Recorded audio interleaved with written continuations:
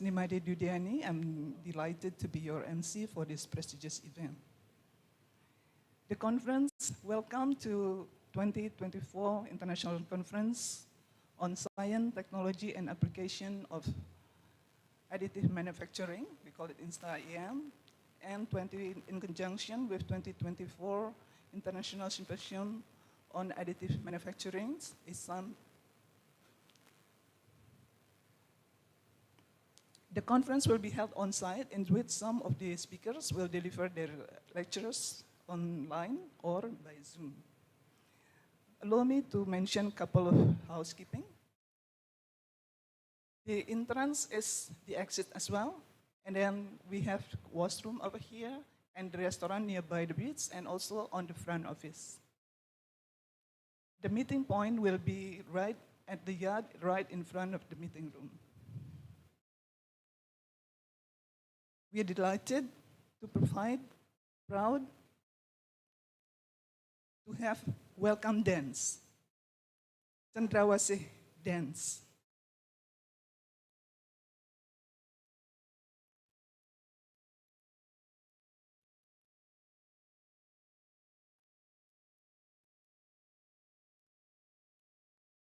The Cendrawasih dance is symbolizing the beauty and the grace of the peacock.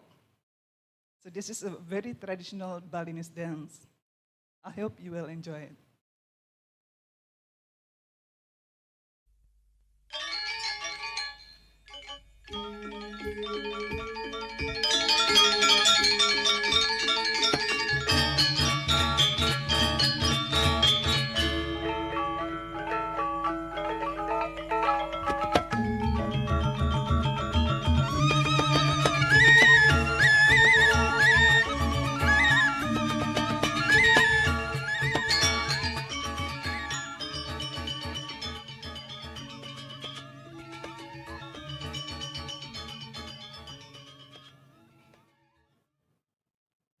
That's just the introduction.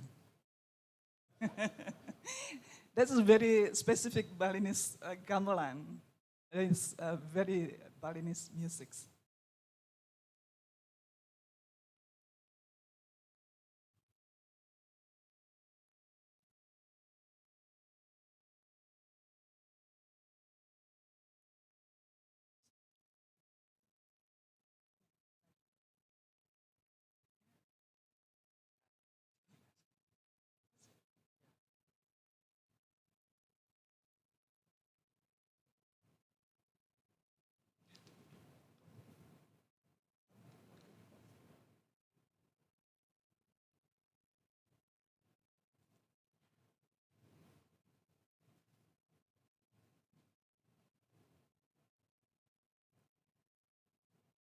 The conference is organized by Oregon Tech, Taipei Tech, Trisakti University, Udayana University, Binus University, and Prastamulia University. Well, ladies and gentlemen, here is Cendrawasih dance.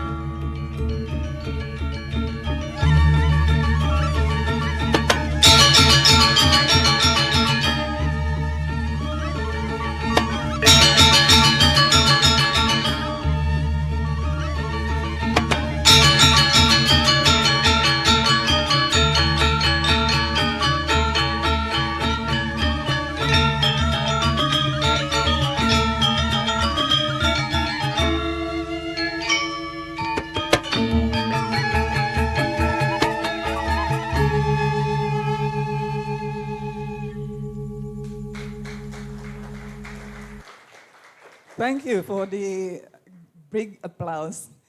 Those are our engineering students. We kindly request all participants and distinguished guests to rise for the Indonesia Raya,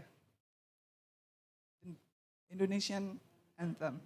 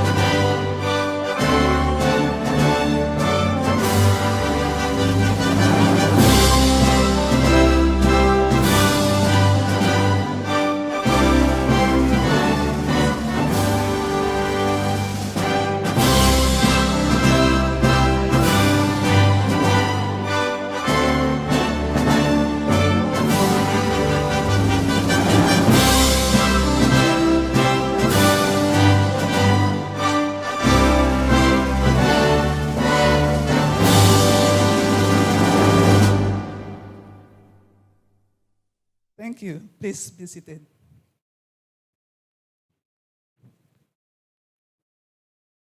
Next is welcome remark by Professor Arif Budiman.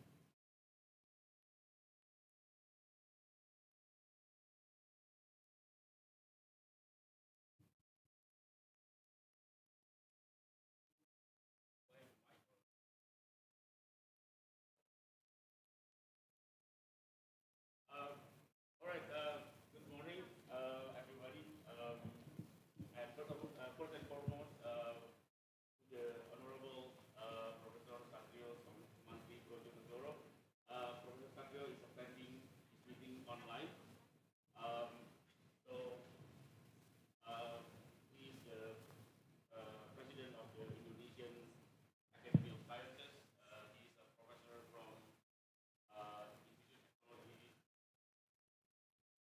Right.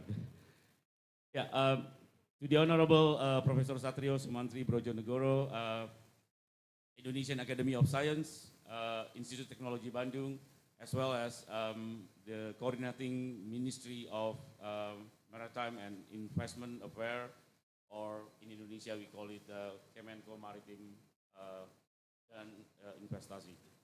To the Honorable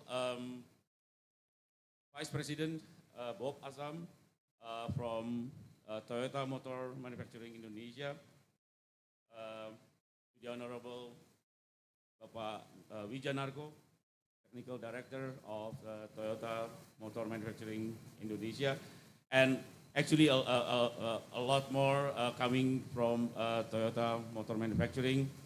Thank you all for coming. Such a major representation from industry. We are very happy. To the Honorable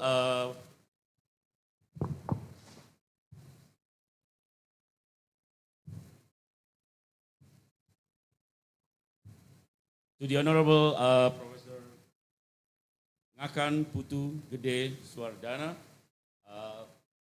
Rector of Udayana University, to the Honorable Professor Arianti Aryo Bomo Sulaman, Dean of Faculty of Technology Industry in Trisakti, and all participants.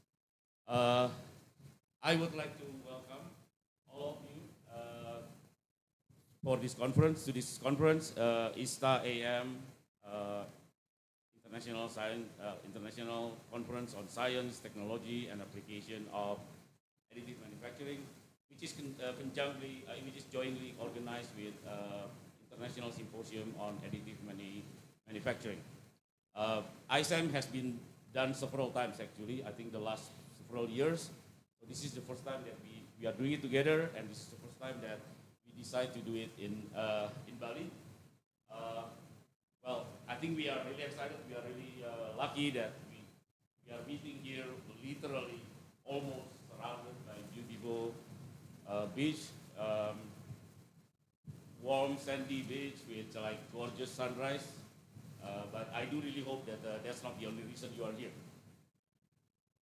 I hope the other reason is the additive manufacturing. It's indeed something that is passionate for us.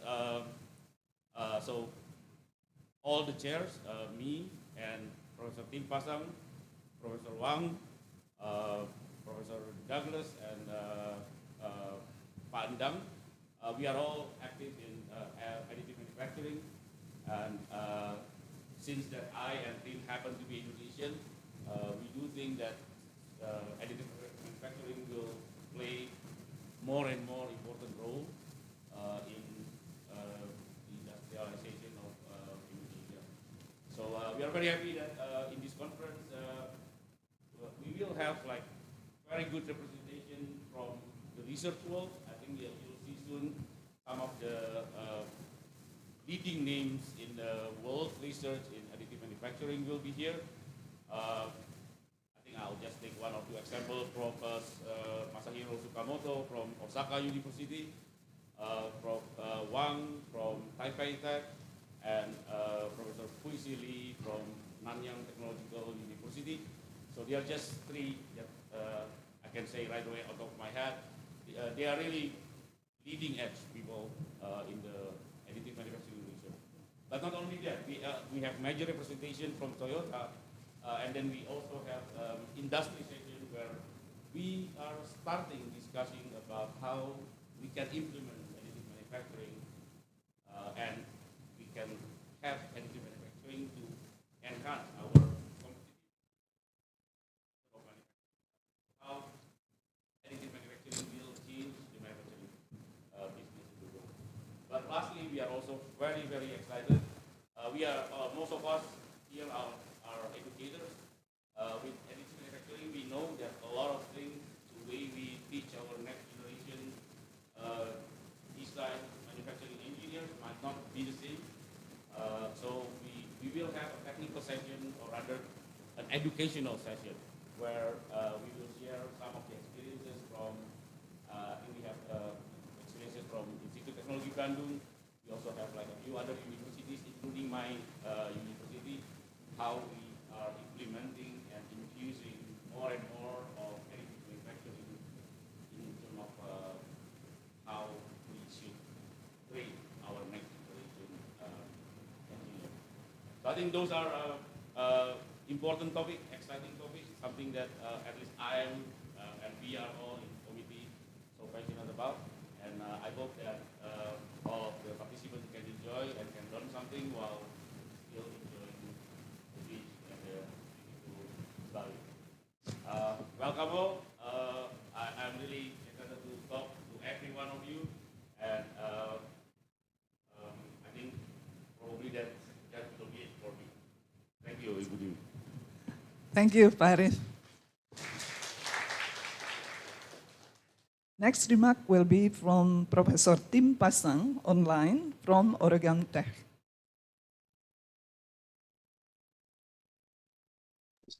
Yeah, hello, can you hear me? Okay. All right, so good morning, everyone. And this is Tim Pasang. I was at Oregon Tech, but then I moved to Western Michigan. So greetings from Michigan. I'm now in Michigan. And the reason why I could not make it to the conference, unfortunately, to be with you, to be with everyone, to meet everyone, and then to also enhance our collaboration is because I've just joined the Western Michigan University, and unfortunately, the orientation for new faculty actually started today, which is exactly on the 3rd of January.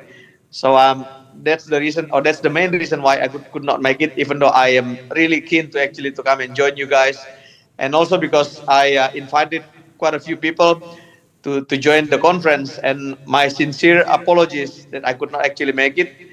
So I really would like to of course to join you guys and also to be in Bali, because we all know Bali is actually a great place to be, of course for conference and also for holiday, right? So unfortunately I cannot make it this time, but I hope in the future we can all meet again together. And in fact, Professor Wang and Professor Douglas and I, we have actually been discussing actually in the past maybe 2 3 weeks that we would like to host maybe similar conference in New Zealand sometime this year. So I hope I have not actually spilled the secret yet, but that's the intention. And of course, Bali is a good place, but New Zealand is also another good place. And after that, maybe we will try to host the conference either in Taiwan or in Michigan. So with that, I allow me to actually to thank everyone, all the speakers, all the organizers, especially Lacey London, one of our students. I think we all need to give her a round of applause, because I mean, if Lacey did not work hard on this, I don't think we can actually be uh, hosting this conference. She put a lot of hours, a lot of effort actually to make this happen, even though she is actually in the US, and we are all over the place. Some of us are in Indonesia, in the US, Taiwan, right? But she made this happen, right? And I'm sure, Lacey, you deserve the full congratulations and award from us. And I hope Professor Arif Budiman will actually give you a good paycheck. So because I'm no longer in Oregon, but if I were still in Oregon, of course I will actually endorse the a good paycheck for you. Yeah. So allow me again to thank you all for the organizing committee, for the speakers, and whoever actually worked in the background that may not be seen, but we appreciate your hard work to make this happen. And the last one, allow me to congratulate you guys. To hope you will enjoy the conference, and of course, I hope you will enjoy Bali. Is the top destination of for tourism in Indonesia, and not just Indonesia. It's in the whole world. So I hope you will have some time, uh, maybe after the conference, to go around and then enjoy Bali. Bali is a very safe place. People are very nice. The culture is very nice, and it's very safe place to be, and it's very affordable as well. And so I believe you will also enjoy this place. And I hope to see you next time either in New Zealand or maybe in Taiwan or in the US, or could be in Japan. If Professor Tsukamoto allow us, then we may have to organize the same conference in Japan next time. So with that, I would probably just stop here, so I don't take too much of your time. Again, enjoy the conference, enjoy Bali, and have a good time over there. Thanks, everyone.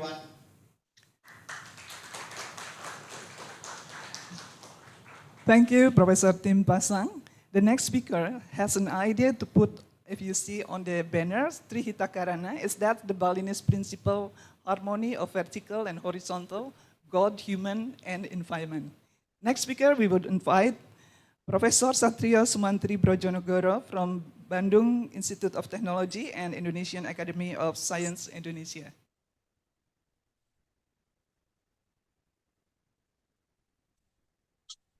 Good morning. Morning. Can you hear my voice? Yes, Bapak. Okay. Distinguished participants, colleagues, friends, ladies and gentlemen, I'm sorry I cannot attend physically because I have some other duty to take care. But I would like to appreciate the Redaksi Committee for holding this conference. And what I would like to do is to present you with the prospect of additive manufacturing in developing green ecosystem in Indonesia. So let me share my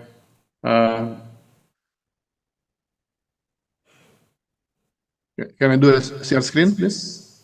Yes.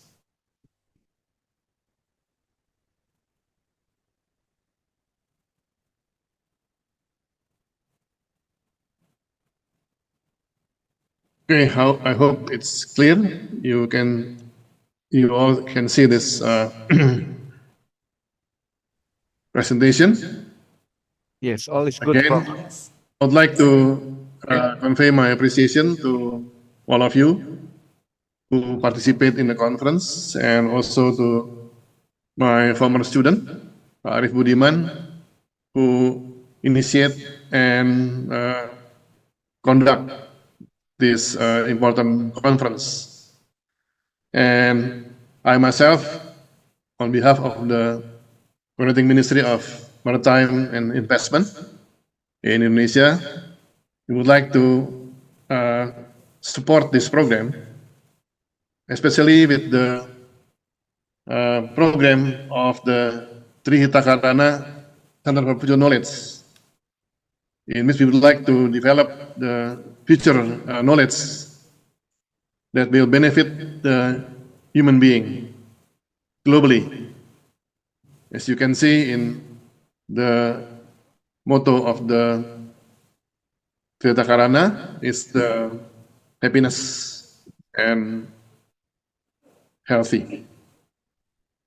Okay, the topic I would like to share with you this morning, again, is regarding the additive manufacturing that now is being developed quite significant, and we'd like to relate it with the development of Indonesian green energy ecosystem. So we combine the advanced technology and knowledge with the benefit or the need for green energy in Indonesia, so that we will have the future which is better and safer for our young generation. This topic authored by two of us, myself and Mr. Fauzan Atsiman, representing the Alloy Limited in Oxford. Actually, Fauzan also was former student. So today I'm very happy that both my former students now become very important and expert in this field. So thank you for supporting this program. Okay, would like to brief you with the content that have the three topic: overview of additive manufacturing, green energy ecosystem in Indonesia, and global supply chain ecosystem of additive manufacturing, which we use the case study of the Alloy Limited. Okay, the first one is the overview of the additive manufacturing. We can see here that the progress of additive manufacturing has been there since 1970. And it begins with the Kelly-Swanson patents, directing a laser into a tray submerged in liquid plastic using a layer of solid plastic on top. And then they develop significantly until now. You can see that currently we have the advancement in multi-material and bioprinting led to the development of 3D printed organs for transplantation, for example. Yeah, and the future will have continued advancement in additive manufacturing, including increased speed, precision, and material options. So you can see this development is quite historical.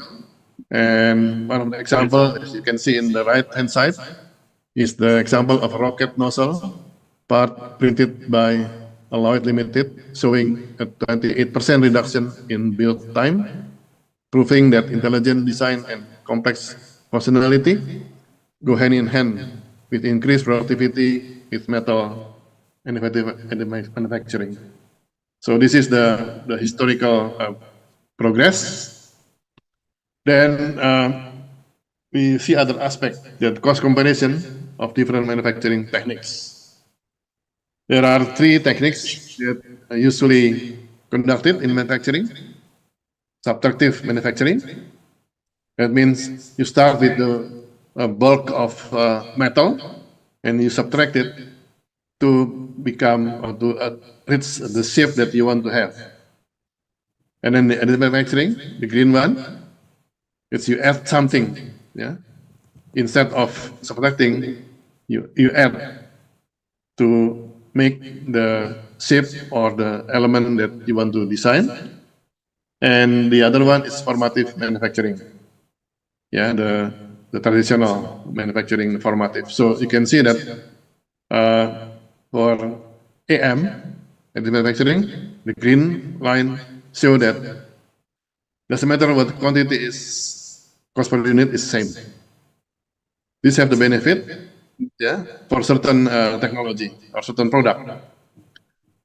But if you compare with the conventional or traditional manufacturing, usually the more quantity you have, the less cost per unit. It's like massive production. But in additive manufacturing, it's not massive production, it's customized production. That's why the cost is same. Doesn't matter how many units you produce. Yeah, one of the example you can see on the right-hand side is the production build of automotive LED heat sinks by Alloy Limited. Okay, dear colleague, ladies and gentlemen, next is the metal additive manufacturing and conventional technologies ecosystem. Yeah, you can see in the diagram that this technology starts with the conventional photometallurgy. Yeah, the idea of the AM actually starts with the photometallurgy. So you can see the conventional photometallurgy. Yeah, it's good on the increase in flexibility. The idea is, but then the component volume is quite significant. The next technology that you implement is the metal injection molding. Then you increase the component lifestyle. Yeah, you have a wider coverage, And of course, the volume is less compared to conventional. After that, HP metal jet technology, high pressure technology, it will develop also more flexibility of the component. Yeah. And then the latest one, the more advanced one, is laser additive manufacturing. That will create component life cycle for quite wide. Yeah, you start from reduced time to market and reduce inventories by having laser additive manufacturing. So this is something that we have to consider. Combination of metal AM and conventional technologies over the life cycle of large volume powder metallurgy parts. This will show to all of us the benefit and weakness of additive manufacturing processes. Yeah, this benefit and weaknesses additive manufacturing process compared to conventional manufacturing processes in the aspect of environmental dimension, economic dimension, and social dimension. Yeah, so you can see there the plus and minus sign. Yeah, where the benefit is significant, or on the other hand, where the weakness can also be there, depending on the product and production. Again, an example of this is the alloyed rocket engine made by additive manufacturing, where Monash University researchers are investigating how AM can change the design and next generation of rocket engine, yeah, by knowing all these aspects of the benefit and weaknesses.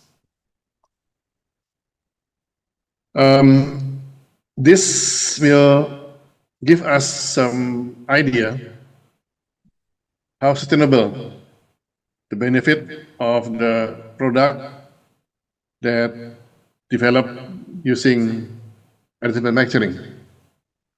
There are 6 areas of sustainability: design of product and processes for efficiency, and then manufacturing system configuration, yeah, and then business model, and then efficiency in use, product life extension, and closing the loop. So again, this is the benefit or the advantage of having the additive manufacturing, that you have the sustainable aspect that can make the product become long life and long-term benefit. Again, one of the example is the collaboration between Alloy, a spin out of Oslo University, and Amero, spin out of Monash University. As you can see that this technology has been developed by collaborative effort, yeah, because so many aspects you have to consider, and the technology can be developed by many experts all over the world. This is the beauty of the AM. For the industrial usage of the AM product, you can see there is the varieties of additive manufacturing methods for industrial use. You can see the taxonomy of additive manufacturing processes on the left. Yeah, you can per aspect, for example, binder jetting, material jetting, direct energy deposition, material extrusion, sheet lamination, bed polymerization, and powder bed fusion. And on the right hand side, you can see the process. Yeah, all this taxonomy of the manufacturing, each component, each aspect implemented in the methodology here. And this is one of the example of alloy powder bed fusion. Yeah. So you can see now that the technology is quite advanced and almost no limitation to produce any kind of complex and complicated product. But of course, there are some consideration you have to consider, otherwise the product will not be able to be produced properly. And for the future development of manufacturing processes, there are multi-material component, small-scale features, high build speed, in-situ printing, hybrid manufacturing, and micro-scale parts. Those are the future scope and junction of manufacturing processes. Again, on the right-hand side, you can see the example of this futuristic product. That is the alloyed ISO-certified orthopedic implants. Yeah. You can see that the product is so complicated and with the specific material that need to be chosen. So the quality, the weight, and the endurance has to be strong enough because it will be used for the human being. Dear colleague, friend, ladies and gentlemen, of course, when you have technology, nothing is perfect. Always there is a limitation and benefit. So let us see now the limitation of this technique or the manufacturing technology. Okay, at least there are 4 limitations that I already observed from the experience as well as the literature. One of limitation is the ethical or legal based, where with the additive manufacturing buyers, the end buyers can produce anything and use it illegally, as there's no restriction and no one can regulate it. So this type of problem confines the development of this technology. So I think when we implement this technology, be aware that this kind of concern may happen. So we need to have some, agreement how to implement this technology with ethics and legal. The second one is printing cost versus product quality, machine patents, and printing time. To achieve higher strength, accuracy, precision, and quality in the product according to industrial standards. As you can see, we want to have a product with strength, accurate, precise, and quality. And the overall cost of the printing system increase because it's a cost-intensive process, which increase printing cost and make it affordable for small, medium-scale industry. So this technology will not fit for the small and medium-scale industries because, again, as you can see, that the cost will be the same. Doesn't matter how many quantity you produce. So this is one of the limitations of this AM, manufacturing. The next for the stair stepping and post processing. A geometric shape cannot be attained due to stair stepping phenomena associated with this technology. It is directly proportional to layer thickness, affecting build time and rate. So there are some limitations also when you design the geometric shape of the product.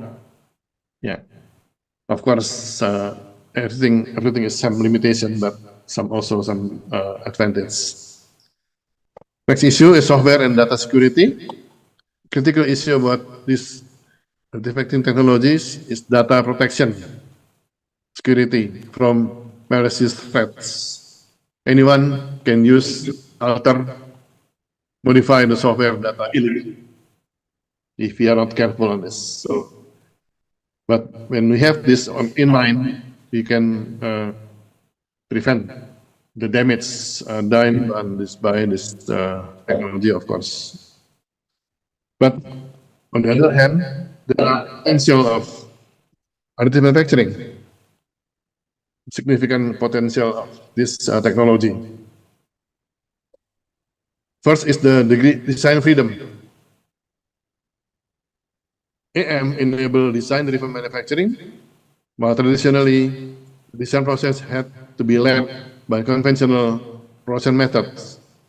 Now the design is so advanced, and the design almost no limitation to design a product. Second, rapid innovation. AM solutions are used for rapid innovation in various industries and provide advances for experts, patients in medical, for example, and research institutions. The third aspect is smart and digital factory. This is the uniqueness of the AM. Modification of existing part with just a few clicks on design software without any new tool or machines.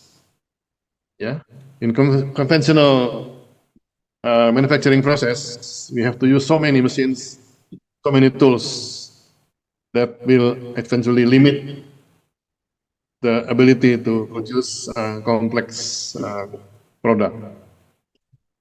The fourth potential is create flexibility.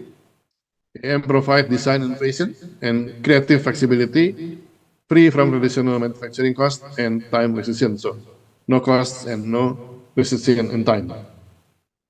Flexibility is quite high.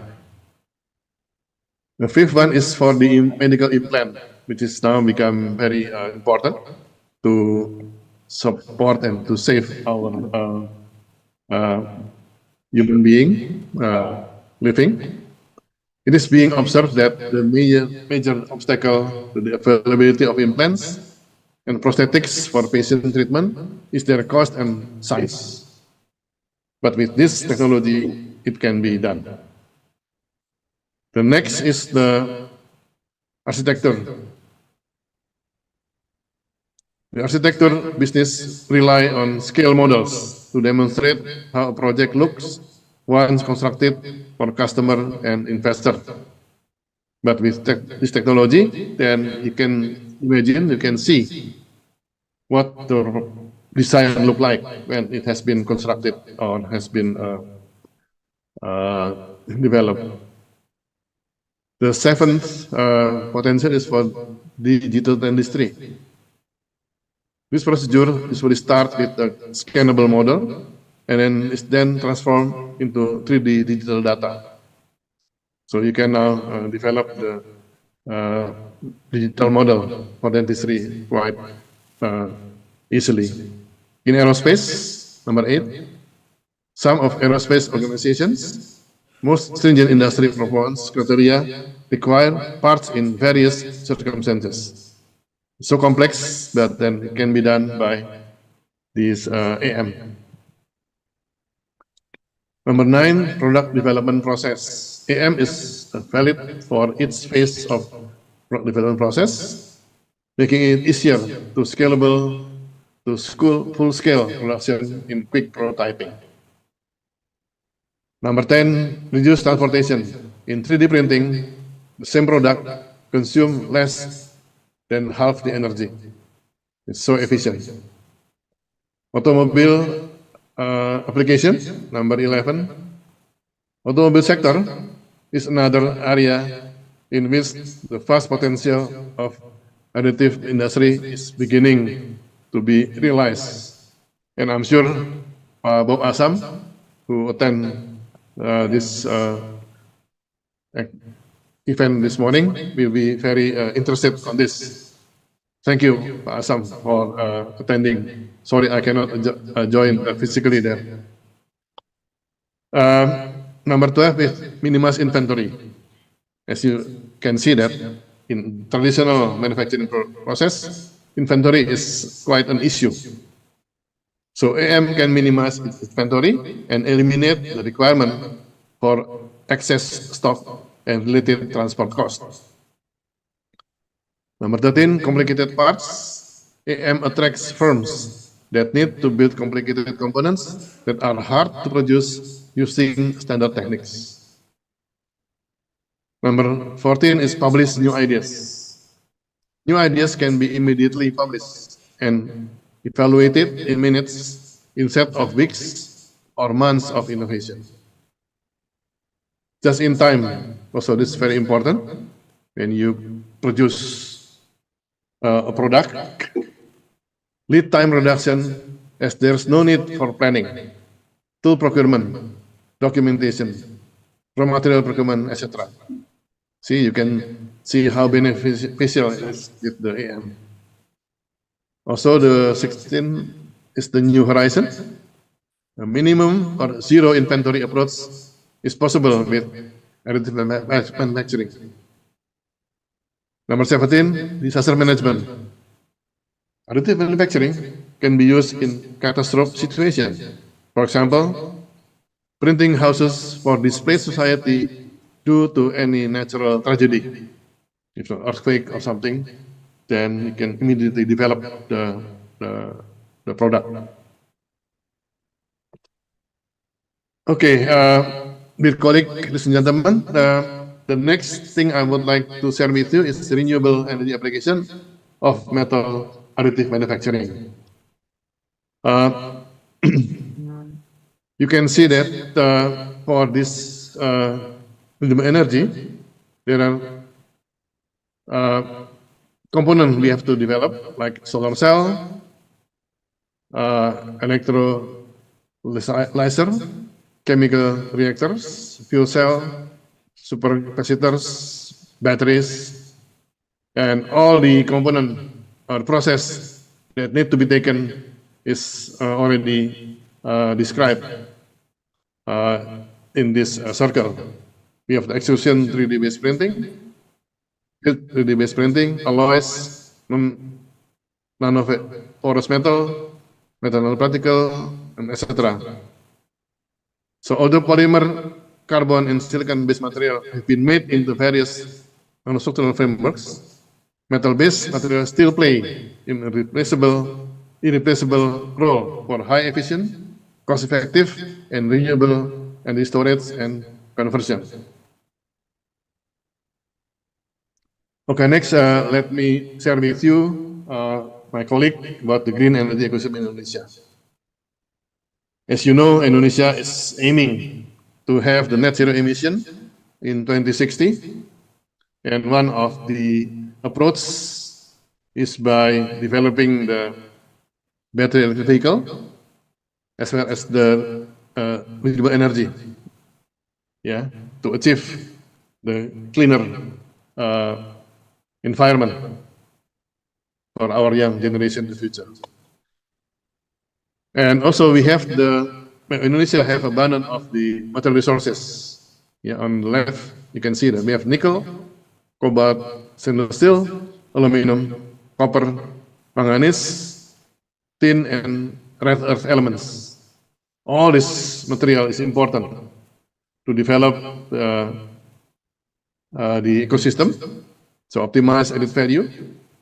You can see the EV battery, EV motor and inverter, EV lightweight software and assembly, and renewable energy for electric charging station. And using the photovoltaic and CSP, as well as the wind turbine. So an integrated ecosystem linking Indonesia rich material resources to high value EV products, to R&D and investment in advanced material manufacturing technology, boosting Indonesia future global outlook, assisted by its comprehensive green energy strategy. And another aspect that make Indonesia have a very bright prospect in the future, that the global material demand for EV and green technology until 2050, you can see on the left side that we have this aluminum, copper, nickel, cobalt, and tin, and those metal will be used for EV, for CSP, for PV, wind turbine, total demand or total need for the material, as well as for the red element. Yeah, you can see that all these metals and minerals are used to develop the green energy and the electric vehicle as well. And you can see the demand for the future, I think, will be able to be fulfilled by Indonesia rich potential in this mineral. And then after we know that we have the potential, we have the mineral, then we have to identify the technology, how to link from material to the technology. On the left, material, right, you can see the technology that we want to develop, yeah, for EV, PV, DSP, as well as wind turbine. Yeah, the detail is here. So every aspect of the material development is described here, and you can see the final product of each of the material. You can see this column, final product. Yeah, so if we can cover everything, hopefully this will provide the Indonesian manufacturing industry in using AM, so that they be producing better and more efficient and effective and sustainable product for the future. Indonesia is boosting its aluminum industry from semi-finished product focus toward EV, ready final product focus particularly on advanced development of sheet and extrusion technology. So you can see this is the process of the aluminum to become the final product on the right-hand side. So all this process has been described, and we can see where our position is in order to increase the advanced manufacturing technology to have a better product, better end product, final product. For nickel, nickel for alloy, and cobalt, construction of hydrometallurgy or HPAL plants in Indonesia are fast progressing, converting nickel class 2 to class 1 semi-finished product, and route to produce the sought after high-value battery cathodes and nickel super alloy. And this can also be done and accelerated using the additive manufacturing technology that we are talking right now. Also, in stainless steel, for the for producing the EV, so body in white panel for EV made by high-strength steel can be readily to be produced in Indonesia using existing industrial ecosystem, thanks to the advancement of its hot strip mill technology. Local R&D activities in material manufacturing in this field are gaining momentum. Again, you can see the potential of this manufacturing or AM in this process. For copper, we also have copper, one of the most potential in the world. Conversion of semi-finished copper cathodes to more diversified final product is a tremendous opportunity in Indonesia. Note that one EV motor requires about 1.6 kilometer length of copper wire. So you can imagine the need of the copper wire for the future when we develop EV. Okay, then in integration or integrating all these aspects, yeah, you can see that we will have the global leadership active role Indonesia across international supply chains, yeah, starting from the material resources all the way until the end product.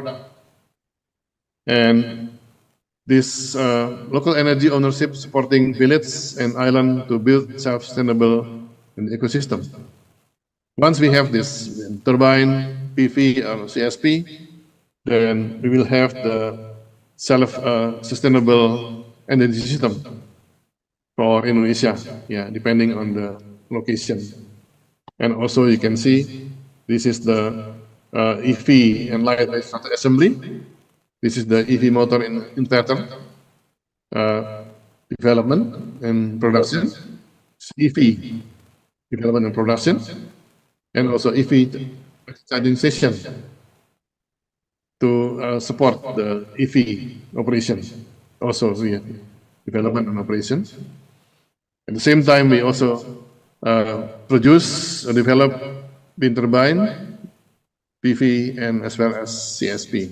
So we have the ecosystem here in order to achieve Indonesian net zero emission target in 2060, hopefully, with optimism.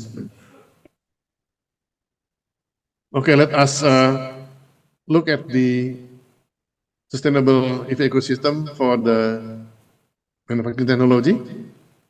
For battery, for example, for battery EV, okay, the detail process is shown in the left-hand side. Yeah, detail of the process of making a EV battery. And the product is shown in the middle column here. Yeah, the battery EV product. The package also in the module is there.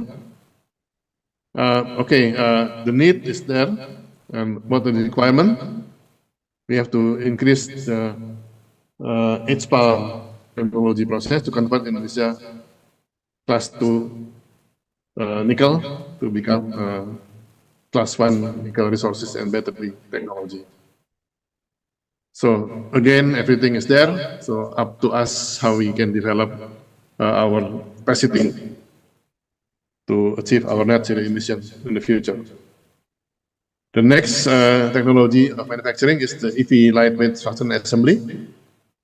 The detail is you can see here on the left-hand side. Yeah, the technology and the manufacturing processes. It's quite complicated, but it's common in manufacturing technology. And the product you can see in the middle column. Yeah, the panel of the car, battery structure, as well as the mass production. And what required? Manufacturing technology of qualified aluminum sheet and extrusion alongside advanced high-strength steel. So both aluminum and steels we have to develop that create the lightweight structure. Another technology of manufacturing is EV motor, inverter, electric charging station.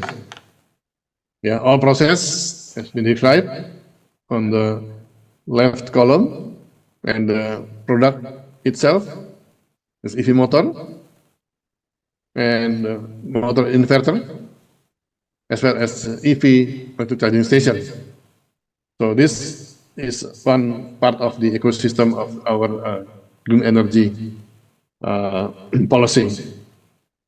What is needed? Diversification of copper product for coil motor, alloying and casting aluminum for motor casing. Material and manufacturing technology for PV, CSP and wind turbine, and grid interconnection. This is also one of the aspects we have to consider in the ecosystem. Also, for green energy, the technology required, material technology and manufacturing, and diversification of copper, aluminum, and stainless steel, nickel alloy product. Yeah, you can see this the CSP, oscillated solar panel, like here. And again, the critical aspect, well, I should say our next target, Indonesia need to be part of the global supply chain for material technology and manufacturing, and diversification of copper, aluminum, stainless steel, and nickel alloy product. That's our strength. Yeah. So this AM will be able to enhance our capacity in producing the technology and the product for the future of our green energy ecosystem. The next content I would like to share with you some of the case study that has been experienced by Alloy in this case. So Alloy discovery of new material manufacturing products, you can see here, yeah. They have experience in many advanced technology, and they have their office or the factories in Oxford, of course, the original place, and London. They have Tokyo in Japan, and so Seattle regarding development of the aircraft component, for example. And here you can see the product, yeah, from jewelry all the way until a space rocket combustion chamber. Yeah. So you can see a variety of product.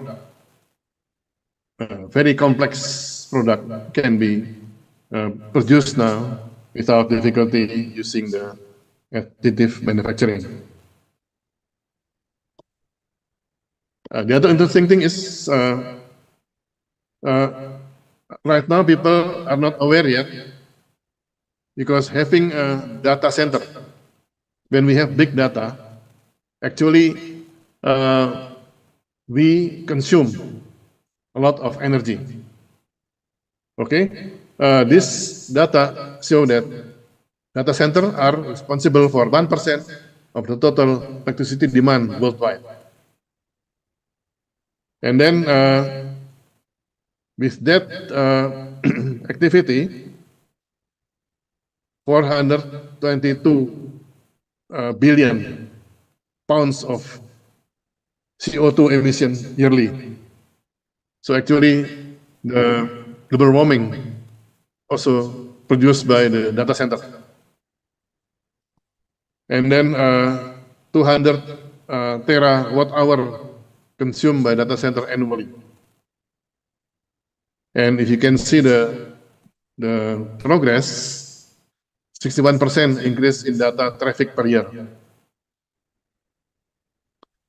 And here you can see the energy consumption in data center. Most is used for cooling, for cooling the system. Next is for servers. After that, for electrical distribution, storage, and network. So how to solve this? You can see on the right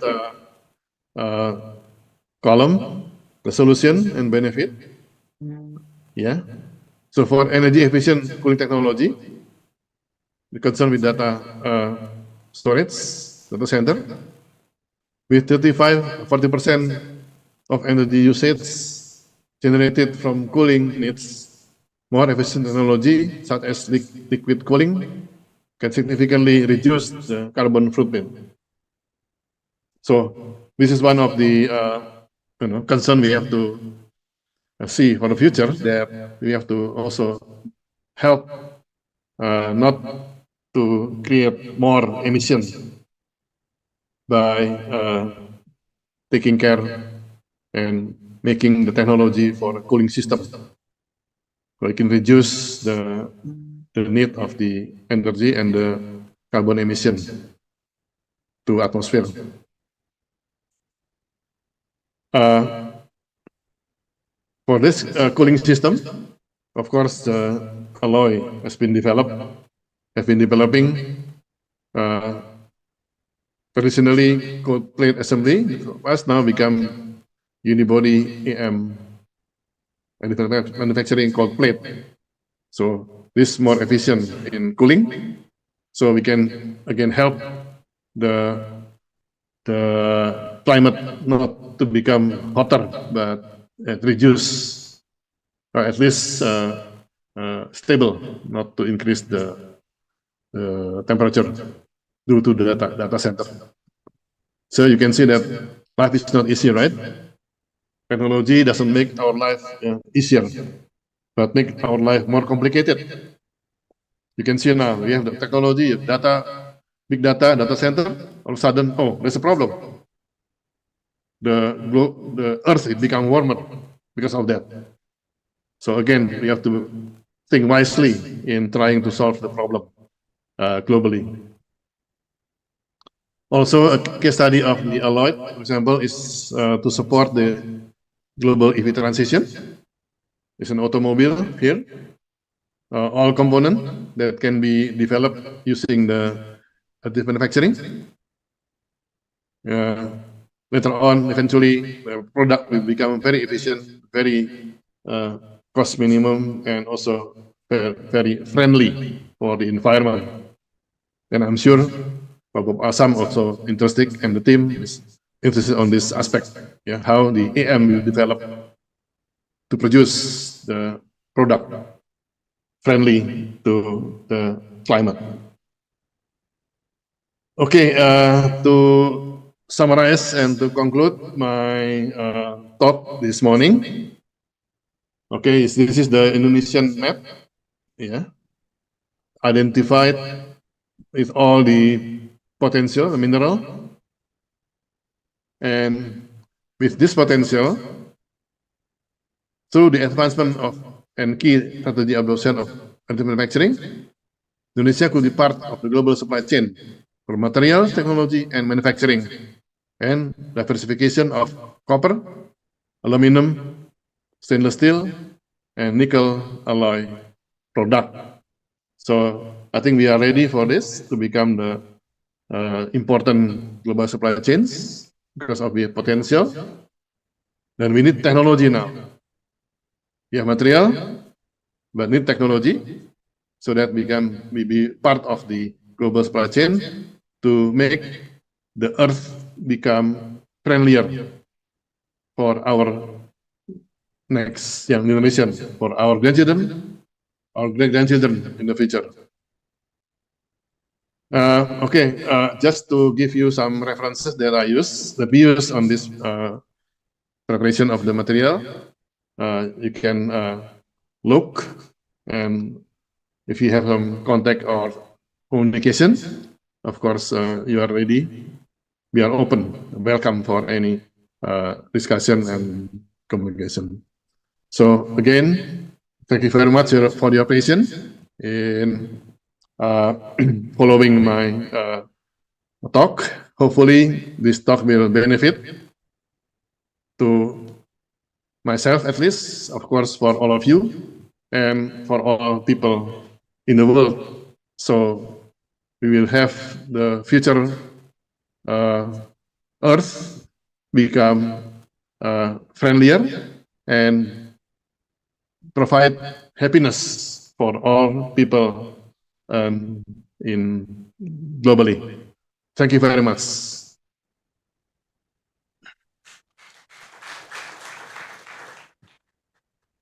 Thank you so much, Prof. Satrio, for your vast knowledge in additive manufacturing. It's quite eye-opening to some of us. Thank you so much. Next will be remark from Professor Jia Chang Wang from National Taipei University of Technology, Taiwan. Please, Professor Wang.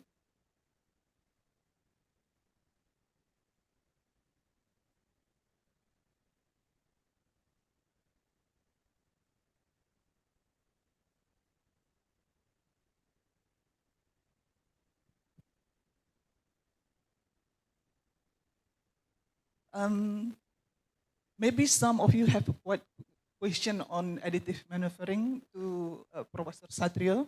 Is there any question from the floor? I think some of you would like to ask questions. We will like to extend this honor to some of you that still want to have some question from Professor Satrio. Is there any question from the floor? Okay, go ahead. Halo Profesor Satrio. Halo Are you Pak still Arif. there? Halo Pak. Yes, I am. Ya, apa kabarnya? Baik. Nice to meet you. All right. I have a question. Well, I guess on behalf of all the participants, we all have a lot of questions about additive manufacturing, especially in Indonesia. Yes. Given some of the insights that you have provided in your talk, I think you mentioned a little bit about Kasih kuliah lagi battery, Arif. like the EV battery. In your opinion, what would be the best strategy for additive manufacturing to be part of a probably different business model completely in Indonesia? Is it through cost, maybe material saving, material waste that is saved due to additive manufacturing, or is it because of like probably high performance because of additive manufacturing? Like for example, in the EV battery, we know that if we can produce anode or cathode that is sort of like lattice design that will be enabled by additive manufacturing, that it will also create enhanced performance. But what do you think will happen first in Indonesia? The first successful implementation of AM in Indonesian context, Indonesian industry. Thank you, Professor Sasrio. Okay. Thank you, Pak Arif. Of course, in our case in Indonesia, we know that we have ample, abundant of the material resources, but then we need the technology to be able to downstream the production of this or the utilization of this material. For example, we have nickel, right? With no technology, I don't think we can do much. And what happened is, in some cases, for example, right now, some of the advanced country, they come to us and say, "Oh, Pak Satrio, you don't need to produce. Just send me your ore, nickel ore, and we will produce for you." I said, no, I cannot do it. Yeah, because we have to have also an added value of what we have as the material. The added value will be there if we have the downstreaming of the process to make it more high value product.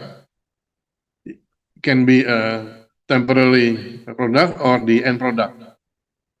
So when we try to make the technology, we can have choices. Technology that is, for example, conventional technology manufacturing, or the AM, like what we are talking now. So we will, of course, open to any collaboration with many colleagues from advanced country with advanced technology, and we will discuss how we can benefit with this technology. Because for us, if we can do our downstreaming industry to making a high added value of the product, it's good. But of course, we have to have support from our colleague in the advanced country, the technology, and the choice of technology we can discuss.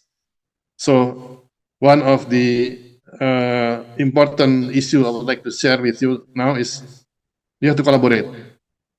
Okay, no country will survive on its own.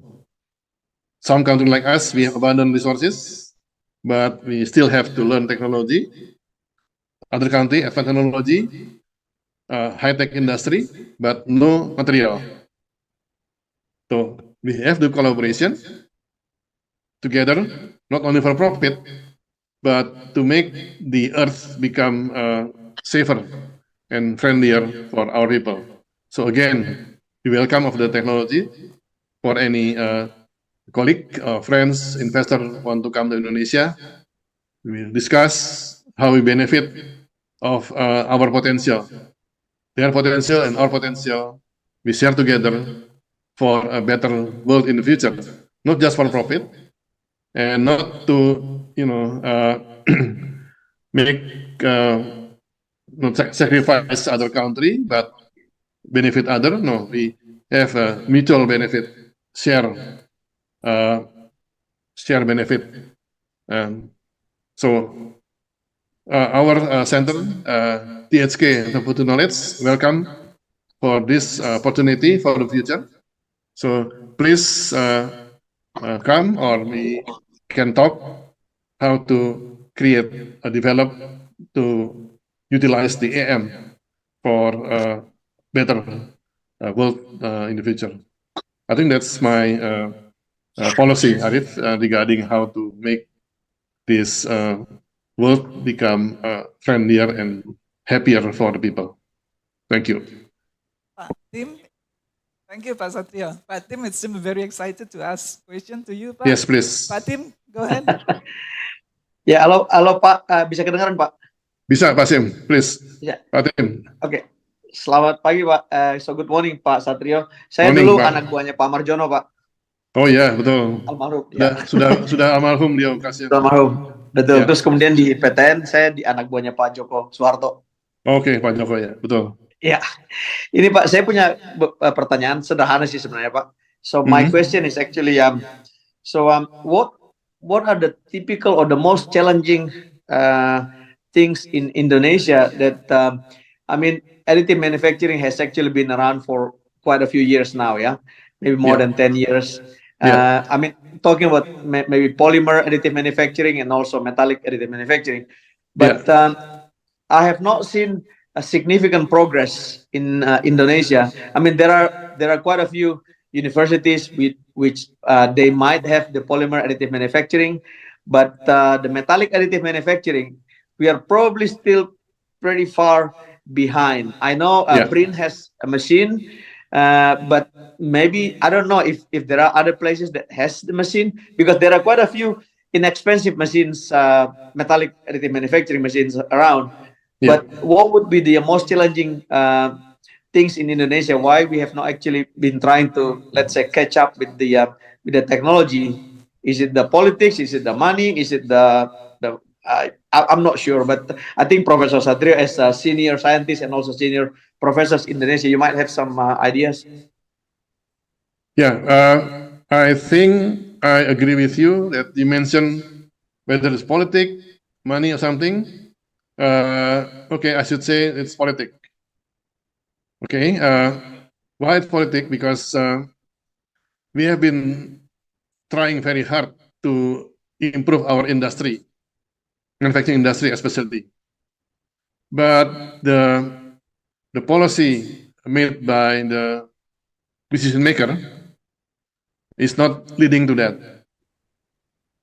In many cases, I have a lot of examples, but I cannot share because time is limited. Every time we want to develop something, then there's always the opinion from the decision maker. Well, why you have to make it? Why don't just we buy it? Easier, simpler, and no risk. So taking risk is something is not here. So our industry never developed because they're not taking risk. Right. If you notice in our policy of the economic policy, for example, all of the state-owned enterprise we have in Indonesia, they're supposed to be the leading edge or the frontier of development of technology, but instead they are asked to have a more profit instead of become a frontier. So what happened is, okay, as a CEO of the certain enterprise, BUMN, better not to produce anything, just import and resell. This kind of concept really, sorry to say, kill our industry. Right. So hopefully, we hope for the next after the election, we have the president that keen on having the industrial sovereignty. Otherwise, we always rely on depend on other country. It's difficult. So once we have the new policy, hopefully, then I think technology will be developed, including for the metal manufacturing. Yes, you mentioned that some of the campus or the institution have the machine or the instruments. Mhm. Yeah, but if I notice, okay, just nice to have, right? There's no target. What do you want to achieve with the machine? No target, because okay, just have it. Because when you have to something target, and the decision maker will say, "Oh no, don't worry, no need to invest on this. Better just to purchase and to buy or procure or import from other country." That is my personal opinion, of course. Not Okay. speaking on behalf of the government. Ya, hopefully paslon 3 Pak ya, paslon 3 ya. Kan we have professor there ya. Just kidding. Thank you, Pak. Okay, Pak Tim. Thank you. All right, thank you so Thank much, you. Pak Tim, and Pak Satrio, definitely. It's really great. I think the key words is collaboration, pentahelix if possible, decision maker is very important, and green, ya Bapak ya, because it's your idea is Trihita Karana, which is really environmental concept. So green is the key word as well. Any Yeah. more Bu, questions? can I add something? Yes, sure. No, I want to add something. Okay, sure, Pak Tim. Yeah, I'm happy to collaborate, and because here at Michigan we have a number of additive manufacturing machines as well. So we're happy Okay. to collaborate with Indonesia, and of course, I have been collaborating with Professor Sukamoto and Professor Wang from Taiwan. Yeah. So I'm happy to go further, and also with UNED, yeah, Jember. We have Yeah. been collaborating for quite a few years. So I'm happy to collaborate with anybody in Indonesia too. Okay. Thank you, Pak. Yeah. Please, Oh, that's please really come, great. Pak Tim. Yeah. That's great. Keep in touch. Yes, that's great, Tim. Thanks so much. Any other question from the floor, probably? And thanks, Professor Wong, for keep waiting. It seems that's very interesting. If there's no more question from the floor, we would like to invite Professor Wang for the remark.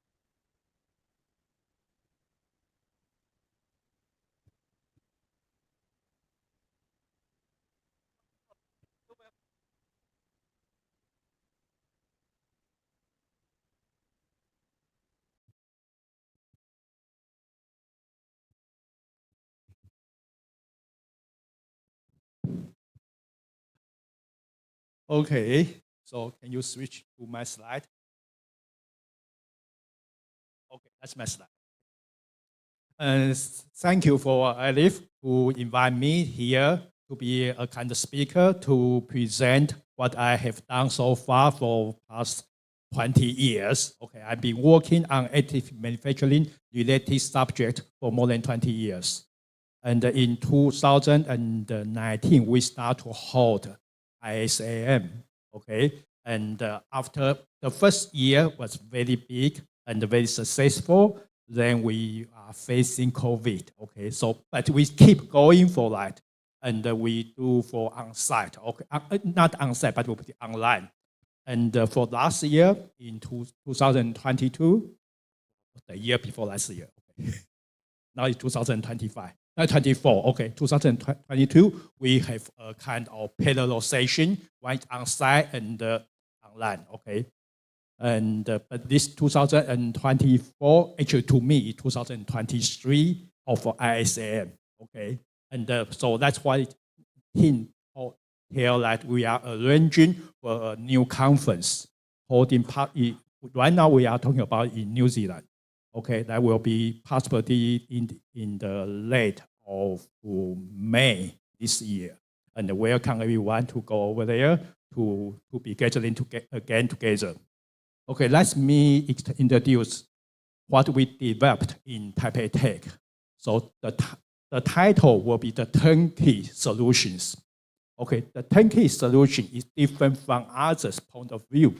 As we're talking about technology itself, the material, the printing, okay? But to me, we are talking about the solution. And many years ago, when people start to do research on additive manufacturing, they are waiting for what? Waiting for killer application. So what is additive manufacturing for? What are you going to print? And is that really valuable enough to use in additive manufacturing to build? Because conventional process, we can make in parts cheaper. And additive always make things expensive. So why do we need this technology? From our point of view, we believe customization will be the key. So we need a solution to do customization, not only additive manufacturing. We need a turnkey solution for it. Okay, that's the target we are focusing on, and that's all these years we are developing. Okay. And I'm the professor from the Department of Mechanical Engineering, and we have a master course we call Institute of Mechatronics, okay, engineer. And I'm also the director of the Additive Manufacturing Center in Taipei Tech. And in last year, we found a new company we call 3D ISTA-AM. Okay, it's a kind of 3D printing of ceramics. This company. Okay, let's talk about our university. By the way, may I ask how long can I talk? Because the time already expired. Okay, how long can I talk? 10 minutes? Will that be okay?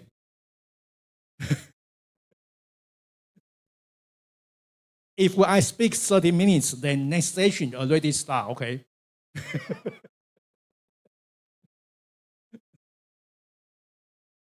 So no matter how long? Maybe 10 minutes.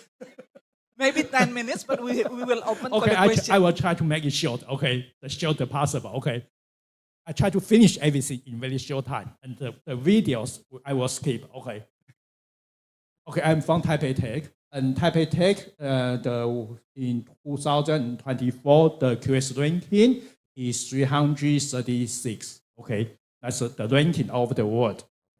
And I'm from the mechanical engineering, and the mechanical engineering in QS ranking 2023 is in 120 something, I forgot, okay? That's the ranking, 123. Okay, that's the ranking of the mechanical engineering. And for additive manufacturing, for academic outcome, we are talking about ScienceWorld. Okay, from that website, we can check for all these years. For all these years, okay, between 2018 to now, okay. So which I cited on the last day of last year, okay. And we possibly published most paper in Taiwan. And for citation and international collaboration, everything is very high. Okay, that's our university. And that's what we contribute a lot here, okay, for academic.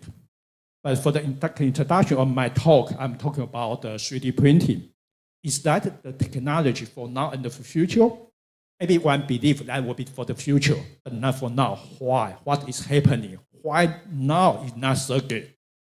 Okay, what is they are facing to overcome with? Everyone believes that will be for the future. Why? Okay, that's something we have to think about. So that's what I was talking about, the killer application. Everyone is waiting. Waiting is not a good word to me, okay? So we are trying to accomplish. So this is one of example. We did something earlier that is a kind of news that for this kind of disabled people, okay? And he need to use his mouse to buy a pen to write. and he need a special pen, and we are using 3D printing to help him. Okay, and after this news, I keep receiving calls from others to ask me to help them if possible. But you know how long I use my time to help these people. This person is taking me more than 1 month for one individual case. Will that be a business? No, it's not a business. It's a kind of social welfare rather than a business. 3D printing can do it, okay, but it cannot survive. So that's something different. And also in 2013 or some other times, okay, there are some news. This is a famous one by 3D Systems. This is a big company all over the world for 3D printing. And they announced a good news that in 2 weeks of time, all these people help this little girl to have his lips in 2 weeks of time. And with all this expert, and with very expensive material like titanium, and make it very beautiful, very successful, but cannot be business again. Okay, that's something we are waiting for, but cannot come true. It's a story, but not a good story. It's not the right story for additive manufacturing.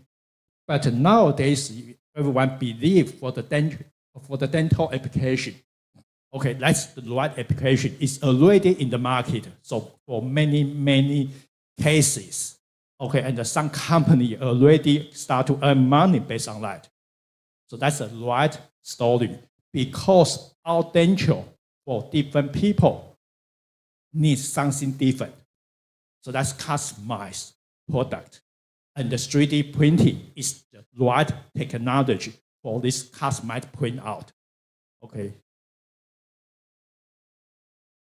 And from our point of view, in the early of time, we were talking about prototyping.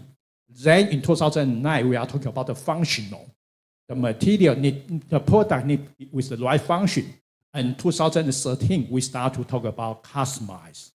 And now we are talking about customized and for production, not only for product, but for production. So we need many of them, not only one. Okay. So if we are talking about the manufacturing and the production, that's the cycle. In year 19, possibly we are talking about mass production, then we shift to batch production, flexible manufacturing system, computer-aided manufacturing, and then nowadays people talking about Industrial 4.0. Up to here is they are making same parts a lot. But we believe in the future, we need something different, okay? We don't need the part always the same. We need someone can help me to fit our needs. That's customized. So that will be customized production. And customized production, how can we mass production it? It's a kind of confliction to each other. Customized is single. Mass production is many. How can we combine them together? That's what we call mass customization. Okay, that's what we are focusing on. Okay, and then nowadays we are talking about everything metalized. Okay, meta material, it will be the very good word for the meta, from my point of view. Okay. So that for the past, we are talking about automation, mass production. We produce parts waiting for sale. It's always overproducts and in the stock. And after several years, that's the waste. It's overproduction. That's not green at all.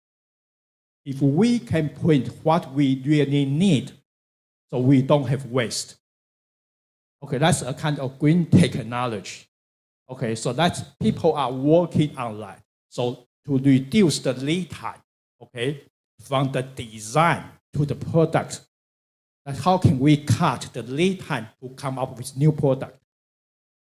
And in the future, everyone bring everything together, try to solve the problem. That's what we are focusing on. And this one, so we say meta customization, okay, and this kind of customization, we have some stories, okay, that's what the technology developed in our lab and the spin off to companies in Taiwan. Okay, that's some stories. The first story will be the insoles for the shoe.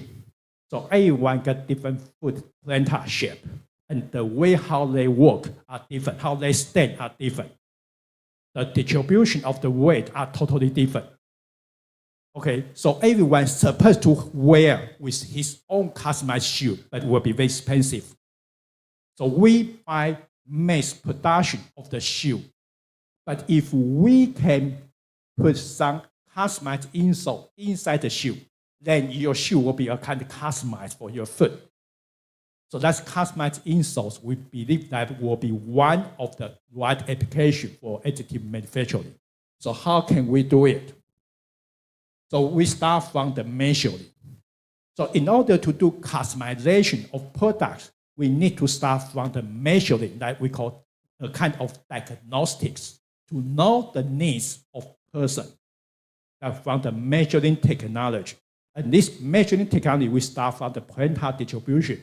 So we start to do the plantar distribution. As you can see, we already got the TFDA approved with the machine in 2012.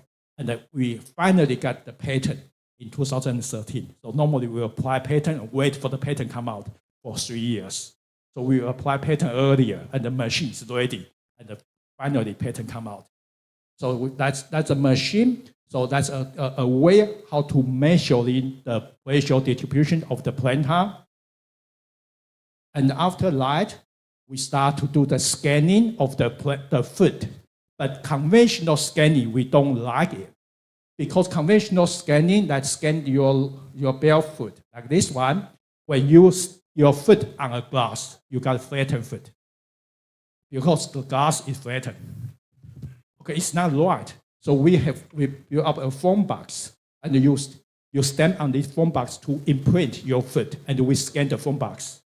So once we scan, then we can start to do the designing. So we develop our own designing software to design the insole. So digital manufacturing, we need digital data. And digital data start from, we call reverse engineering. That's the measuring technology. So we start from the measuring and the analysis, and we develop our own expert system to help designer to design the right insole. So we cooperate with physical therapists, with doctors, medical doctors. We know the needs, how to do the right insole design. So this is based on the expert system. I'm not talking about AI. Everyone talking about AI. I believe that's too far away. Okay, so because we need experts say it is right rather than AI say. So we start from expert system. That's the design. And as you can see on the left side will be the, if you wear this insole, how will your pressure distribution look like? Something like that. Okay, then we can do some design beforehand.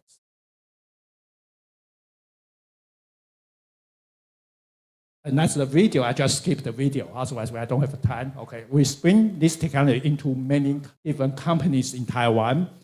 Some of the companies, like for the medical issues, that's for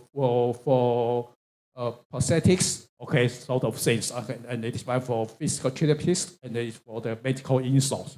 And these two is for consumer. It's for consumer. That's something different. So that's for medical one, just skip it. Okay, that's for the consumer one. So machine is inside the shop. So the customer come over, just stand on the machine. The machine will automatically do the measuring, do the diagnosis, come up with the report, do automatic design. And this design will be verified by physical therapist. And then 3D printer can start to print. So everything automatically. And the printing, actually, as you can see, we call metamaterial kind of structure of printing. So it's by material extrusion technology. It's not very new technology, but the way how it print is designed by us. So we are trying to control the pathway of the extrusion control the extrusion rate, control everything by our own software. So we can come up with the right insole, which we can say when we do the forwarding to work is soft. If we go a little bit by side, it will become rigid. It's a kind we call isotropic and anisotropic design of the material. So we do the right material design for the insole and using 3D printing technology to print.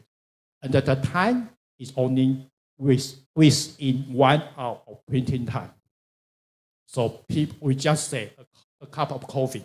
So you visit this shop and do the measuring, diagnose, and decide to print. Then you go out to have a cup of coffee, come back with your insole.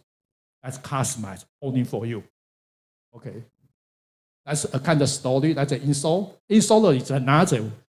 Normally, the insole can only put inside your shoe, but if you wear a sandal, how can you put your insole inside? So we make a very special sandals, okay, for the insole. It's supposed to go speak out because we don't have enough time, right? But I'm not controlling the computer, so we have to wait. Okay, that is again, that's for the sandals. Okay, so first of all, we need to do some kind of design. So measuring and the automatic design. Okay, and this design is automatic design. Okay, this again, stand on the machine, do the design and the 3D printing, and what we print we call 1/4 size. Okay. 1/4 size, that's not full arch. It's 1/4, 3/4 size, okay, of light.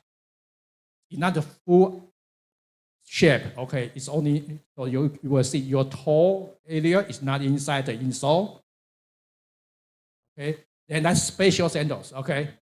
You just open it from the back side, put the customized insole inside, close it, it's your own personalized. Okay, that's a kind of design. And also we do for the brace, a spine brace. This is why we call spine brace. That the left side is a conventional one, and the right side, as you can see, that's a lattice structure inside. That's 3D printed of the brace. Also, we start from the measuring. Okay, that's scanning. This scanning technology we possibly developed quite early, possibly 10 years ago, more than 10 years ago. Okay. After scanning, as you can see, it will come out on the screen. That's the scanning result. In a very short time, we finish the scan. Okay, we freeze the shape of the human body. And then we can do the design. And as the left side, that's the posture of your body. And then we can start to do some design, okay, to change the shape of light. And then we're using CNC machining to make your sculpt, okay. And the afterlight,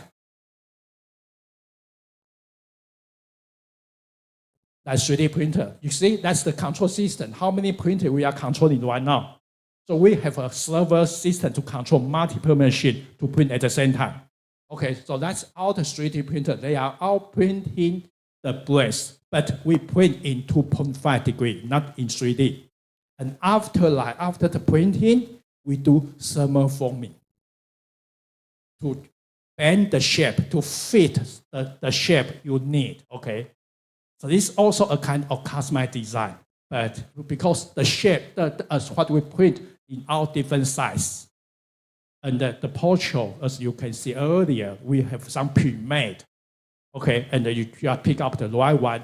Right now, we have more than 400 scales. Looks like we have everything. Okay, that's a kind of design. And this kind of technology is already in one of the company in Taiwan. They produce more than 300 of spine brace a month. It's a kind of production to us. And every piece are different. It's for every individual needs. That's customized design. So that's the result, what you can wear, okay? And also we are trying to do earphone. People say hearing aids, but that's for limited people. We are talking about earphone for everyone. Okay, So that's earphone. We have this conventional process. It takes a long time and labor intensive. And we develop one system. We can start from the scanning and the printing in one machine. So we copy the ear mold and then put it into our machine, start to do the scanning. So it will start to do the scanning. And after scanning, this machine will automatically turn into a printer, then start to do printing.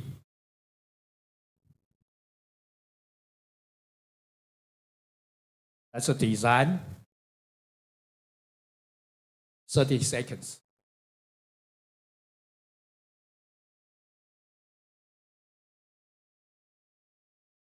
That's the design, scan result, and the automatic design later. Then the same machine turn into 3D printer.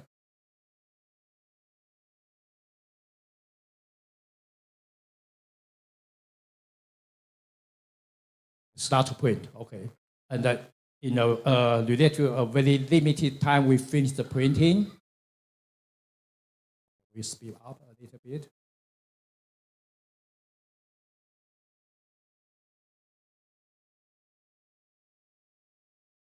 As you can see here, that's the time cost, finished 32 minutes, printed. It's also very short time. Okay, that's the customized, sorry.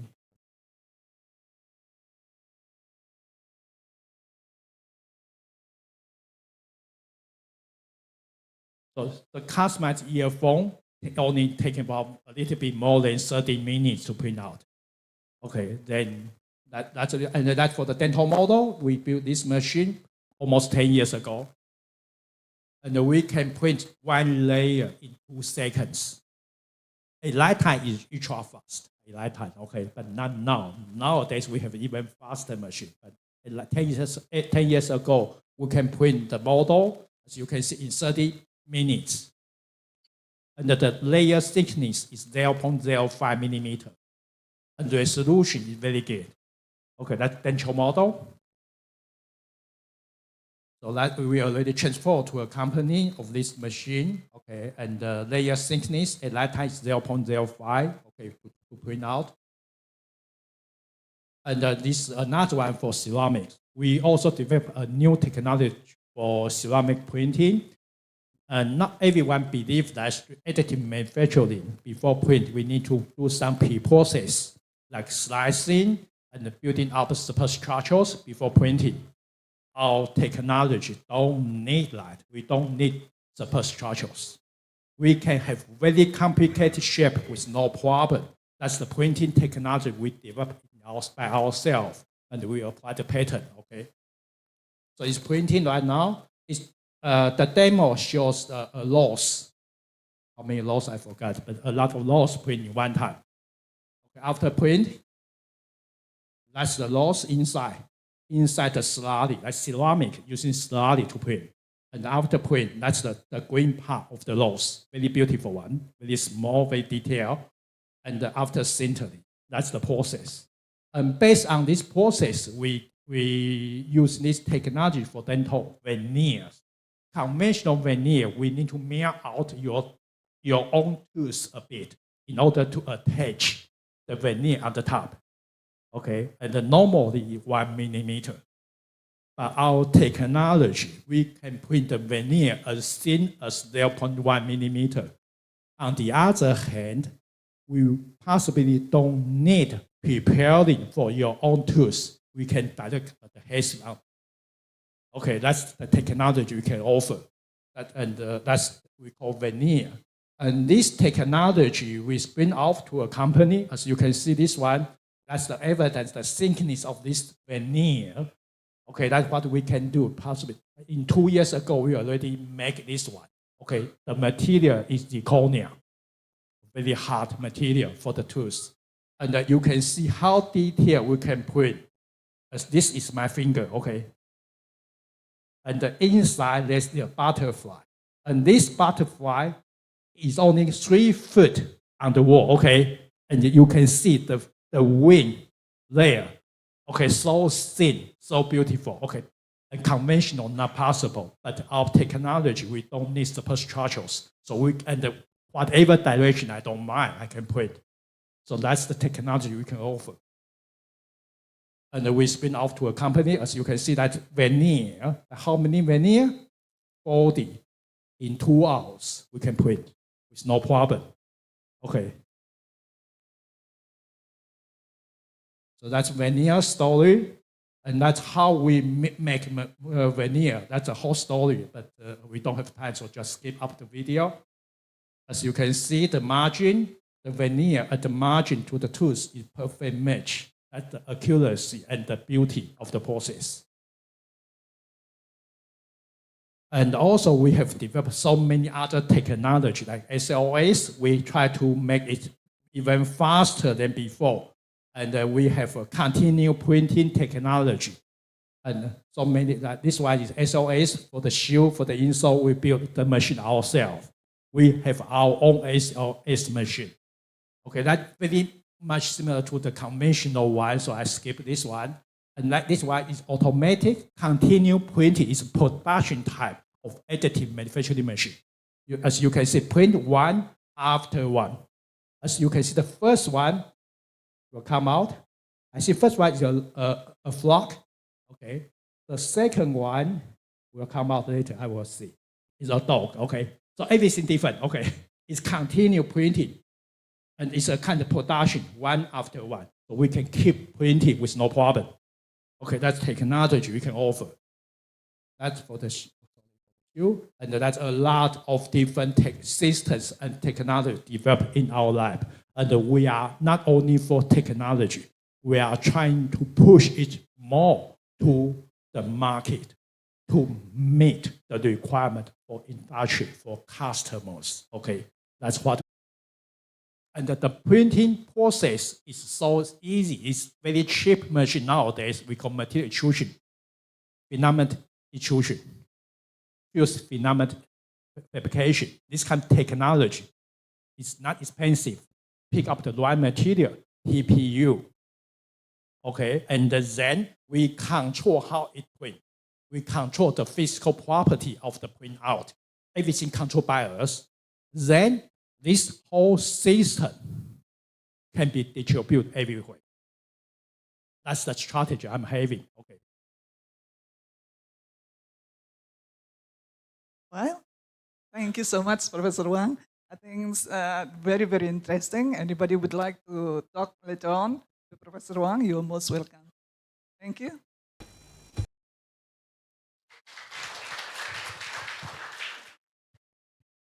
Next is remark from Rector of Udayana University, Professor Ngakan. Please, the floor is yours.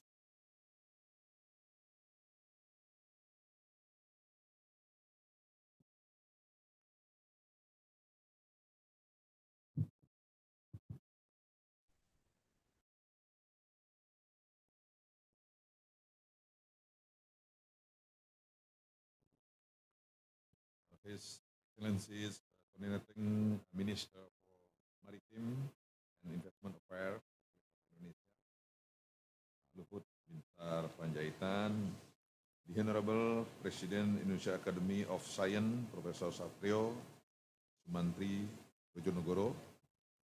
Yes, also my instructor in SS Knowledge.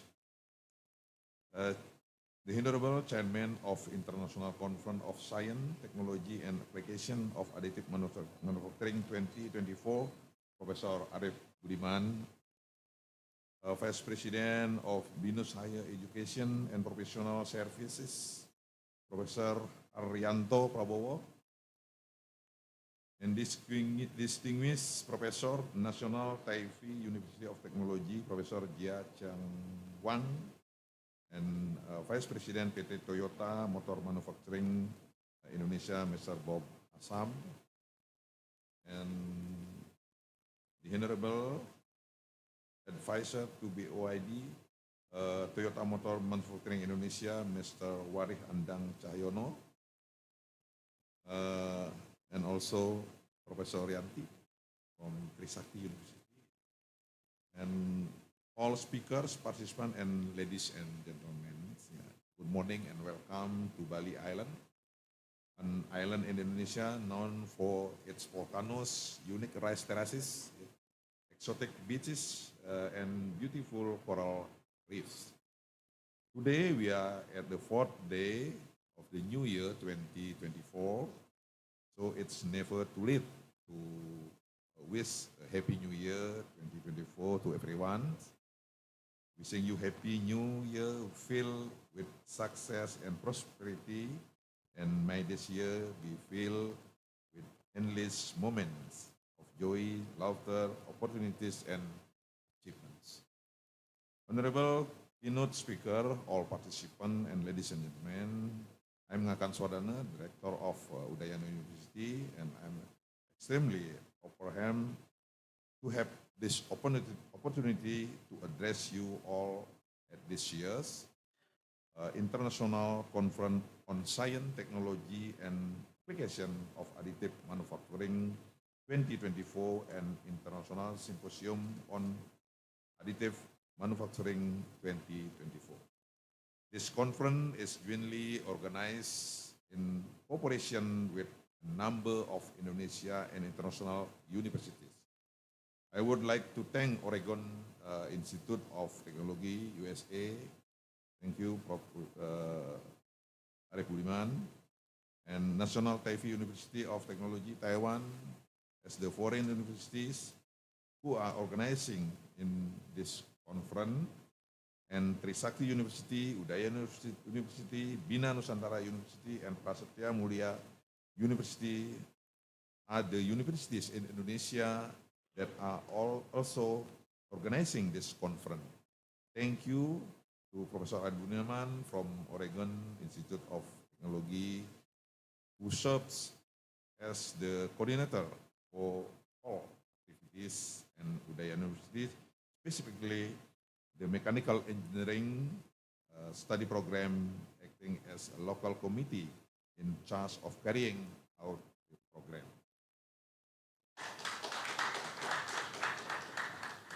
On behalf of Udayana University, it's my pleasure to welcome you all this conference, and I'm grateful for all the speakers who have joined us to share their knowledge and experience with us.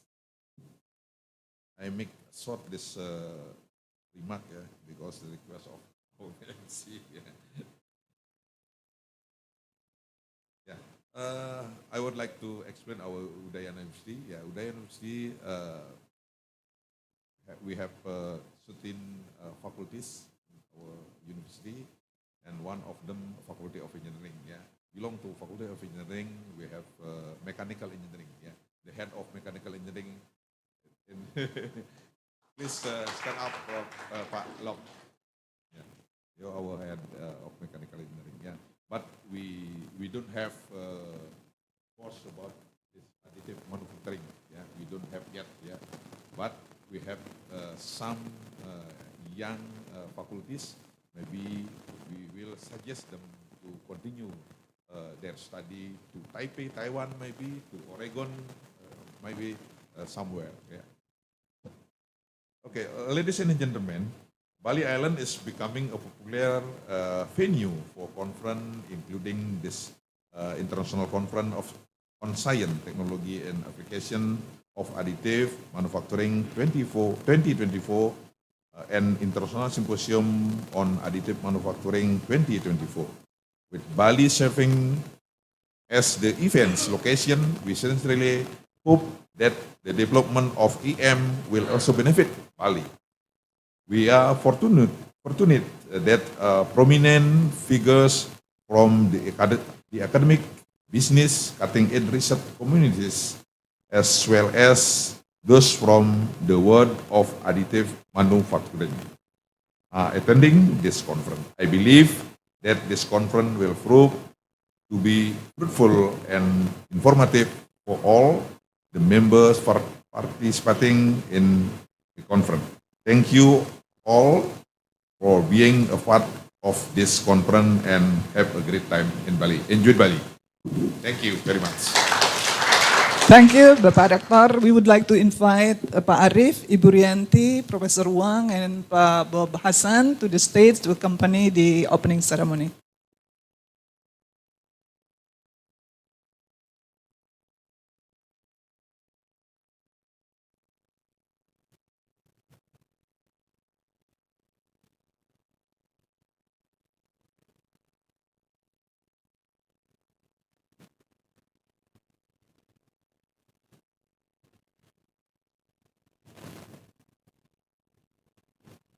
Please, sounding the gong.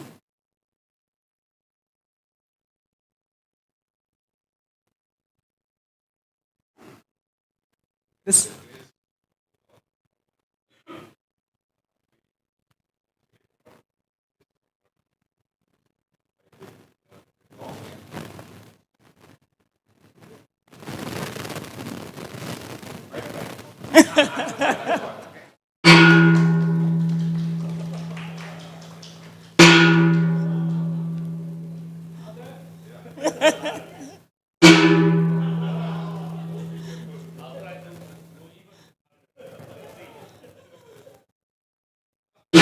Wow, very strong.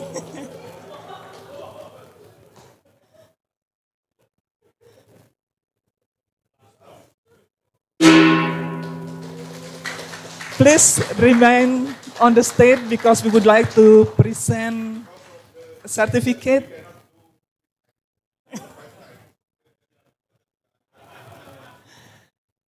We would like to present certificate as well as a token of appreciation. Please, Pak Ngakan will be present. Yeah, yes, please.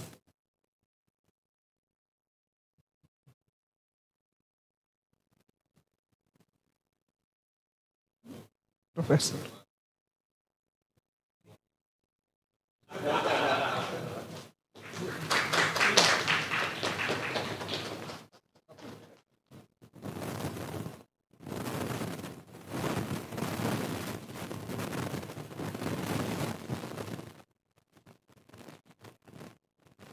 Next for Professor Wang.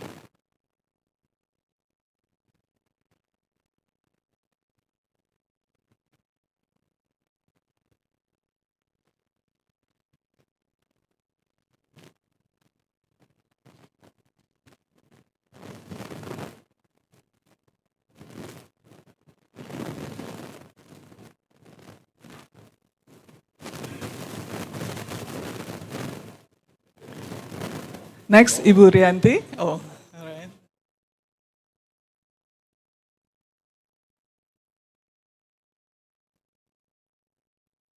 Ibu Rianti, next.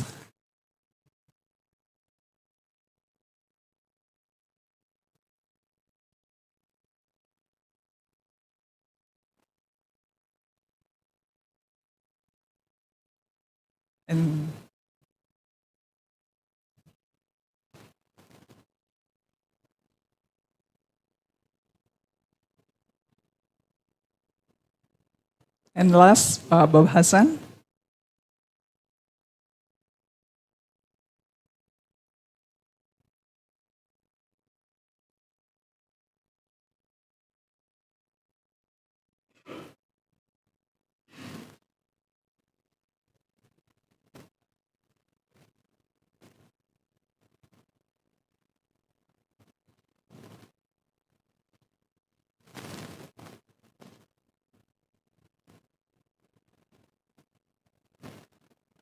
Thank you, Pak Arif, for presenting.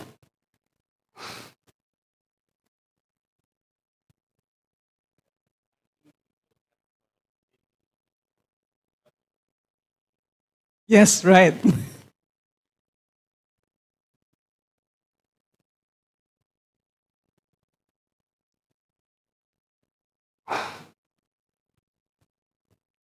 Thank you.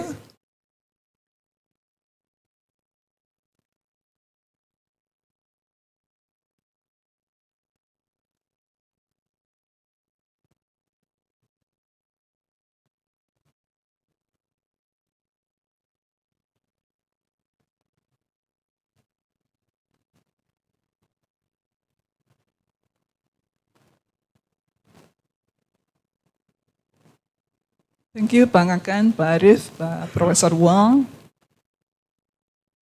Pak Babasam, dan Bu Rianti. Ladies and gentlemen, distinguished guests, that will be the opening ceremony. We will have a coffee break at the restaurant nearby on the beach, followed by a technical session.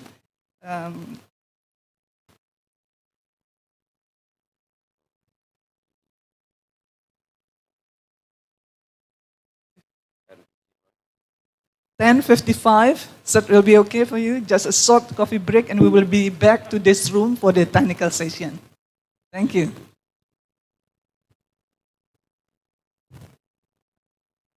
We will have a picture session.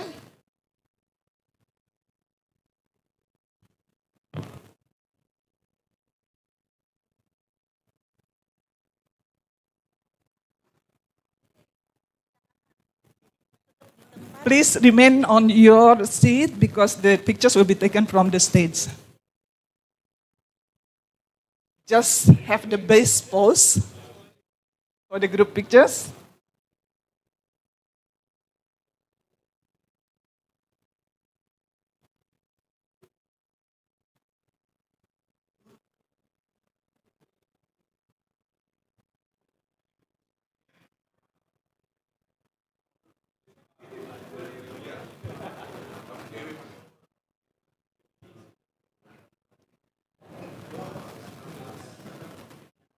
Gag, would you please let me know once you're ready? So we will count 1 to 3.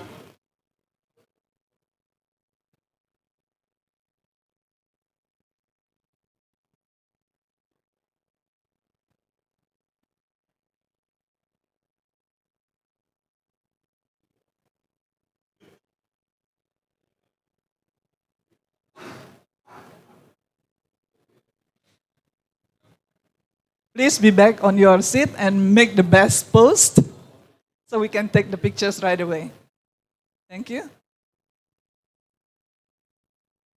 you want me to count? Yes? Photographer ready?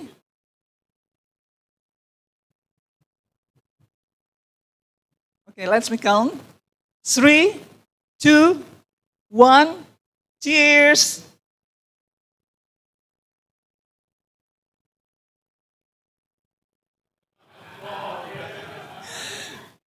No political.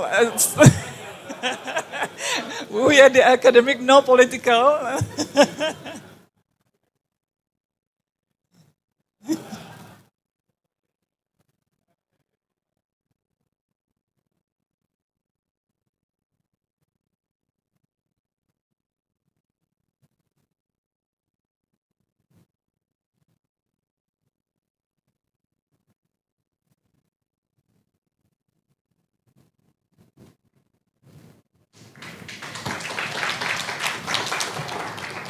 Thank you. Next, the coffee break is short break, so 10:15. I'm looking forward to see you in this room for the technical session. Thank you.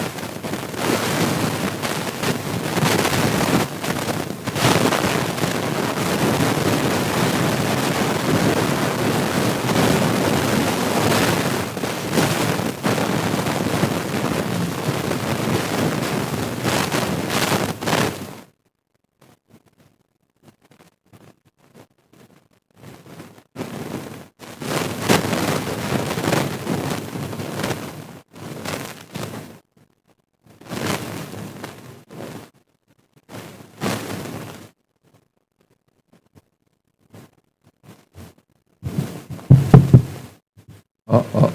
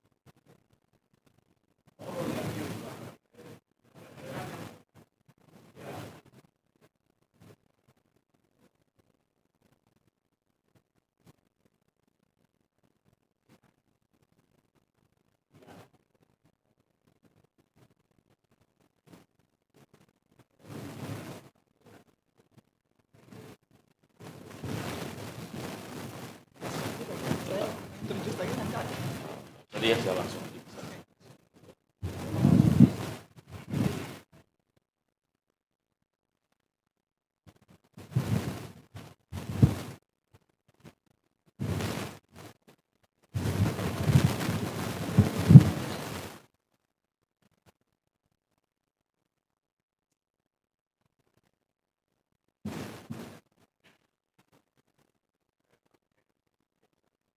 Ya udah.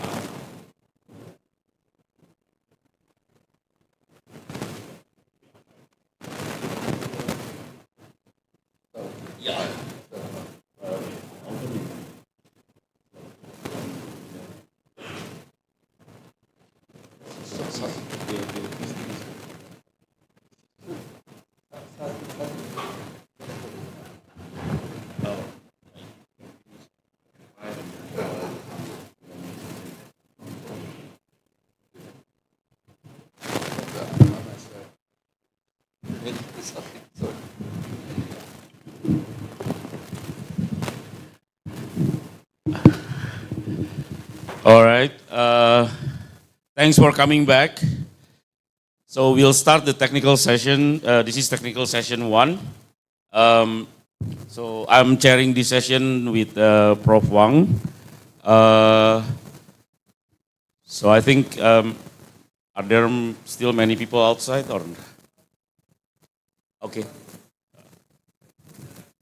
Oh, okay. All right. So, yeah, today we are very lucky. We will have Professor Masahiro Sukamoto, and I personally follow his work on additive manufacturing. It is, I mean, he is one of the leading edge researcher globally in additive manufacturing. So, Professor Sukamoto got his PhD from Osaka University Graduate School of Engineering in 1994. His research field was nonlinear scattering of high-intensity laser in expanding plasmas from fuel cell of laser nuclear fusion. He has been spending time in the US, Lawrence Livermore National Lab, and also a postdoc fellowship of Japan Society for the Promotion of Science.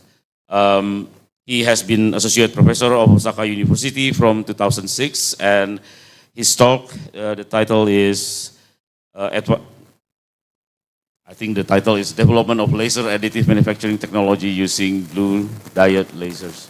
Without further ado, please, Dr. Sukamoto. Thank you very much for introducing me. Okay, today my talk is the development of laser additive manufacturing technology using blue diode lasers. Before my talk, let me introduce why I came here and my laboratory. Okay, so now I am called Blue Alchemist. Okay, after my talk, you will know why I called Blue Alchemist. Okay? So, why I came here? So, this is Tim-san. Okay? He is a friend of mine, but I don't remember when I met him. But I don't remember. So, before I knew him, he already my friend. Okay, so I were doing joint research with him probably for 5 years, more 5 years, and we have a good time with him in Japan. This is a typical Japanese room, house, and probably in front of Ninja House. Do you know Ninja? Ninja House. And the traditional Japanese houses and a very famous gate of Japan. It's a Tsutsumi Gate in Kanazawa City. Okay? And let me introduce my laboratory. Time delay. Just a minute. Okay. So I'm from Osaka University. Has a joining and welding research institute, very famous for welding research field. I have 4 sections: development of laser material processing and laser additive manufacturing, and it's a company, Osaka Fuji company, advanced functional processing joint research chair.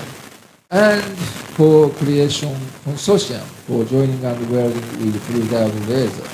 So my group staff, including Associate Professor Sato-san and Assistant Professor Takenaka-san and Secretary something.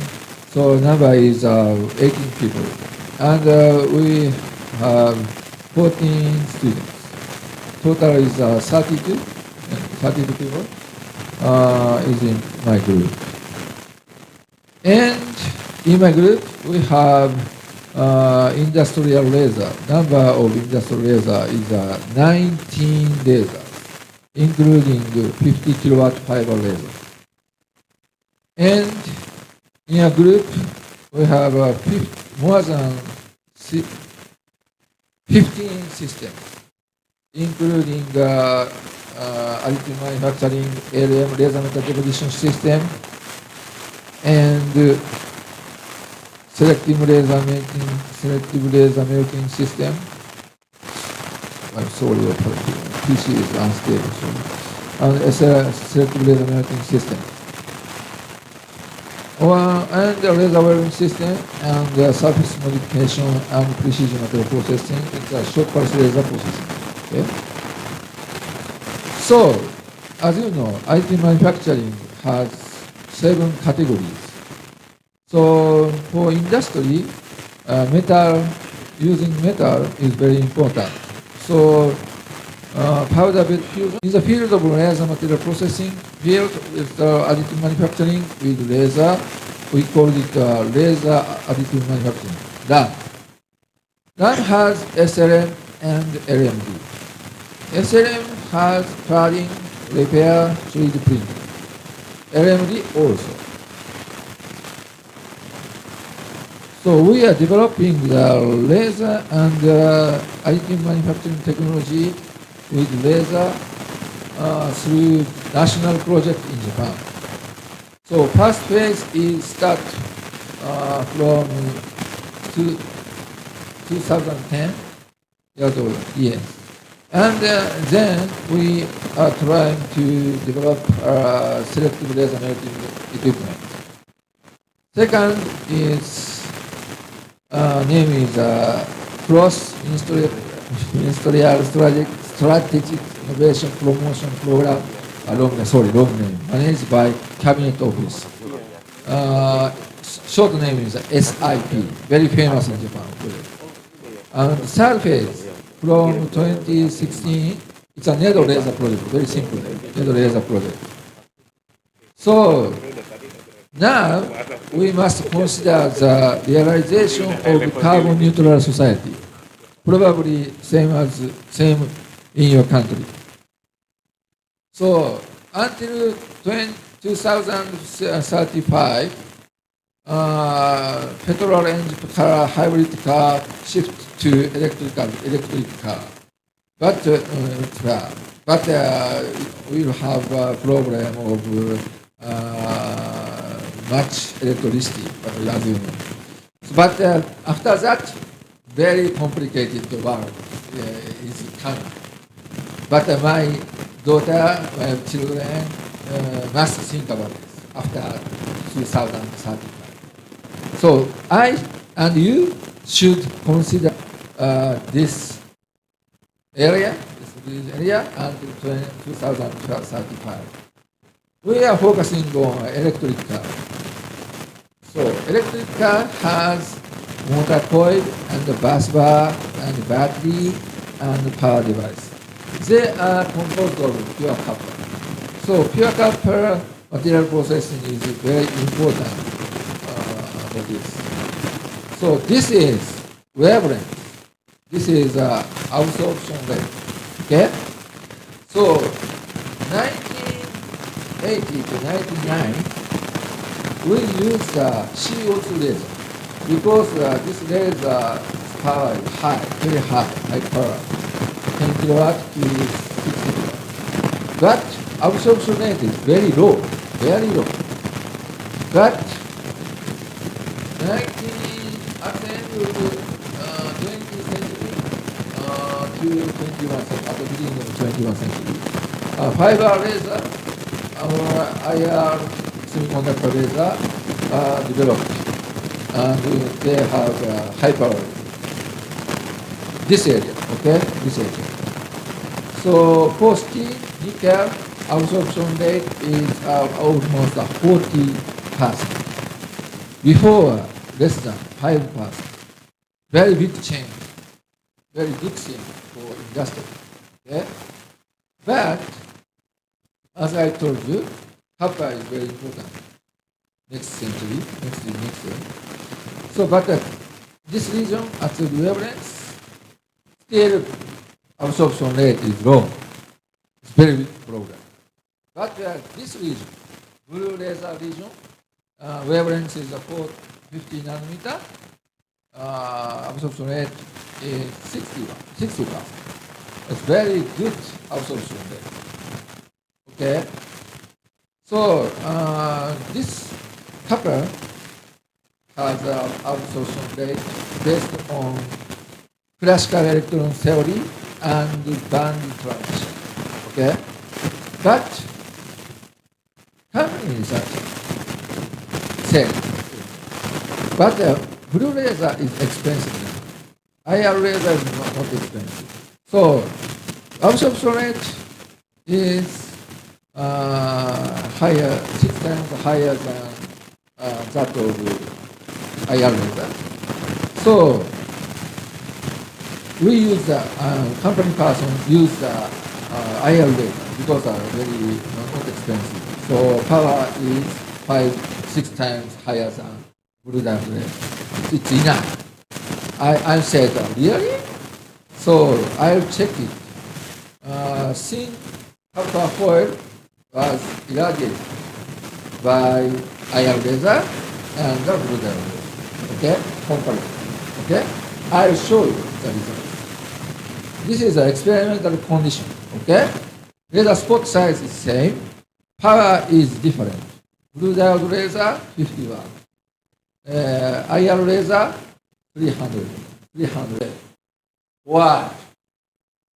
It's a very difficult theory because the result is blue diode lasers welding is very stable.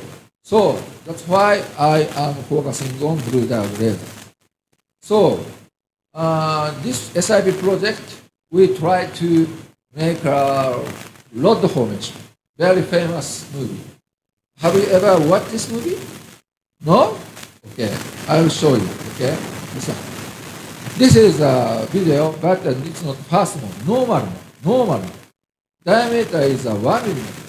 Okay, this is a almost.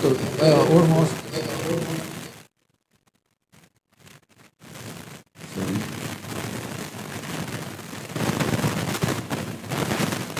Okay, so diameter is about 1 millimeter. The length is 10 centimeter. Was produced 10 to 20 seconds. Very fast. Have you ever watched this movie? No. Okay. So, density is same as bulk copper material, and electric conductivity is same as bulk copper material. But probably you have suspicious this movie. So after that, I bent this rod like this. This video means this density of this rod is very high, same as bulk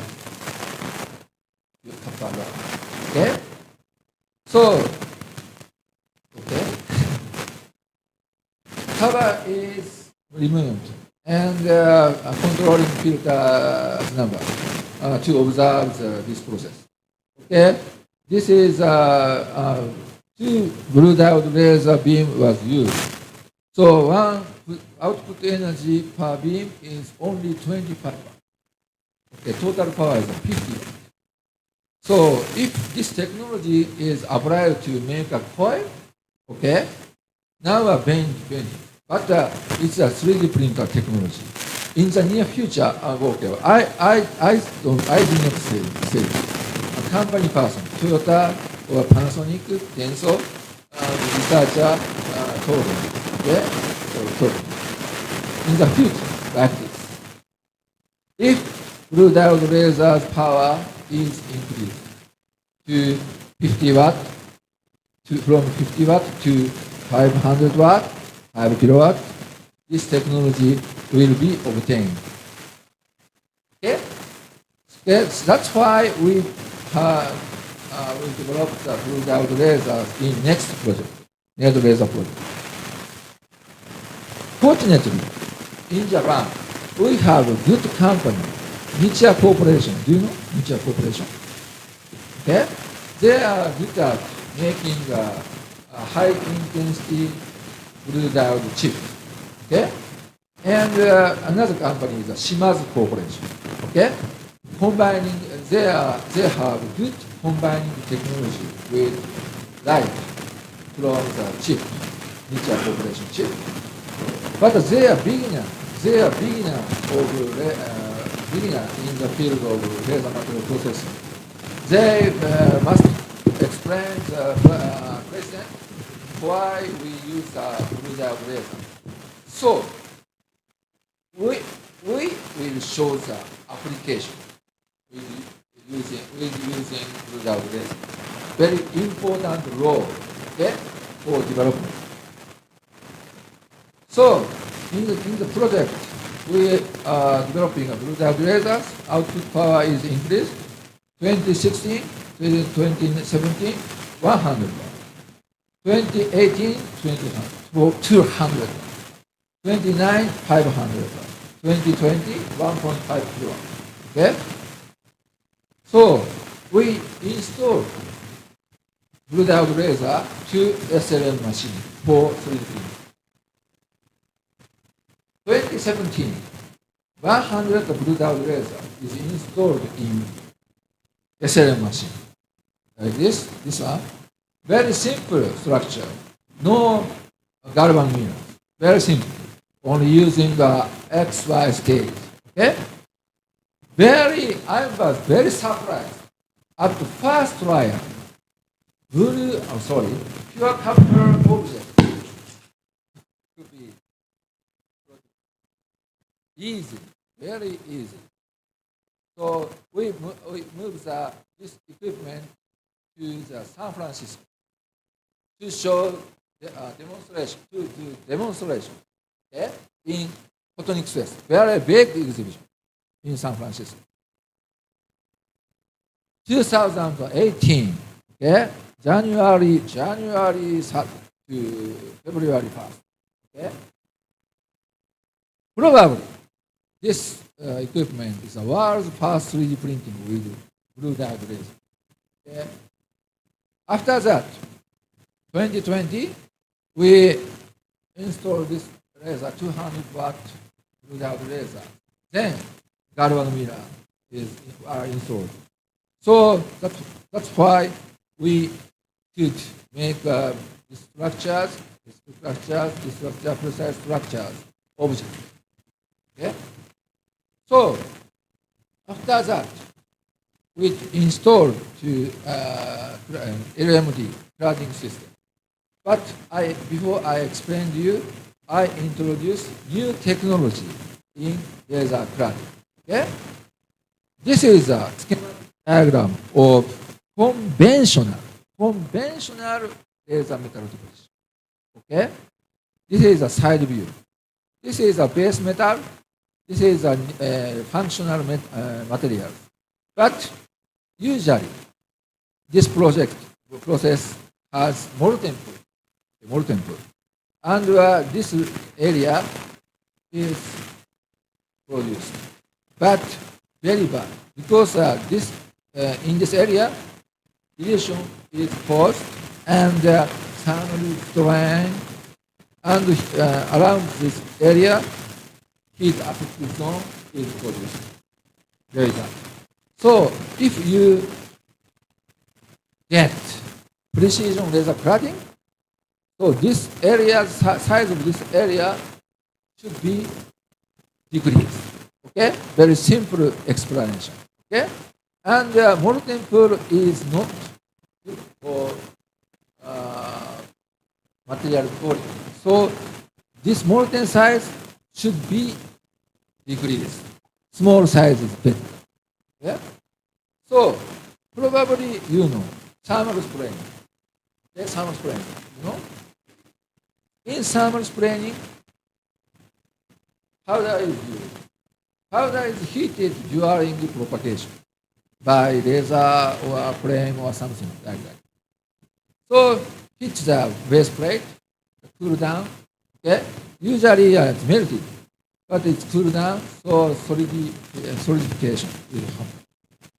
So adhesion strength is not high. You have probably you do the color spraying, same as this one. Okay? in conventional laser cladding, okay, base plate is heated by laser or electron beam, something heated. This means molten pool generation is important in this process. Okay? So, if I try to get precision laser cladding, my idea is very simple. Both of them is heated. Very simple story. Like in Japan, we call it the Columbus egg. Okay? Everybody knows it, can find it. But before you find it, I found this idea. So, particle is heated and base plate is heated. But in this case, molten pool is not required, only molten layer. Okay? And homogeneous heating, special homogeneous heating is important. Special heating, homogeneous heating of powder is important. Okay? Okay? Okay, I'll explain the difference between conventional method and new method. Okay? So this is a conventional method. Laser is center. Okay? Powder beams coming in the laser focus for action. Okay? So laser heated the base metal and powder. This powder is heated by laser. But this powder is not. At the surface of base plate, inhomogeneous temperature distribution is generated like this. Okay? So at this, when welding condition is satisfied, but it's not there. Okay? It's not a good method. But another beam is coming. Another particle means it's okay, not okay. So this power, you are focusing on this. You watch this particle. It's not heated. It's like ice. So this particle cool down this temperature. It's not good. But you remember, in this process, molten pool is important. Molten pool generation is important. Like this, molten pool. Okay? Molten pool melt all powders. It's not no problem. But dilution, thermal strain is generated, and heat activity around the laser spot is caused. It's not good. But okay, it's okay. We have much powders, so it's no problem. But the cost is very high. Okay, so this is I explain new method. Yeah, powder is sent. Laser is coming to action. Okay, like this. So powder is coming like this. Laser coming this. This powder is heated laser, but this powder is not. So same special temperature distribution is generated. Same. But we have another laser coming here. So temperature increasing is proportional to length of irradiation. Okay? So this length is the same as this one. So between this area, in this area, so you know the triangle. Okay? Triangles. Same triangles is here. This means effective heating length is the same. This means at the substrate, homogeneous temperature distribution is completed. Okay? This is the mechanism of new method of laser metal deposition. Okay? So details of this mechanism is written in journal. So please check this journal so you can know the detail of this one. Okay? So I will introduce shortly. It's a one beam irradiation temperature distribution like this. So 3 beam becomes a flat. So this is a 1 beam, 2 beam, 3 beam, 4, 5, 6. These are flat. Okay? So in our group, we made it. We made it by myself. So 1 beam from out from optical fiber, collimated one lens. Okay? This was in this case 6 beam. So this beam focused on by one focusing lens. This focusing lens has a hole for powder flow. Okay? So powder is center, laser is coming to action. Okay? The real processing head is like this. Okay? And the powder beam generation is difficult, very usually expanding, but it's, we have an idea to suppress expanding like this. Okay? But probably you have suspicious. So I checked the real precision laser emitter deposition in synchrotron radiation facility. We call it a Spring 8 in Hyogo Prefecture. Okay? We observe the side view, okay? And then observation of cobalt-based alloy film formation. Okay?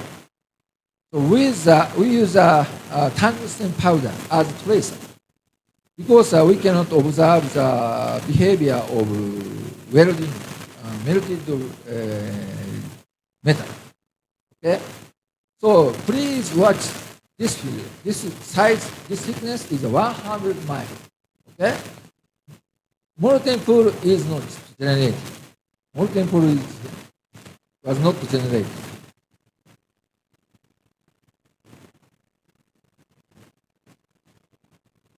Okay. Again. So special resolution is less than 10 microns. So molten layer size is the same as probably less than 10 microns. And you watch this slope. So tracer's behavior is watched. Okay? Can you observe this area? Only this area. This means like this. So powder is coming there. Each position, molten layer is generated and joining is successful. Okay? This is the result. So Yamazaki Masa, very famous machine tool company, think that this technology is very good. So they told me they wanted to install this processing head to the hybrid machine. In 2016. This is a machine tool, and this is a processing head we designed.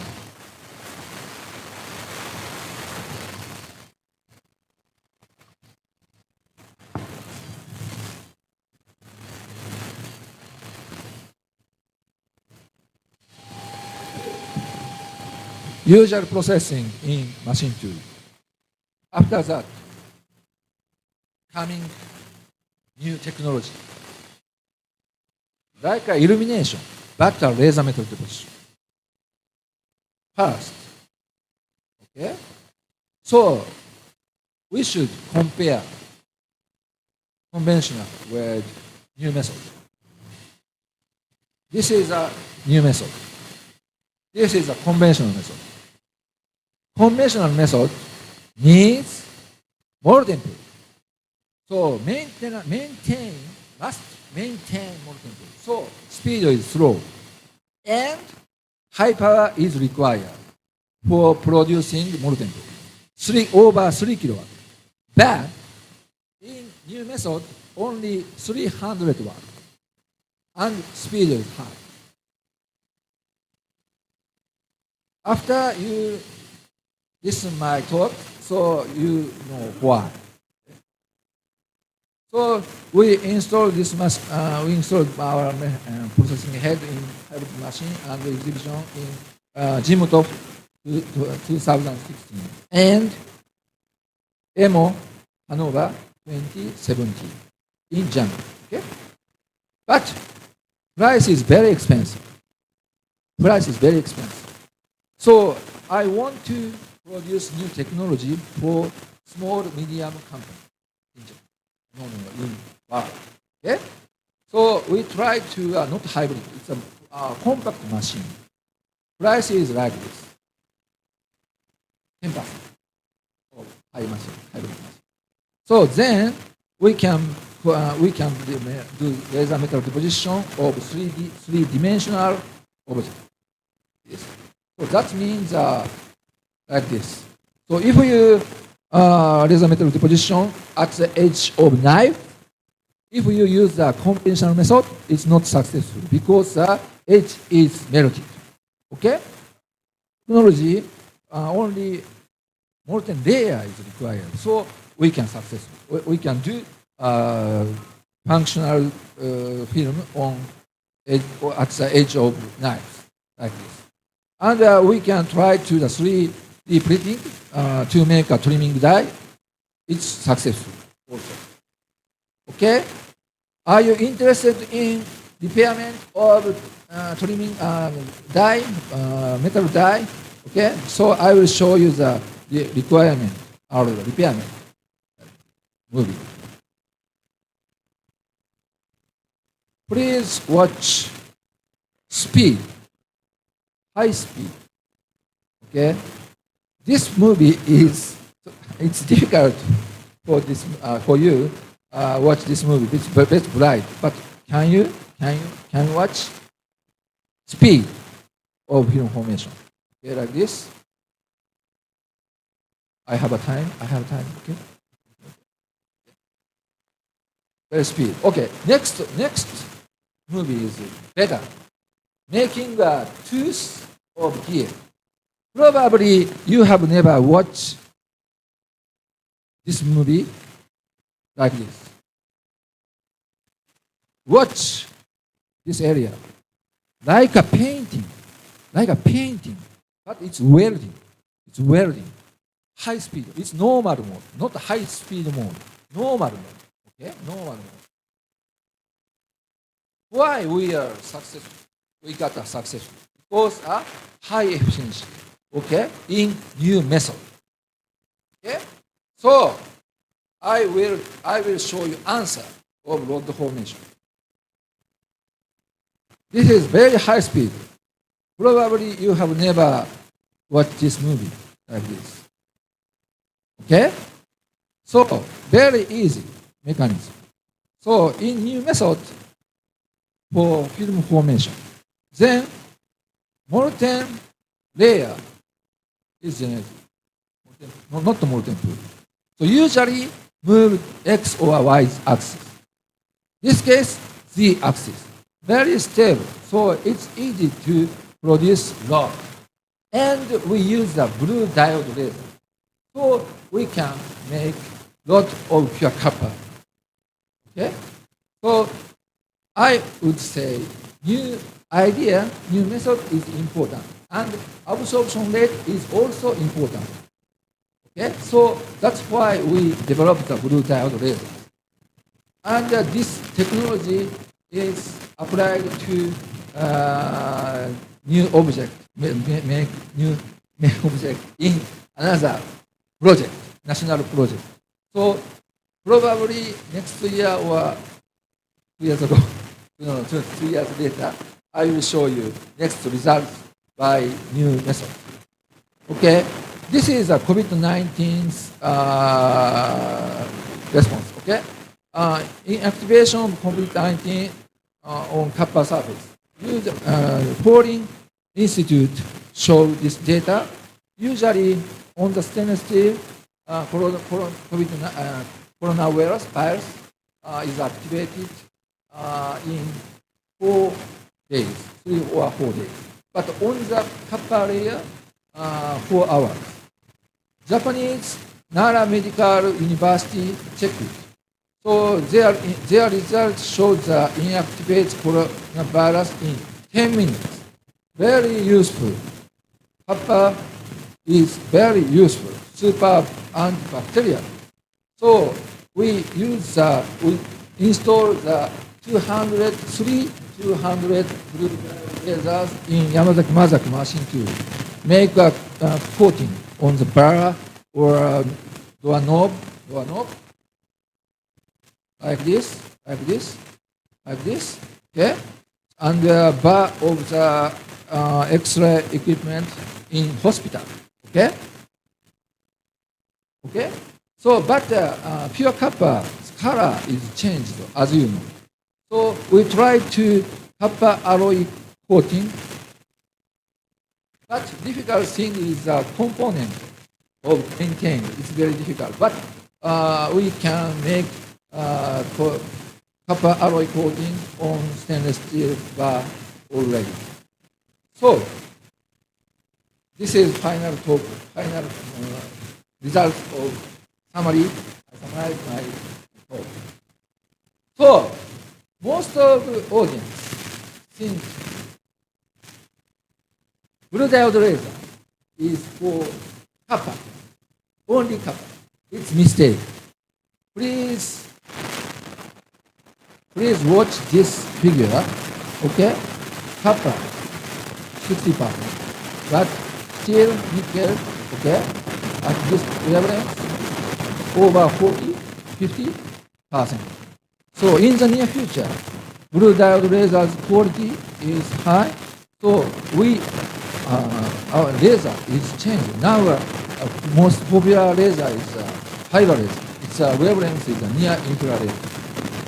Okay, but in the future, okay, blue diode laser is good for copper and another material. So I think now conventional laser is changed to blue diode laser in the near future. Okay? Thank you for your attention. Thank you very much.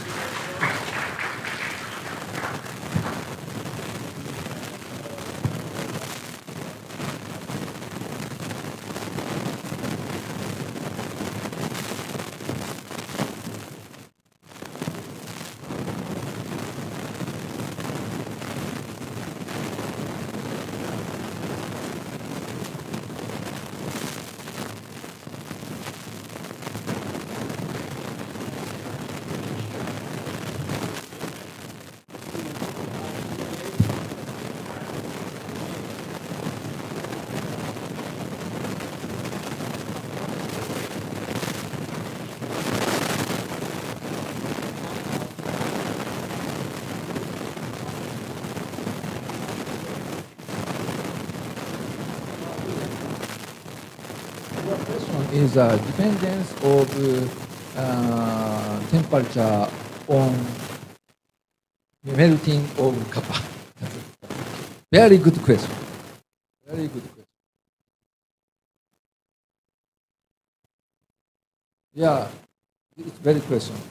We are talking about this question with theorists. Now, still continue. So,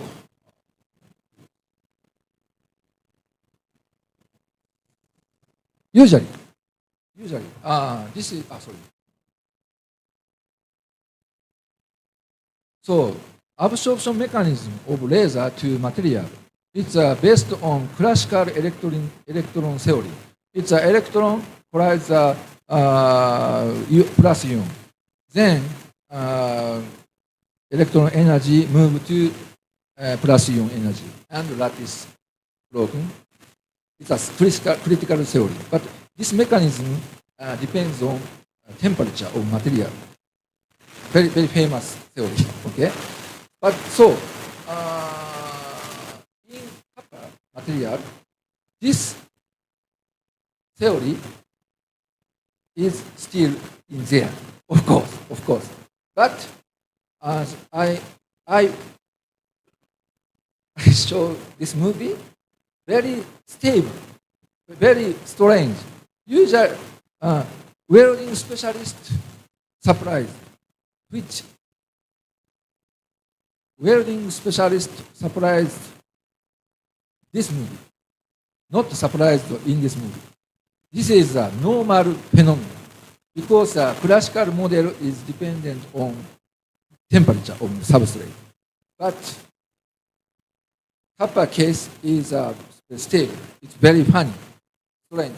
So theorist and I probably kappa in kappa there are another mechanism, means cooling down. So I don't know detail of I have not get mechanism theory and the mechanism of this phenomena, but probably relation to band transition. So that's all I answer you now. Sorry about that.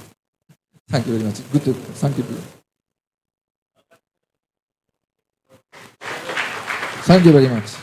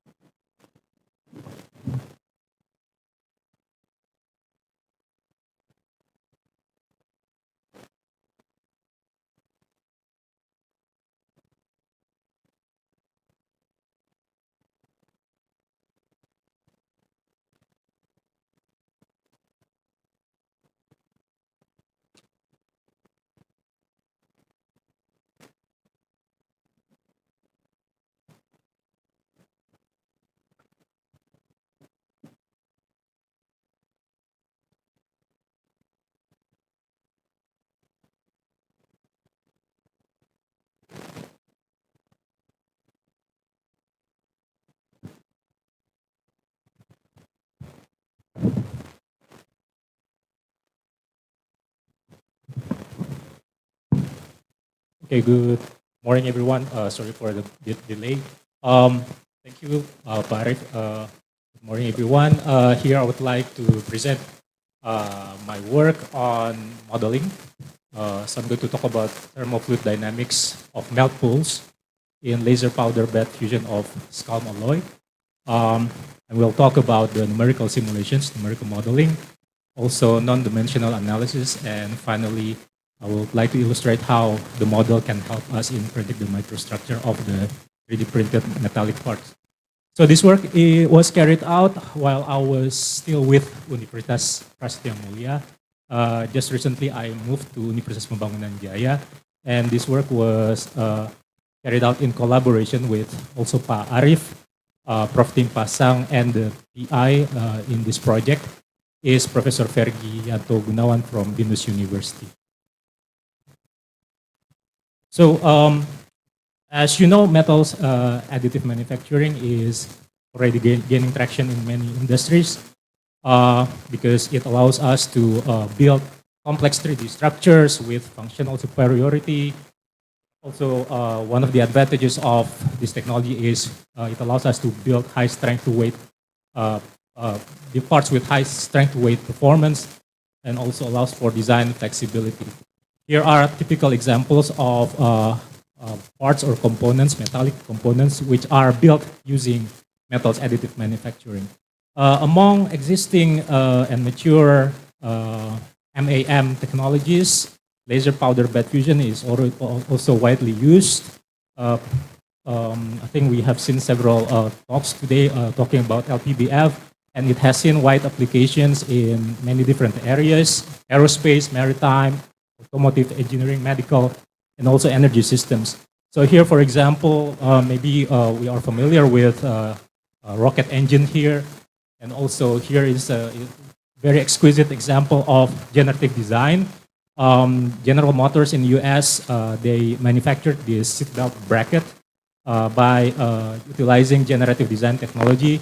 So, which results in lighter materials, consuming less materials with complex topology, but in the end, it gives also high strength to weight performance.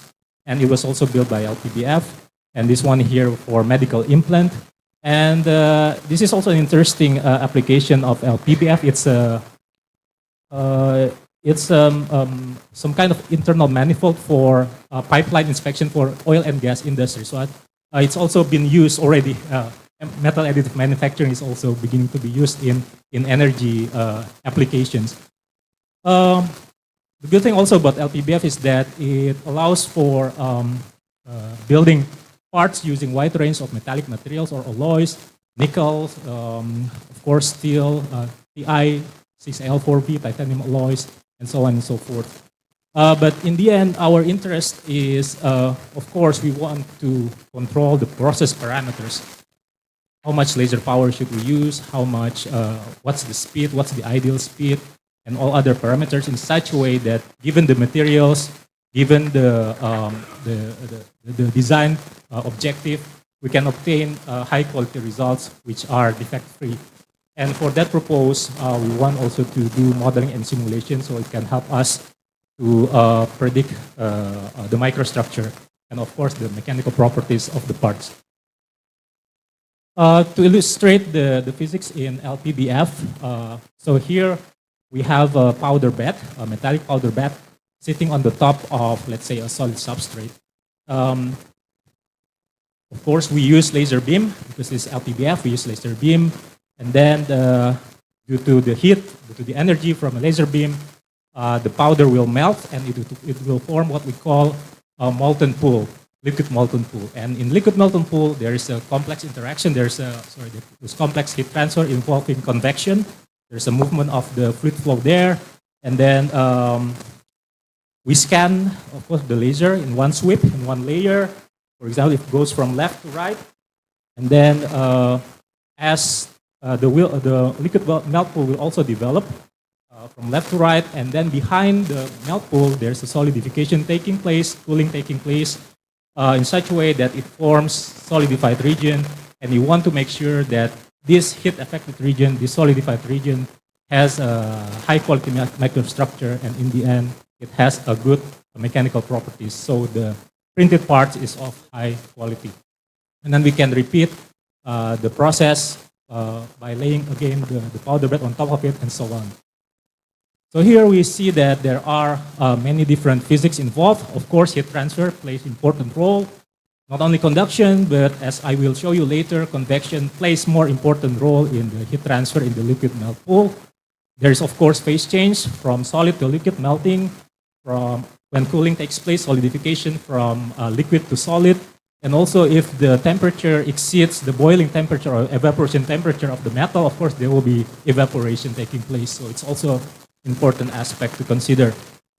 Apart from heat transfer, fluid flow, of course, is there in the melt pool, And it has been shown many times that the main driving force of the fluid flow is what we call surface tension gradient or Marangoni effects.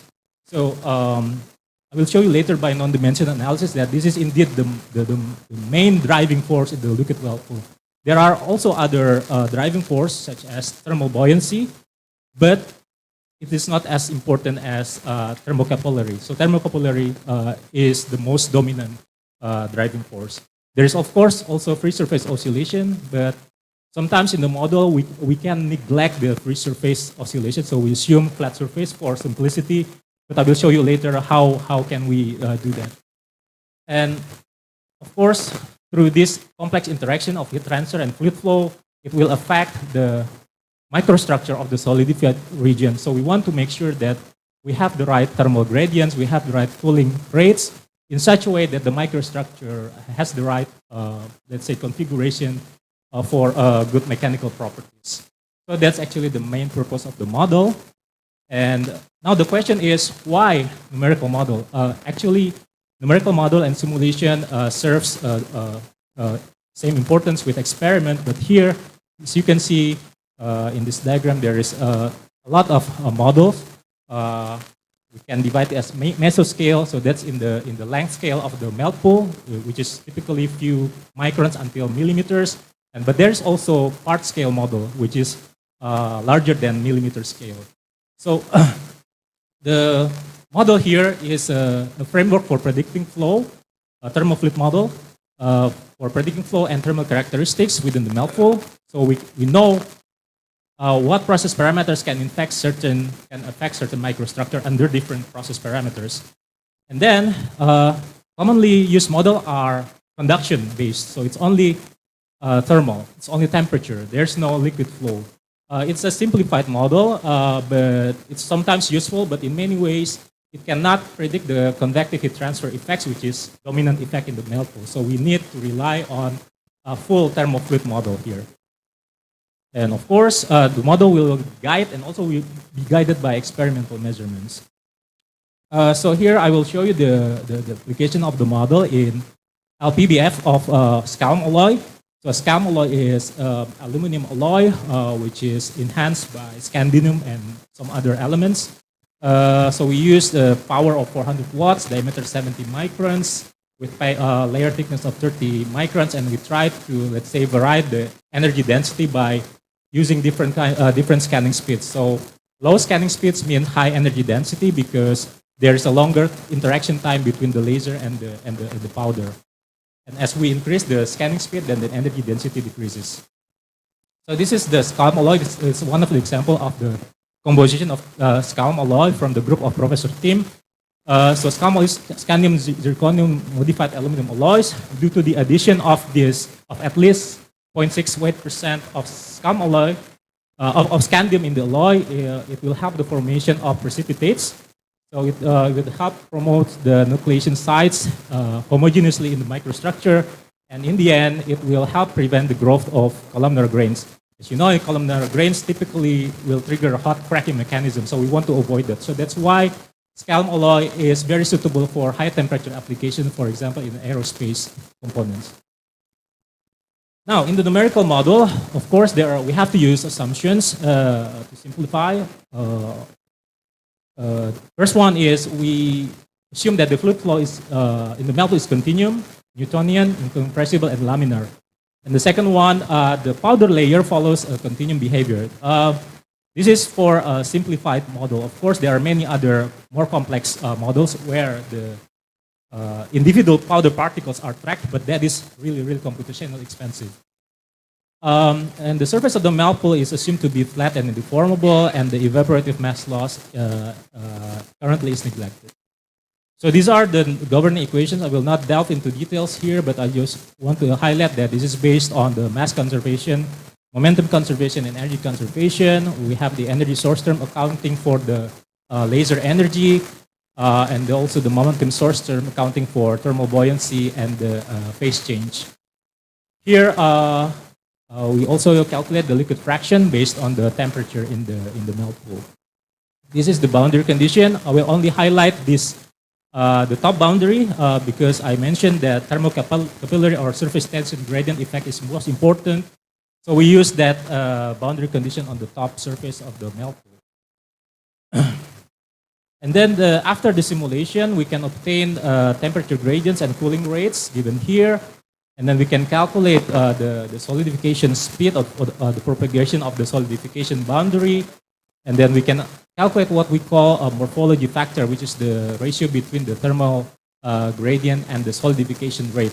So in many material science textbook, we have seen this microstructure map, solidification map, which shows the relation between growth rate and thermal gradient.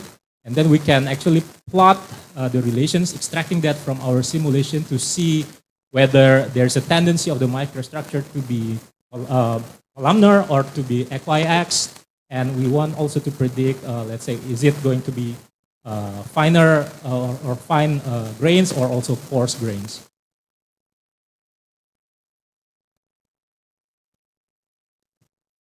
So this is to illustrate the Marangoni-driven flow. This is one of the simulation results. So the liquid melt flows from the region with low surface tension to the region of high surface tension. So typically, there are three scenarios. There are three possibilities. First one is if we have outward flow. Second one, if we have inward flow. The third one is we have combination.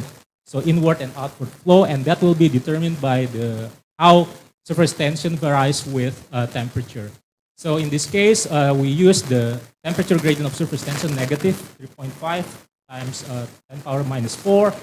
So with negative surface tension coefficient, we expect to have outward flow like this because at the hot region in the middle, the surface tension is lower than in the periphery where temperature is lower, surface tension is higher, so the flow will move from center to the outside. So by varying the three cases I mentioned, so we see the high energy density, middle, and low, and then we simulate that until a quasi-steady state condition was achieved, and then we stop simulation there once the maximum temperature shows a constant behavior, and then we measured the volume, length, dimension, depth, and also half width of the melt pool, as well as the maximum velocity and the maximum temperature. As we can see here, of course, for high energy density case, the volume is largest, and also the maximum temperature is the largest.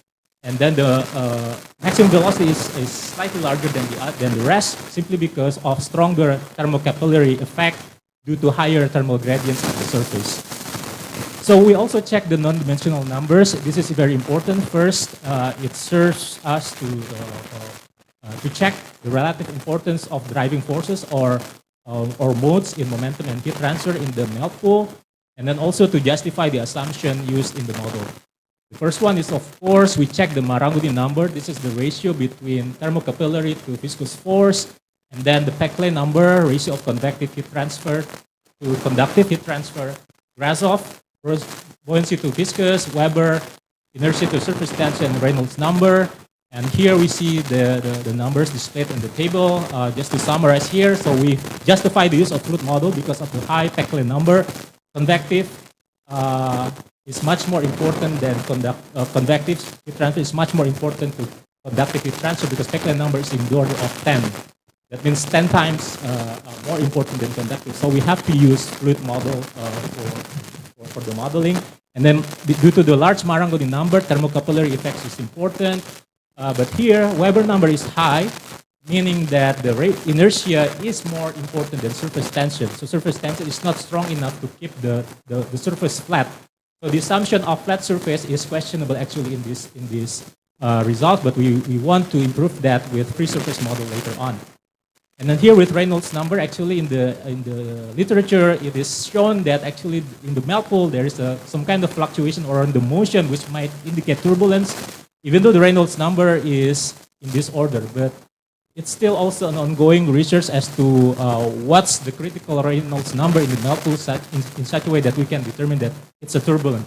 So we also have to maybe consider a turbulent model in order to capture the fluctuation of velocities in the melt pool.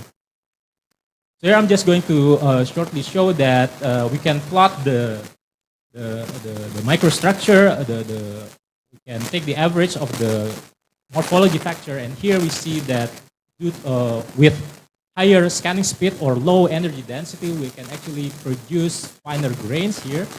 Finer grains region is in the top right corner, and the coarse is in the bottom left, and then columnar is above the green lines, and the full equiax is below the yellow lines here. So with grain size, this is a typical empirical equation relating grain size with cooling rates here. And also there's due to the Hall patch strengthening, grain boundary strengthening effect, we can say that due to the small grain, potentially the yield strength or the strength of the material will be stronger. So we expect that in this region for blue dots, which is the low energy density or high scanning speed case, we expect the grain size to be smaller, and the strength of the material is larger. So to summarize, so I've shown the thermofluid dynamics, CFD model, and simulation of LPBF's calm alloy, and then I've shown that thermocapillary effect dominates over other driving forces. Convectivity transfer plays much more significant role than conductive due to the high Peclet number, and then we still need to refine the model with by including the free surface and the turbulence effect. And then I've shown that the maximum and average morphology factors increase with energy density, where the high energy density is favoring the formation of the columnar grains. And then as the cooling rates increases with scanning speed, we expect to have a decrease in grain size, which can be inferred from the simulation. Of course, later we will need to have experimental validation and also evaluation of the mechanical properties. Here I would also like to acknowledge the support from Kemendikbud Ristek and also Arif and Pak Tim from Board. So with that, I would like to close this presentation. Thank you very much.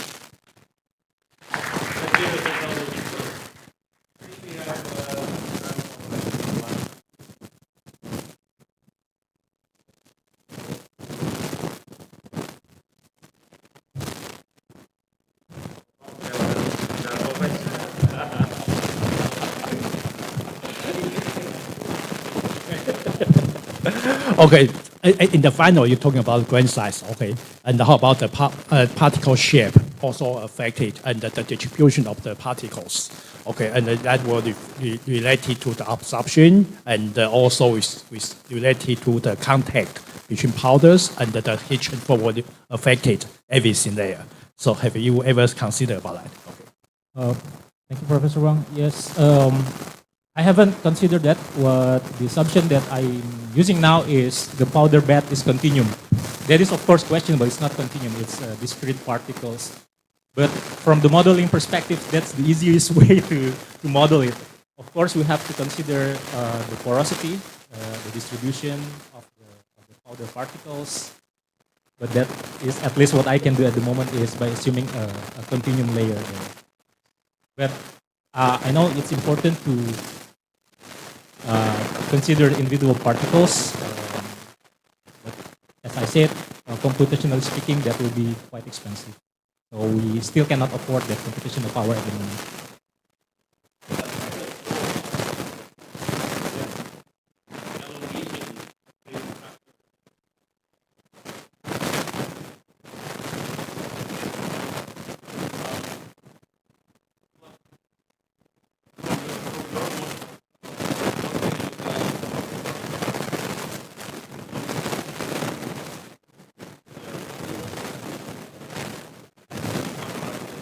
Yeah. Yeah. Yeah. Yeah.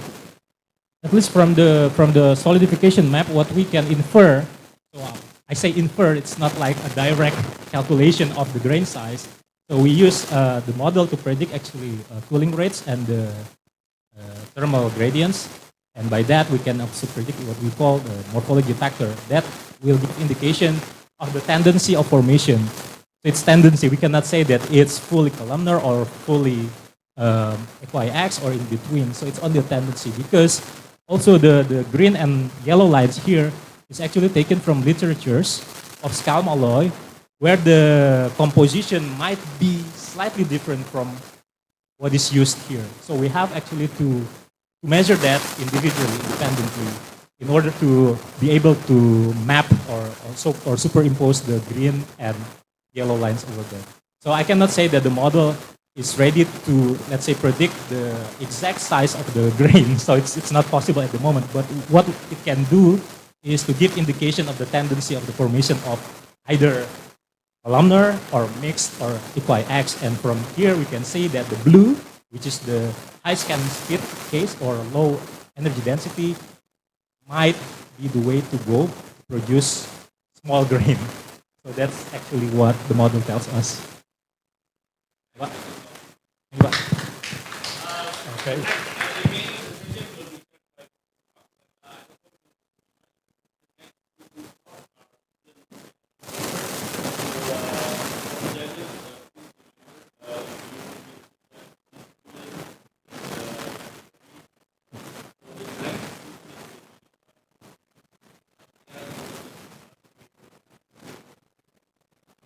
Oh.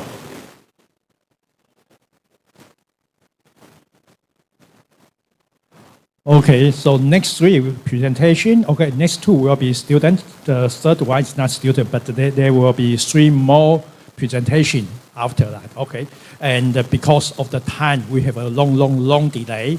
So if for the presenter, if you can shorten your talk, that will be encouraged. Okay, the first one from Xinhua Yu. Okay, from Taipei Tech. His topic is ceramic perspective on 4D printing technology, a normal framework for applications using design material processes and the stimuli. Okay, welcome for Mr. Yu.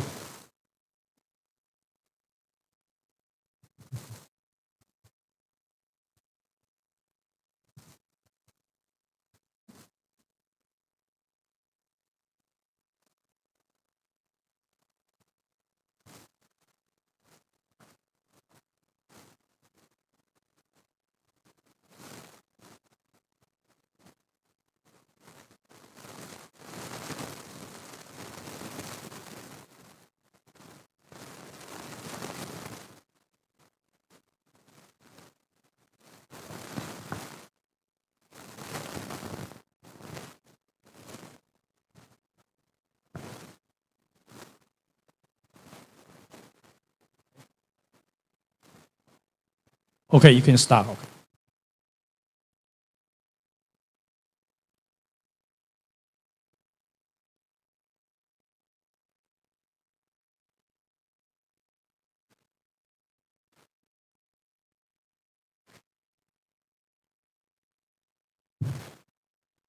Everyone, I'm Xinhua Yu. My supervisor is Professor Jiasang Wang.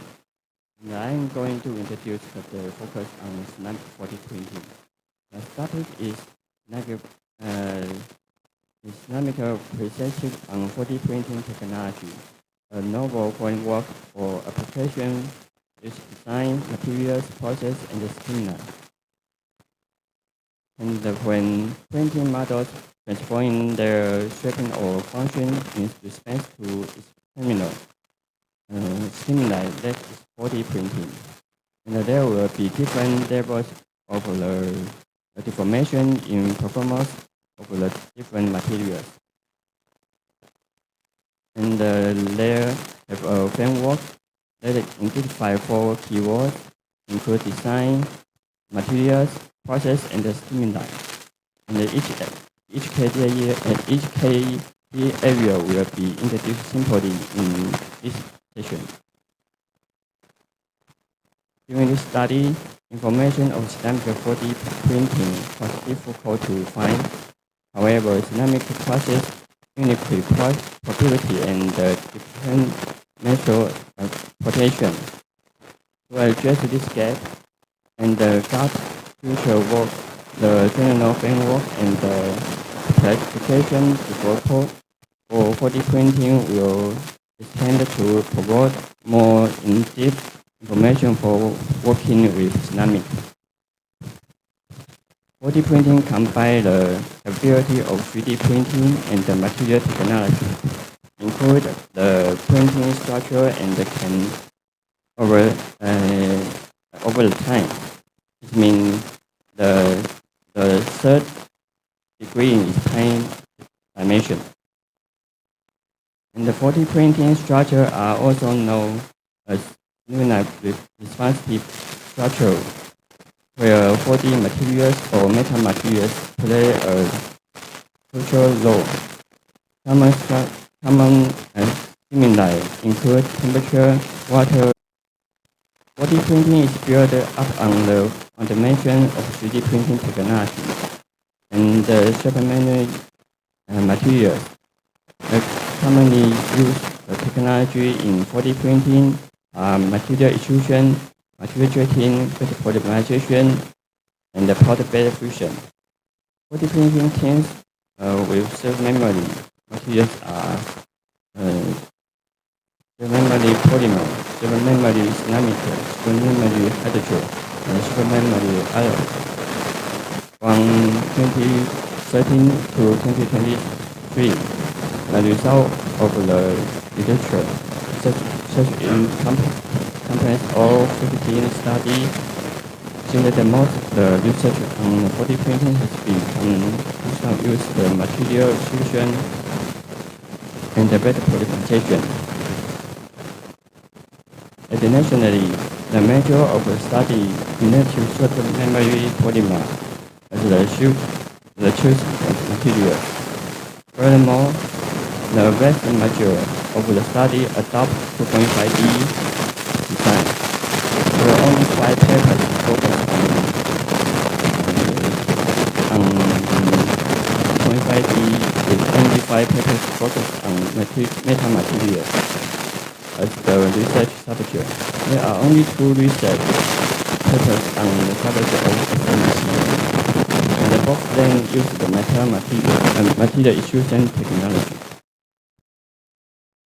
The 3D and the 4D printing producers are similar. The main distinction between 4D and 3D printing are use the mass design and the materials as 4D printing structure can change into a form of free function. The section will classify 4D printing technologies based on design. Research mostly with 2D or 2.5D design methods from create structure and the parts in 4D. The geometry is designed using shape will shaking in one direction and expanded in the opposite direction after being exposed to a stimulus. Metamaterials are designed to achieve quality not seen in natural materials when assembly in uniquely microstructure. Metamaterials can be 2D or 3D with curved structure and pattern that can exhibit uniquely electronic, magnetic, creative, realistic, and capability, and that can be created by 3D printing. The potential of the ceramic high precision and the low surface roughness make them suitable for creation complex metamaterial structure, which will be applied in 4D application. At the same time, ceramic metamaterials may be made to have a magnetic thermal expression property which means that when heat they will contract instead of the expanding. Concept of the hierarchical design and the principle will enable the dynamic transform into strong, ultra-light, energy-absorbing, recoverable metamaterial. Adopting this design structure to the middle square with dynamic execution notable recover and controlling thermal expansion from negative to positive in the case of piezo electronic ceramic type. resolution is mechanical and physical property. Yet to 4D applications such as energy efficiency. The recent advance in 4D printing that use the shape memory effect materials can be as SMA, SMP, SNH, and SMC. And each one will be simply introduced in the following session. SMA is a composite of alloy from various materials can be experienced considerable reversible deformation under the stimuli of the thermal process and produce increased temperature and mechanical driving force. The super memory effect of the SMA is occurred by transferring thermal energy into mechanical work. In SMP are polymers that recall the memories their initial shape and can convert to its actual information if an external stimulus is applied, usually a higher thermal stimulation. The SMP are categorized as physical and chemical cross-linked.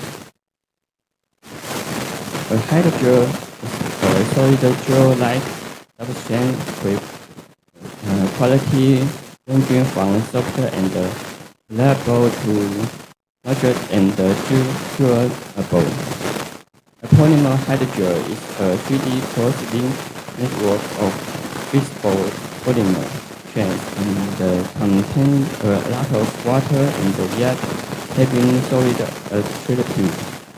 In SNH, temporative shapes are fixed, and the original shape can be stored by forming or storing receivable, crossing like in response to external stimuli. In ceramic, contain a unique property that gives them advantage over any other membrane. Material that give dynamic base shape memory infinity potential as a result. It can be receivable damping infinite mechanical energy. It is not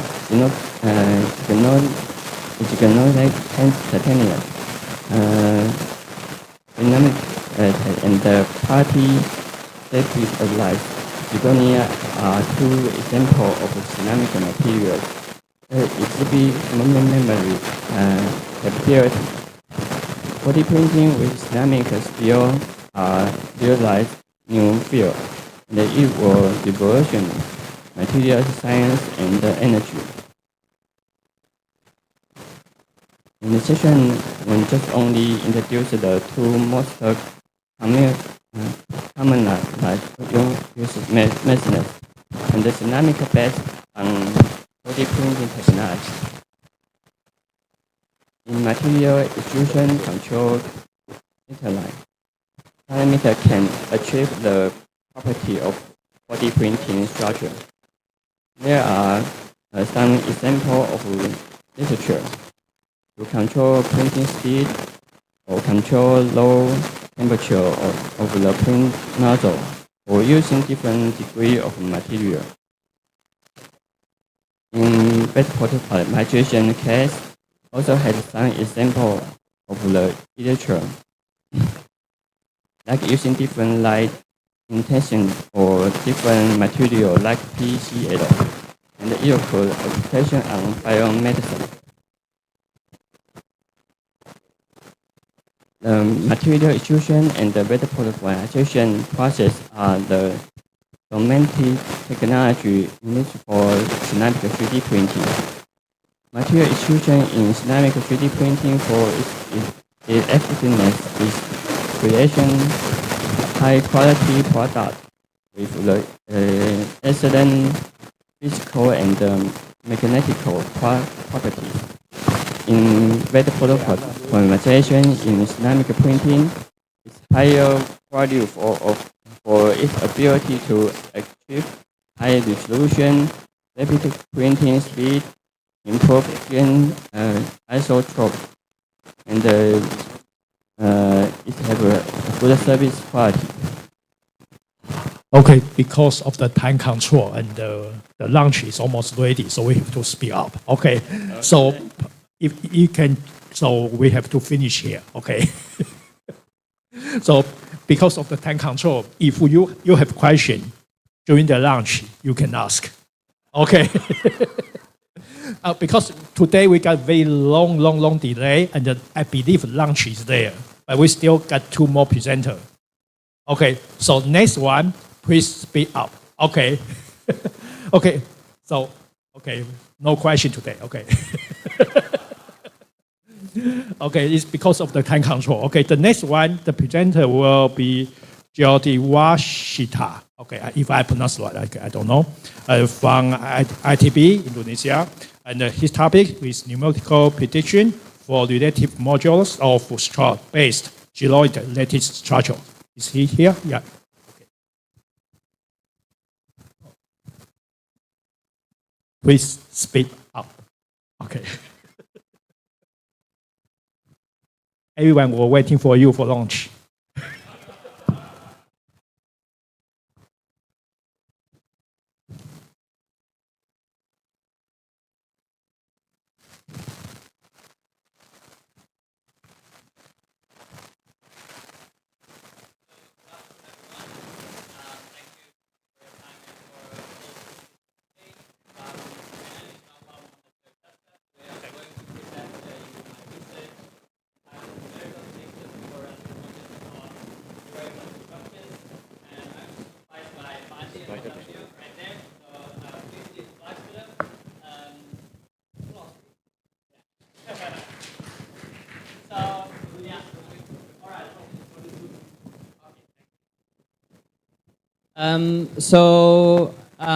My research, this start with the musculoskeletal health issues has been reported as one of the major causes of disability worldwide. That's why orthopedic implant has been commonly used for treating that issues. However, the orthopedic implant that is used are usually solid, and it caused some issues. One of the issues is thrash shielding. It caused because of there's a mismatch of stiffness between the implant itself to the bone surrounding by the implant. There are some ways to tackle the issues. One of it is using metal foam. However, this metal foam is quite complex and it's quite difficult to predict and to fabricate it. However, by the emerging technology of additive manufacturing, it allows us to recreate and fabricate complex structures such as lattice structures. So we can predict and we can also control the mechanical properties precisely. So we can imitate the bone properties and we can reduce thrash shielding as we have been discussed before. One of the type of lattice structure is gyroid lattice structures. It has been reported as one of the versatile source for biomorphic scaffold design.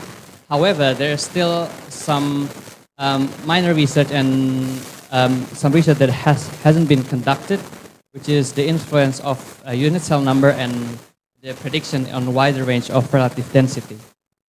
Therefore, this research objective is to determine more accurate constant of Gibson-Ashby model, which is a model to predict the relative modulus of lattice structures, and to perform mechanical tests for several GLS volume fraction or relative density and some main orientations. So the methodology starts with a parallel doing the numerical simulation with finite element analysis and modeling, and also the experimental testing using sample fabrication using a 3D printing and also experimental testing. And we analyze the variation of relative density, unit cell number, orientation, and also analyzing the elastic moduli of the gyroid lattice structures. So for the model and mesh constructions, the zero surface is, the equation is defined as you can see on the slide there. There are two main variables, which is the unit cell size and the constant that controls the displacement, the calculating the elastic modulus by extracting the total reaction force and calculate it manually. So there's a really common model, which is a Gibson-Ashby model, to predict the relative modulus by varying the relative density. So this is the equation, and we are trying to find the constant, which is C1 and M. So we're using a power law here. So for the last method is the 3D printing and experimental testing. For the fabrication, we utilize SLA printing and the post-processing to cure it. And then for the compression testing, we utilize Instron machine and then compressed it, extract the data of force and displacement. As you can see there, this is the compression test, and we analyze only on the linear elastic region. So this is the result. There is some influence of the unit cell numbers here for the relative modulus of GLS. As you can see here, we conducted a convergence test, and usually a model just converges by increasing the number of elements. However, for lattice structures, especially in this geroid lattice structures, by increasing this construction from 1 by 1 until 4 by 4, the relative modulus keeps increasing, meaning that we have to make sure that there's a minimum requirement of unit cell to determine the numerical prediction itself. So then we conduct the numerical simulation, and as you can see there, from the most left-hand side, for the 10%, we need at least 7 by 7 unit cell configuration. However, increasing the relative density to 50%, only a unit cell already give a converging elastic modulus. There's an example of the numerical simulation. On the one unit cell, it's bending dominated. That's why the elastic modulus is not converging. And then for 7 by 7, it's already, the compression is already distributed properly. And this is the result of this Gibson-Ashby model construct from numerical prediction. For the three main direction, unfortunately, geroid lattice structures is not isotropic. It's anisotropic for the three main directions. As you can see here from the 111, its orientation, it has the highest relative modulus. On the other hand, for the 100, it has the lowest relative modulus. And we also obtain the constant, and we predict this to be the more accurate constant for the Gibson-Ashby constants. And this is the validation with the experimental testing. For all of the three directions, the experimental testing confirms that the numerical prediction is quite accurate. There are more or less or less than 5% of error to the experimental testing, so we can conclude that the numerical prediction is quite accurate. Lastly, we compare also with some references because there's lots of studies in geroid lattice structures, and our research, the gray one, is quite close to one of the prediction from Mascari in 2018. It's because we are utilizing quite similar method using a voxel-based mesh. However, for other prediction, it's quite far. So for the conclusion, the first one, we require minimum number of unit cells for each relative density. So we have to make sure that for each relative density, we have to set the minimum requirement of unit cell. And the second one, the numerical model of geroid lattice structures has accurate prediction, and it was confirmed that validates with the experimental tests, experimental testing. And we also have obtained the new constants, which is more accurate, as shown on the slide. So that's all from my presentation. Thank you so much. Okay, any question to ask? Looks like you don't want to ask questions. Yeah. Well, they're ready for lunch probably. Okay. All right.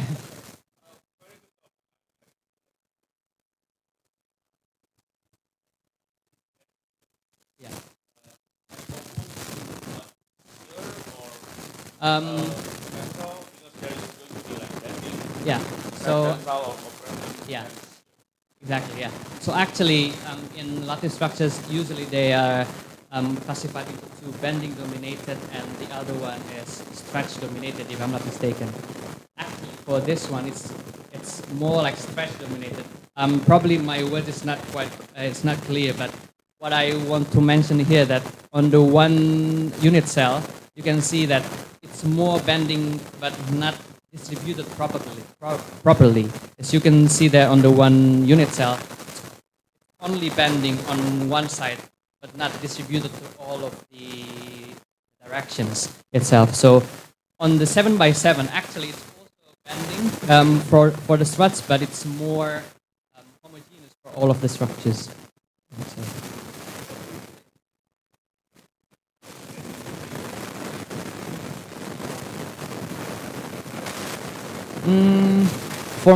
For some research, it's probably usually when it's strut based, it's more like stretching and bending strut based. There are two approaches for gyroid lattice structures because it makes a surface. Usually, this one is strut based, but there's another one which is called a sheet based. So it just thickens the surface instead of filling the volume with the strut itself. So the behavior is going to be quite different. Okay, thank you for one question. So you need to treat us, okay? Okay, just a joke. Okay, thank you. Okay, thank you so much. Okay. So next one will be by Falu. Okay, he is no longer a student. Okay. So he's going to present additive manufacturing applications to harvesting energy using vortex introduced vibration method. Okay, welcome.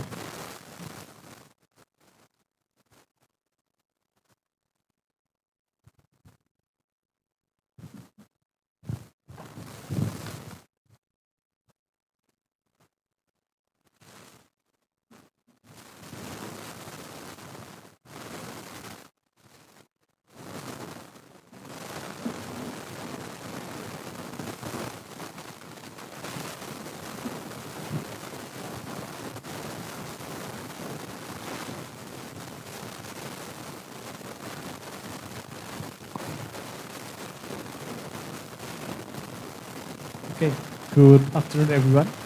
My name is Faru Roziantiu. I'm from Jember University. And actually, I'm very lucky today because time is very limited. Actually, I'm sort prepared.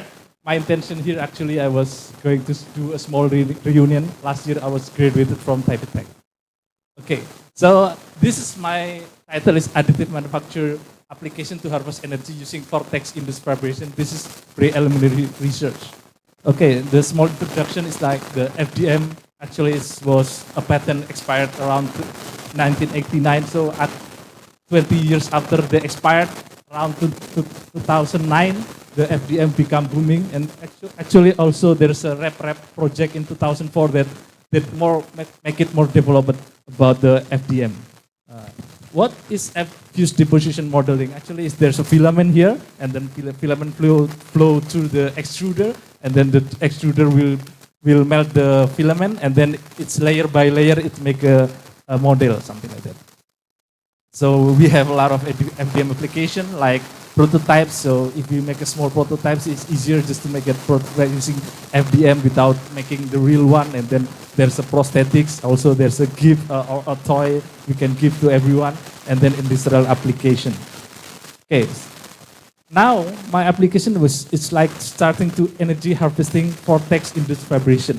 The research around 2020, actually there's a lot of research about this. But in 2020, design, simulation, and experiment for a vortex induced vibration energy harvested for low velocity water flow. So I'm gonna make it short introduction about this. So we can see in here, sorry, my pen here. Okay, there's a water flow here. Water flow from here, and then there's something like a pen here, and he will be vibrate because there's a flow, water flow. So it's a vortex induced vibration. So make it easier, something like this. So we have a black body here, there's a velocity of air or water from the right side, and then when it hit the bluff body, the one with the D, something like that, the cantilever beam, and so it will be vibrating. So at the cantilever beam, we put a piezoelectric upside it. So when it's vibrating, the piezoelectric will generate something, electric something. So it's Sondipon Adhikari at 2020. So this is what I'm trying to do. I'm trying to print the vortex-induced vibration apparatus. That's the bluff body here. So this is the bluff body. This is the cantilever beam, and this is the holder, and then this is the piezoelectric that put up at the top of the apparatus, and then let's say, again, this is the printed using FDM, and then this is the piezoelectric put up at the upper side of the cantilever beam. So when it vibrates, the piezoelectric will generate electric, and then we capture the data. Okay, this is also the better explanation about the bluff body. So piezoelectric vortex-induced vibration energy harvesting in the random flow field. So let's say I have a mic here. This is the bluff body. The water flow from the right side. And when hit the bluff body, it will generate vibration like this. We put the piezo in the upper side. When the piezo moves, so it generates electricity. So that's the main idea of vortex-induced vibration. So why it's generated? Okay, let's say start with research concept. I make the bluff body, and then put it inside the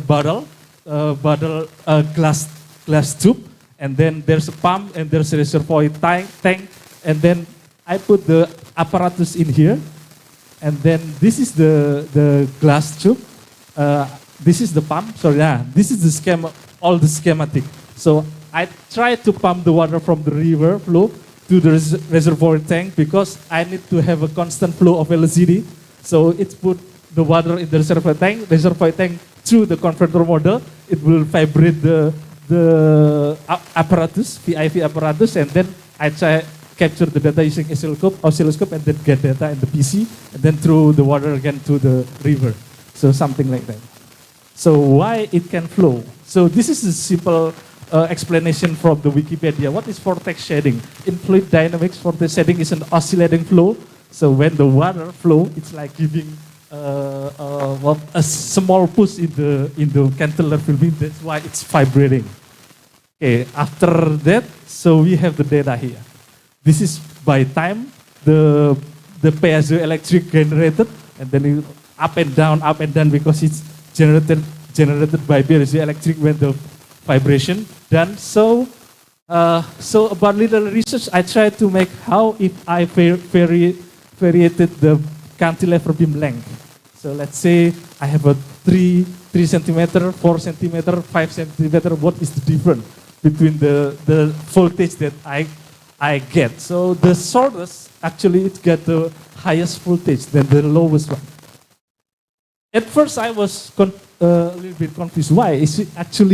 Will be the longest will be like have a biggest vibrated. But actually, after I dig more, and there's some of opinion that the surface when it induced in the water, more longer surface, it will be harder to vibrate. And also because the vortex shedding here, the longest one will be breaking again. So it will have a more surface.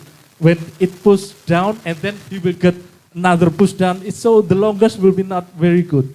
So it's the shortest one will have a better vibration. And then I tried to do a fast Fourier transform from this one, from this data. Fast Fourier transform. So what I want to have from this data, when I have a fast Fourier transform, I have the frequency of the vortex shedding of the apparatus. So why we need this frequency? Actually, this is the vortex shedding frequency. In the 3 centimeter, it's a half higher frequency, and the longest and then more longest is got lower frequency. What I want to do more is like how how if I can measure the frequency, natural frequency of the apparatus. So I have I make a small experiment in the air. I try to bend it a little bit and then make it vibrate, and then I have the natural frequency in the air. And then with some reference if it put underwater more close to the natural frequency, and if reach it, and then I have a better vibration. With a better vibration, I have a higher voltage, and that's the goal of this research. Thank you. Okay, just in time. Okay. Oh, any question? No one want to ask question? Okay. So the key will be the launch, but another very big issue will be when will we start for the next session?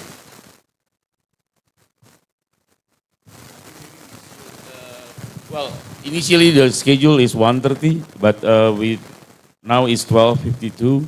Maybe we'll come back here at 1:45.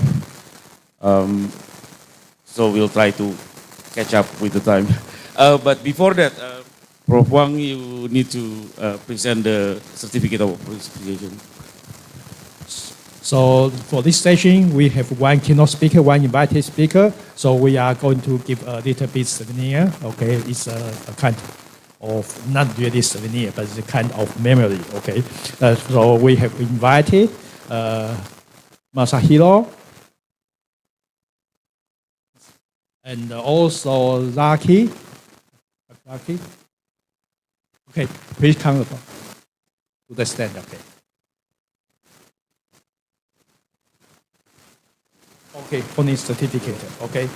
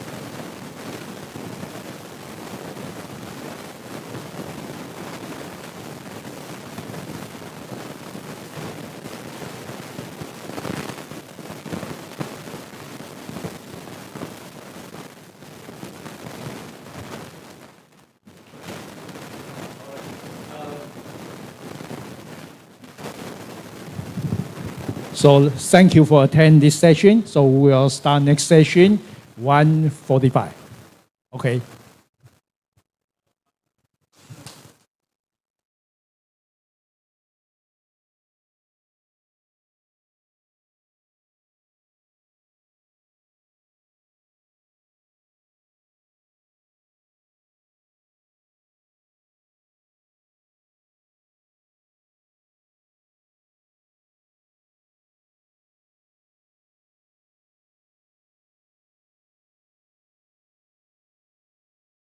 We can get input from all of you.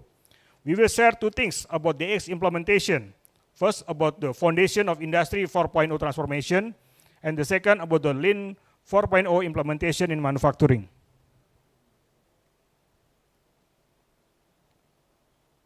So next, about the journey of the competency 4.0 team in SR development. The spirit about the make people before making the product. So align technology growth with the capability and future skill.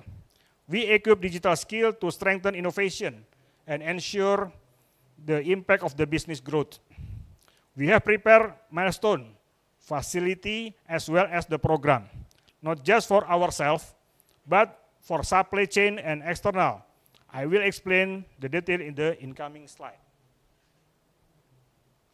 We have 3 people. Development object. First about the internal as the team in employee, the second about the supply chain and external development, and the third about the employee candidate for future manufacturing. Basic foundation like the mindset as the value, intermediate level like the digital skill in the certain function, and advanced level digital skill for the DX projects teams.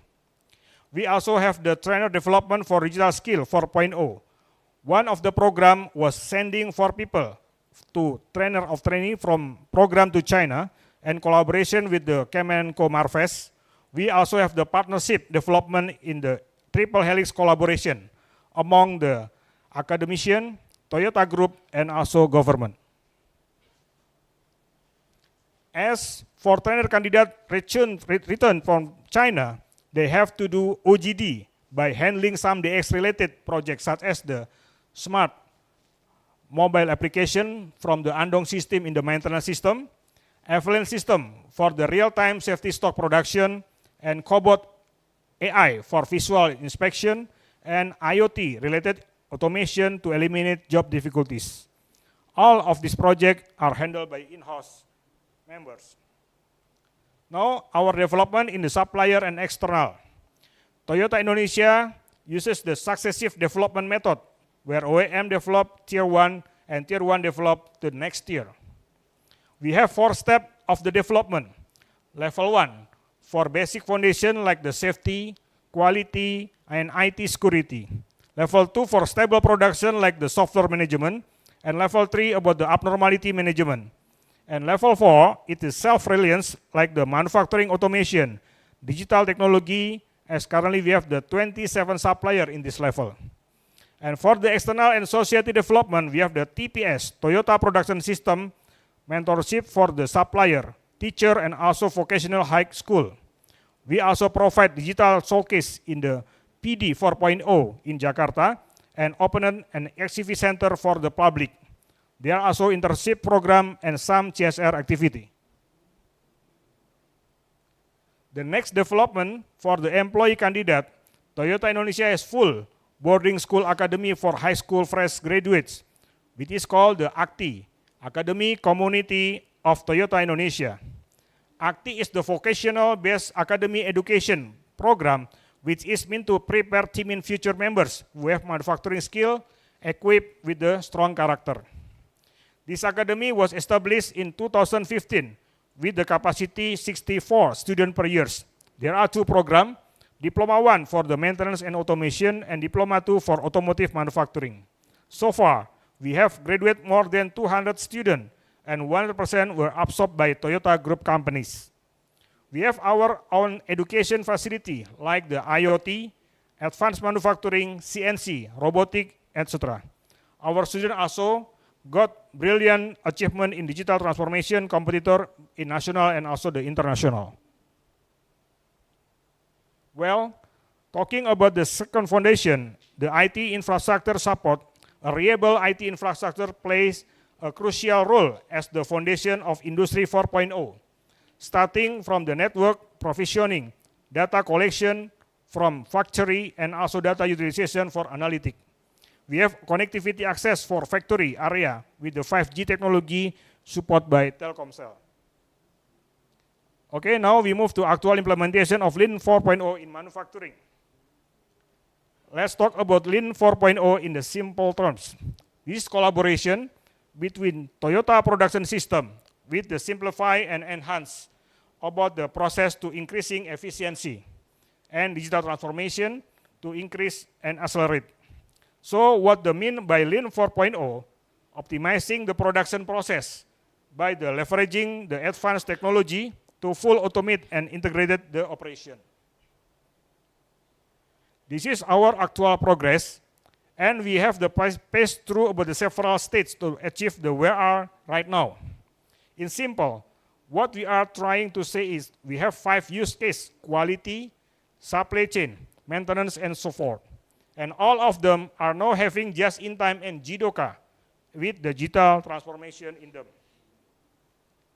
The idea Lean 4.0 above the answer to our current pain points: product complexity, silo system, breakdown and defect, and time-taking software control. And we can tackle the pain point with the just-in-time and JIDOKA. First, let's talk about the just-in-time 4.0. The term just-in-time means we have to produce goods or deliver service exactly when they are needed and in the quality requirement. Let's check on two line colors.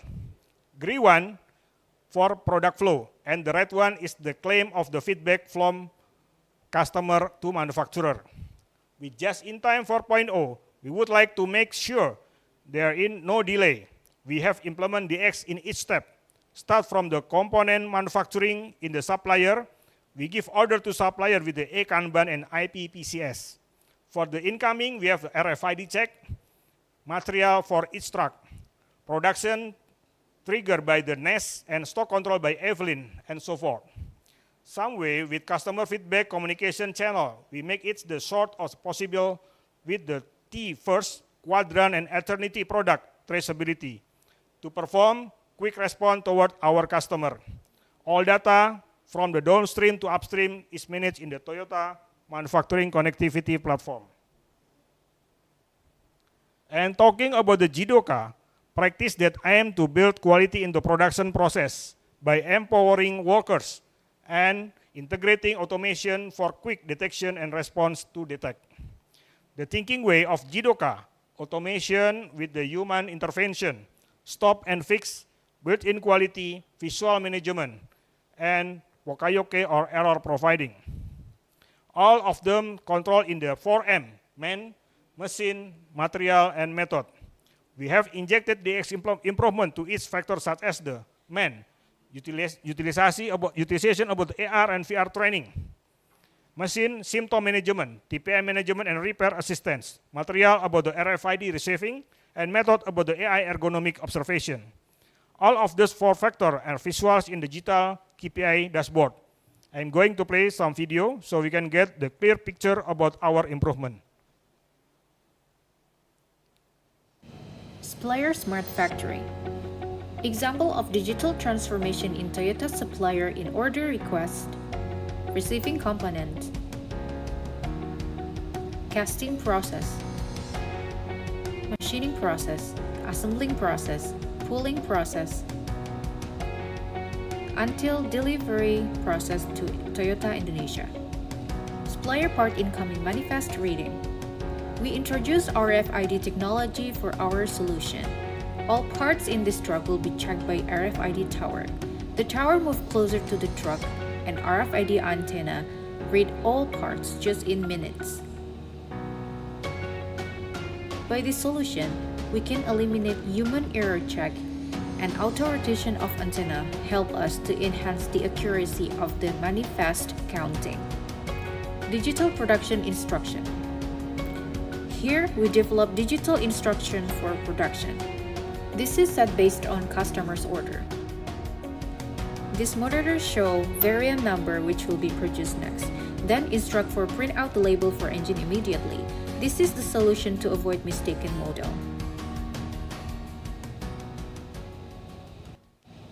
Smart maintenance. When production machine rings an alarm, there will be push notifications sent to the maintenance members. They will immediately go to the alarm machines and check on the abnormal parameters.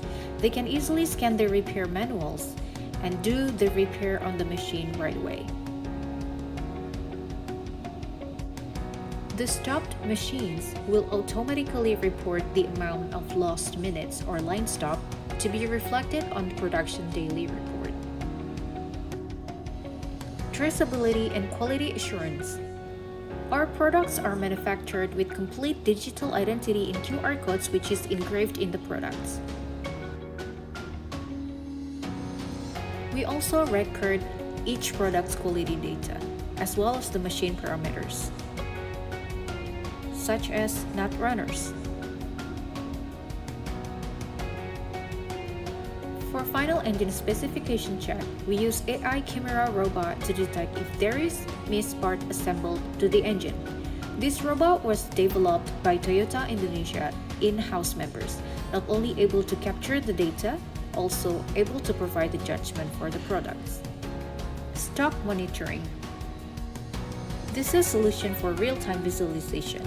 Member needs to input transaction on the tap screen, and 100% real-time visualization will be reflected anywhere. The stock data will be automatically updated on the screen, and it's beneficial for quick decision making. Okay, that's all about the video. And by implementing about the digital transformation in manufacturing area, we have optimized about the 12% down logistic costs and reduce warranty claim 30% and maintain some products from product about the price level and reduce about the CO2 emission up to 2.5% from the supply chains. Coming to the third segment about the Toyota Green Manufacturing. TMC as the mother company announced Toyota Environment Challenge 2050. All of Toyota affiliates need to manifest 6 challenges about CO2 reduction in new vehicle development, life cycle of the product, life cycle about product, manufacturing plant, optimize water usage, manifest recycling based on society and system, and establish future society in harmony with the nature. First challenge about the development for new vehicle generation with the zero CO2 emission. To contribute to development of the zero CO2 emission vehicle, Toyota as vehicle manufacturer provide 5 types of vehicle technologies. We can call about the multi-pathway from the ICE, hybrid, plug-in hybrid, BEV, and fuel cell EV. We already have the vehicle lineups start from 100% CO2 emission until 0% CO2 emission in BEV and fuel cell EV or hydrogen fuel car. The second about the zero CO2 emission through the entire vehicle life cycle. Not just thinking about the manufacturing process, we also have through about the car product life cycle until disposal. For current activity, we have clean about energy usage in the office, supplier, manufacturing, and so on. For the future activity, still under study in its process about the usage of the biomaterial development, scrap policy, and also so forth. The third about achieving plant zero CO2 emission, we have 2 main activity. Usage of low CO2 technology and daily Kaizen. Usage of clean and renewable energy. We already have solar PV system, windmill, etc. Fourth about the water reduction. Minimizing and optimizing water usage. Thinking way is the advanced water reduction through the reduce, reuse, recycle activity and rainwater harvesting. We have built a rainwater recycle pond facility and reduce water usage up to 8,000 meters cube per month. Fifth, over the waste recycle, establishing recycle-based society and system. We implement about the 3R, reduce, reuse, recycle, into recycling technology and systems such as the eco-friendly packing material, optimized packing content loading, and eco-friendly waste management. The last but not least, establishing a future society in harmony with the nature. We want sustainable development toward contribution to society in harmony with nature, like the afforestation activity together with the community and government, and educating the community about the sustainable development. As we conclude our explanation about digital transformation and green manufacturing, we would like to introduce Sienta Wellcap Car, a product that answers the need of inclusivity, providing accessibility for individual with the special need, and our latest hybrid car, seamlessly integrating conventional and electric power for a smooth transition to the full electrification era. Enjoy the video.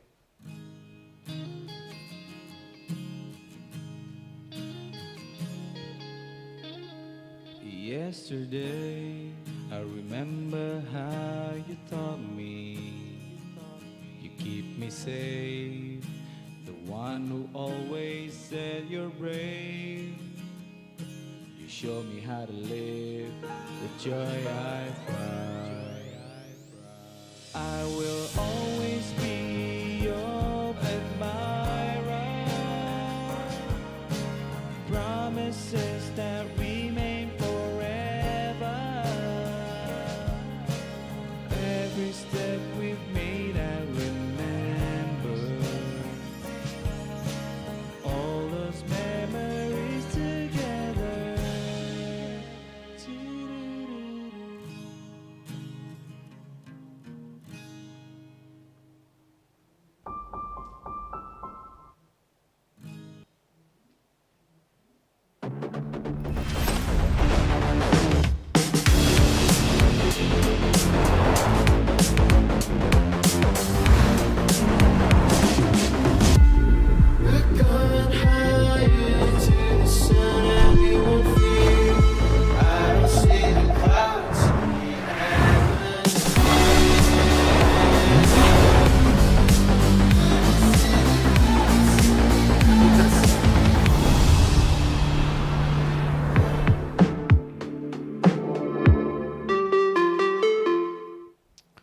Okay, that's all from the Toyota Indonesia. Thank you very much and have a good evening. And regarding also about the additive manufacturing, basically also Toyota already implement by the simple, like the string material for the small, but about the tool, we already make also additive manufacturing in the supplier from the tool equipment. And also regarding some prototype, also we are already implement about the additive manufacturing. Thank you.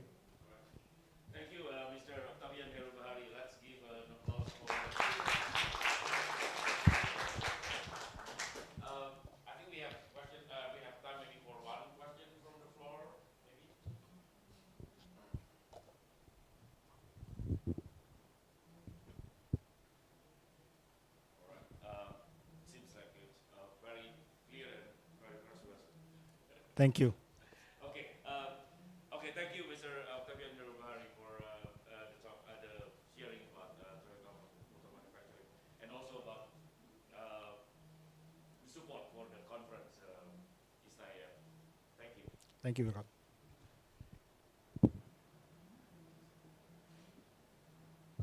All right, so let's continue our session.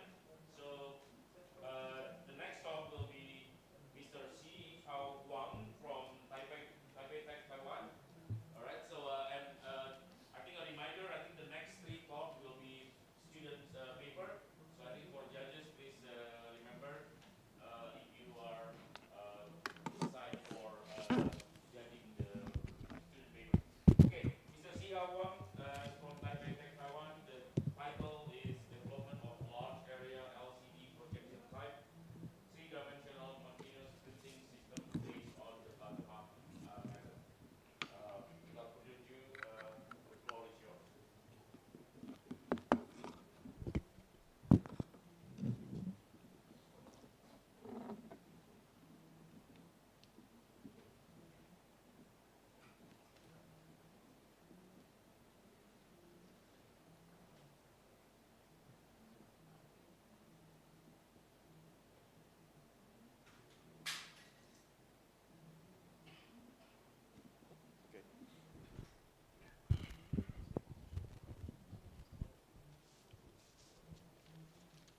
Good afternoon, everyone.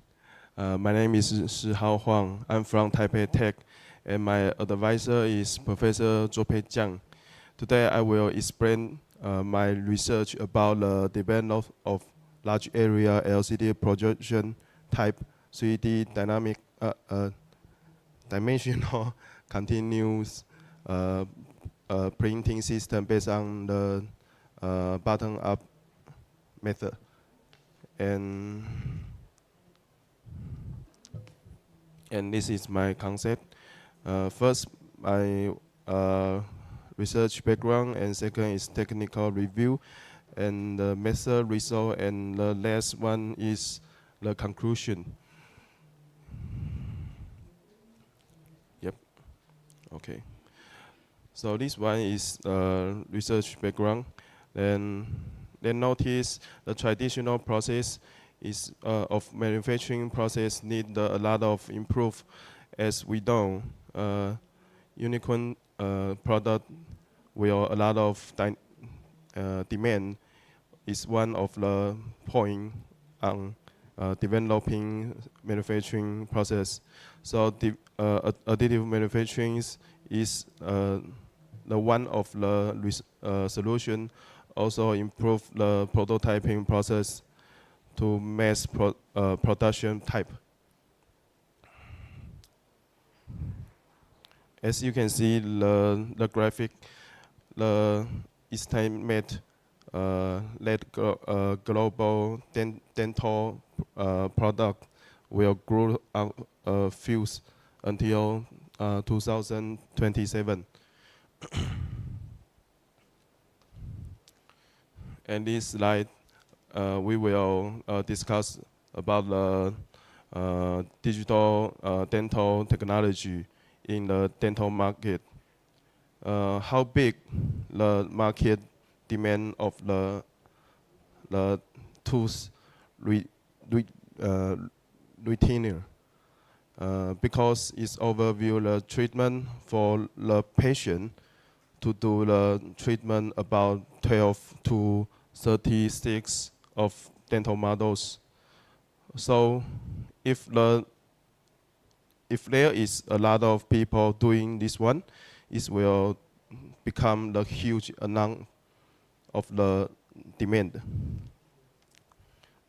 And the process of making invisible aligner include the mouse 3D scanning and molding, pitting. The tools will arrange through software and doing by 3D printing. The finally is used from the retainer. So the large number of customized digital dental model is continued production system are urgently need to develop. So this is my main part of our system. This system using LCD panel printing processing and automatic processing such as cleaning and post-curing after the printing. Automatic storage subsystem and also real-time monitoring and operation in each step. Okay, the next one is the technical review. So this one is overview of our developed machine. It's use electrical magnet for get the platform, have several assist of storage system, and also layer continuous processing. Then this the video is very slow. It's okay. I will explain that. This one is you can see the automatically process of the machine. First is move the platform from the storage, then just move to the printing process, then through to the washing and post-curing, then finish just compact with in the storage. Okay. And the list slides, you can see the overview for each subsistence of our machine. And this one is our developed human interface. In this interface we can see the real-time problems in this machine and processing position and also the timing appear on the interface, so you can control all the machine. Okay, and we use the electromagnetic system to hold the platform in order to ensure its safety. So the first of all, we need to check the maximum force during the printing processing. As we can see the graphic, the 31.7 Newton force will happen between the platform and the tank when we platform move up. And the second big 26 Newton is when the resin flow below the platform. And the next slide is the graphic to prove our electrical magnetic system can hold this force, because you can see our higher maximum force is around 400 Newton. So the the safety feature is reached.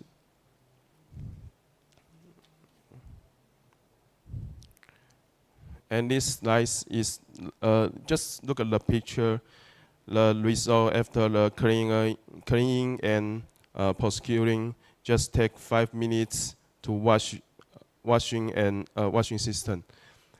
And this one is the best one to post-curing process is 2 to 7 minutes when the small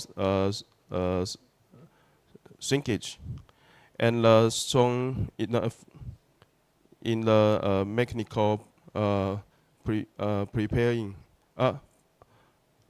is because more longer time will affect the smoothness of the product.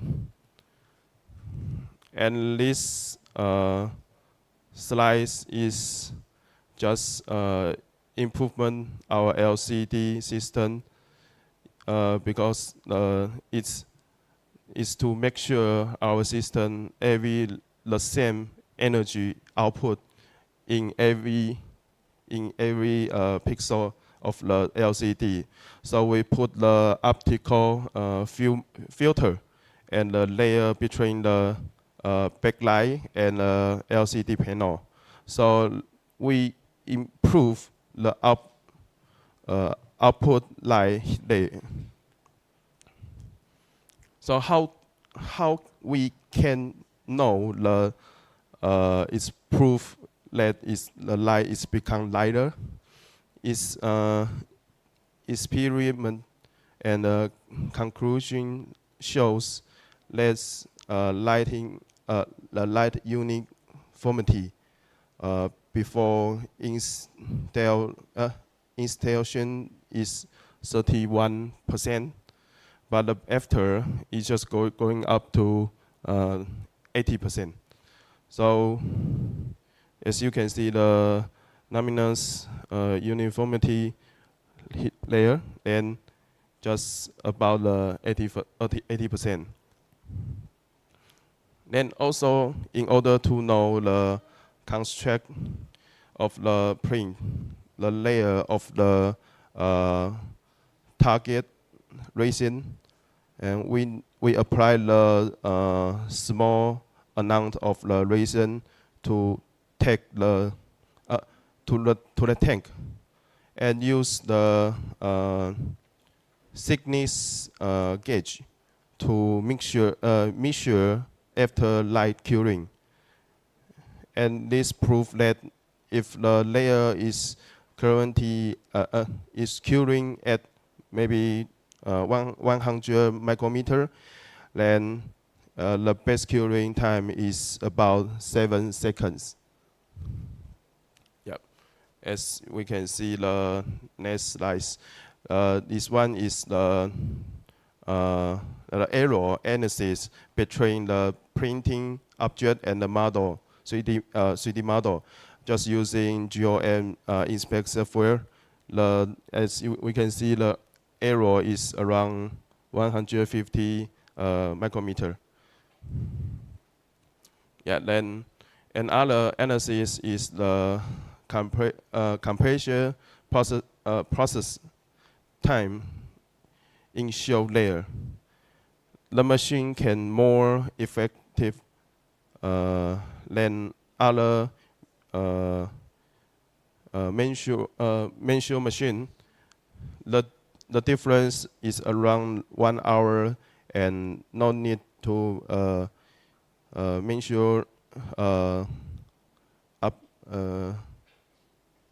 participation of human to set than machine.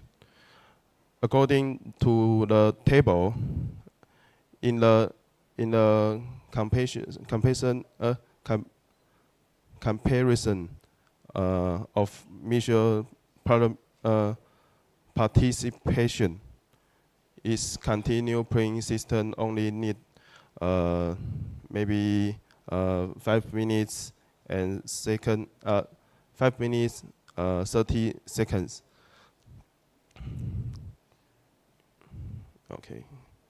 So let's conclusion and future outlook. So this system platform can print 6-piece dental model in the tank, and the continuous subsystem can also continue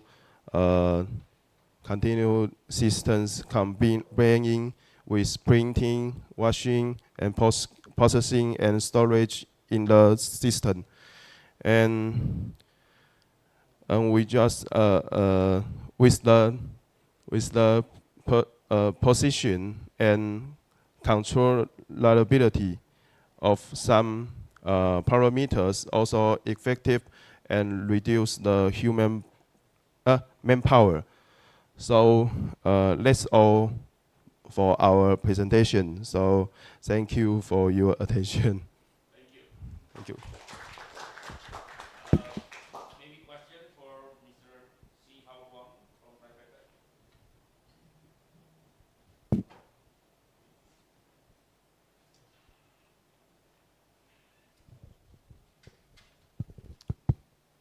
Okay, thank you.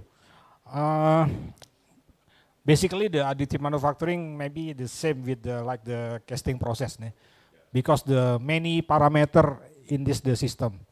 What is the very difficult to get about the ideal product, and also the product can stable and sustain, or maybe every trial in the 50 have some problem or something. What is very difficult?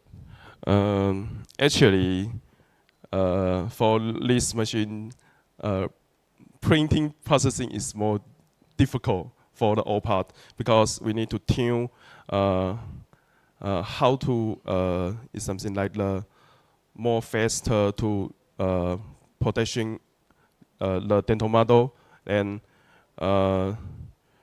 we need to consider about the post processing. So the print and post processing is for this machine is more difficult for in my mind. Yeah. How about the stability of the product?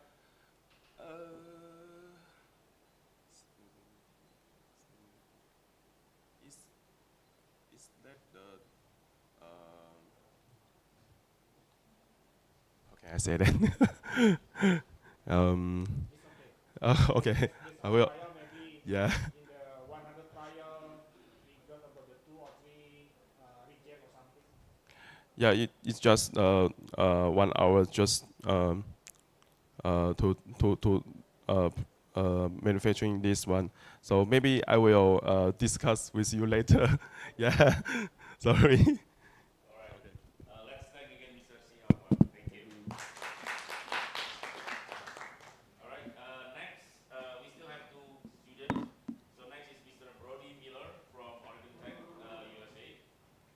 And the title of his talk is Structural Modeling and Fracture Mechanics of Novel 3D lattice-based structure for unmanned aerial vehicle UAV application enabled by additive manufacturing. And by the way, Brody is my student.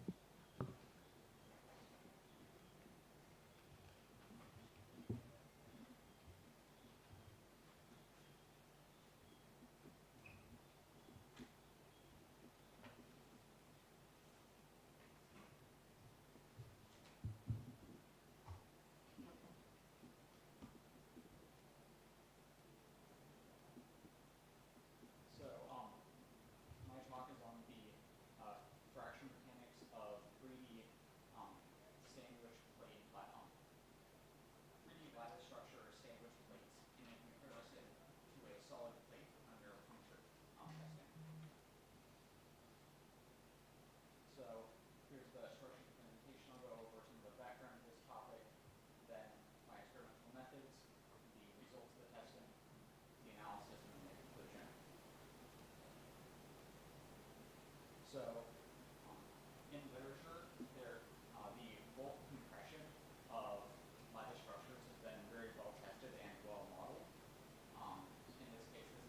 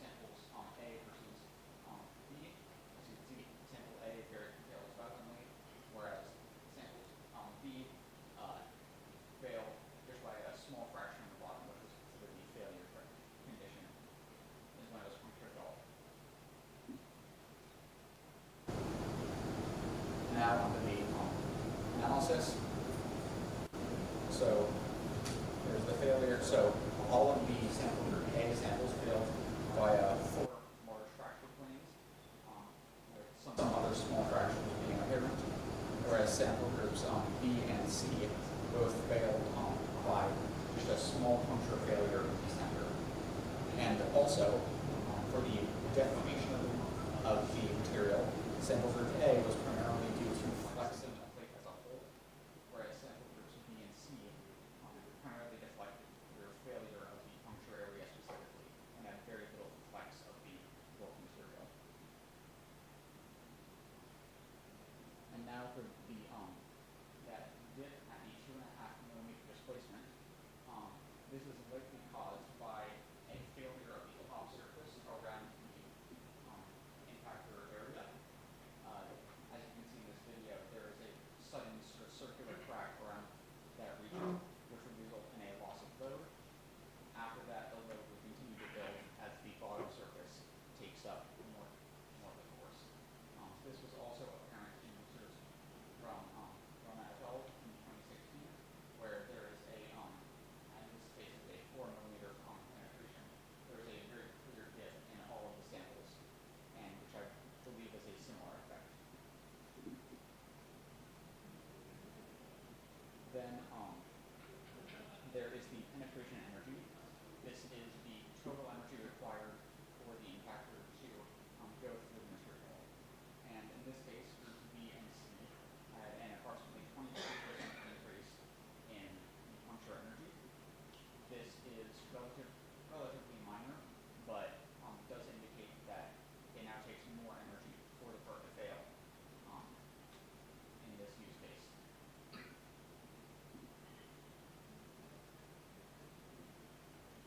And so, in conclusion, lattice standard structures help to prevent large-scale fracture failure.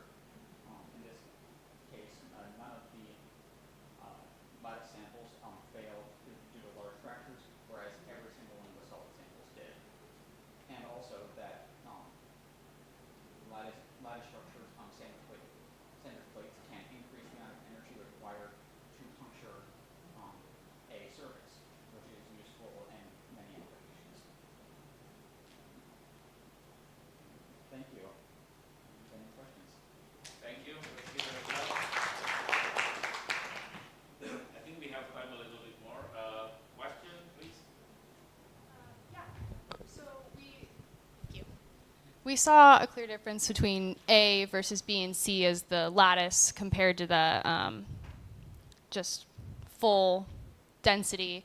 But would you say there was significant difference in the resistances between B and C for the lattice density or number of lattices in the structure to matter?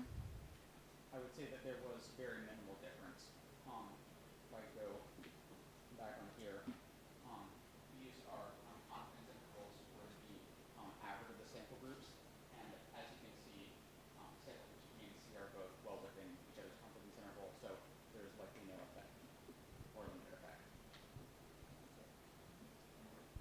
Thank you. More questions? I have one question.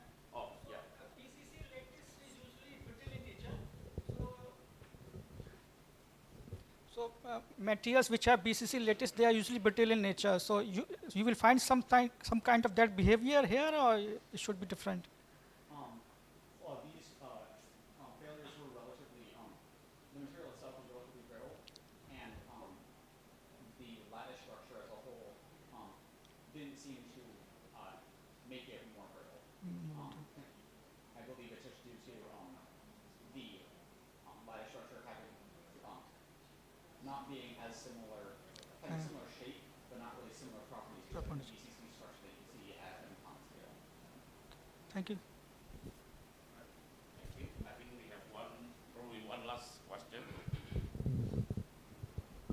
Thank you very much. My name is Rudy. I'm from Toyota Motor Manufacturing Indonesia. A very interesting explanation from you. My question, as you know that in the automotive we have like the 3 kind of the plastics, polymer. The first one is the ABS, and then the second one is the polyurethane, and then the last one is the polypropylene. And my question is it possible for you to make some kind of the structure which can represent any of those three plastic models, because I believe that when we create some kind of the prototypes using the 3D printer, we need to make sure that the prototype can represent the actual material in the future. So I don't know, is it possible for you to make some kind of the formulation for the sandwich which represent those three kinds of plastic polymer? That would probably, so with stereolithography, it's limited to using photopolymer resins, so you couldn't use the materials directly. And unfortunately, FFF, 3D printing, which is where you usually use those polymers, doesn't have quite enough resolution to issue an ISAM as well.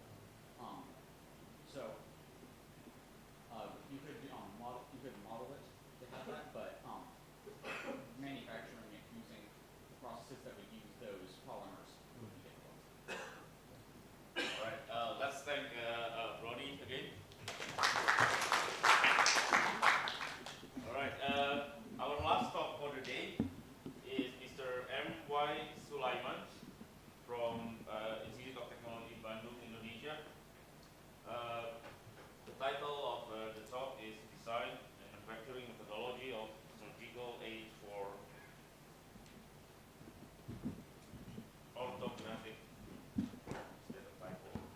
Orthognatic Surgery in Indonesia.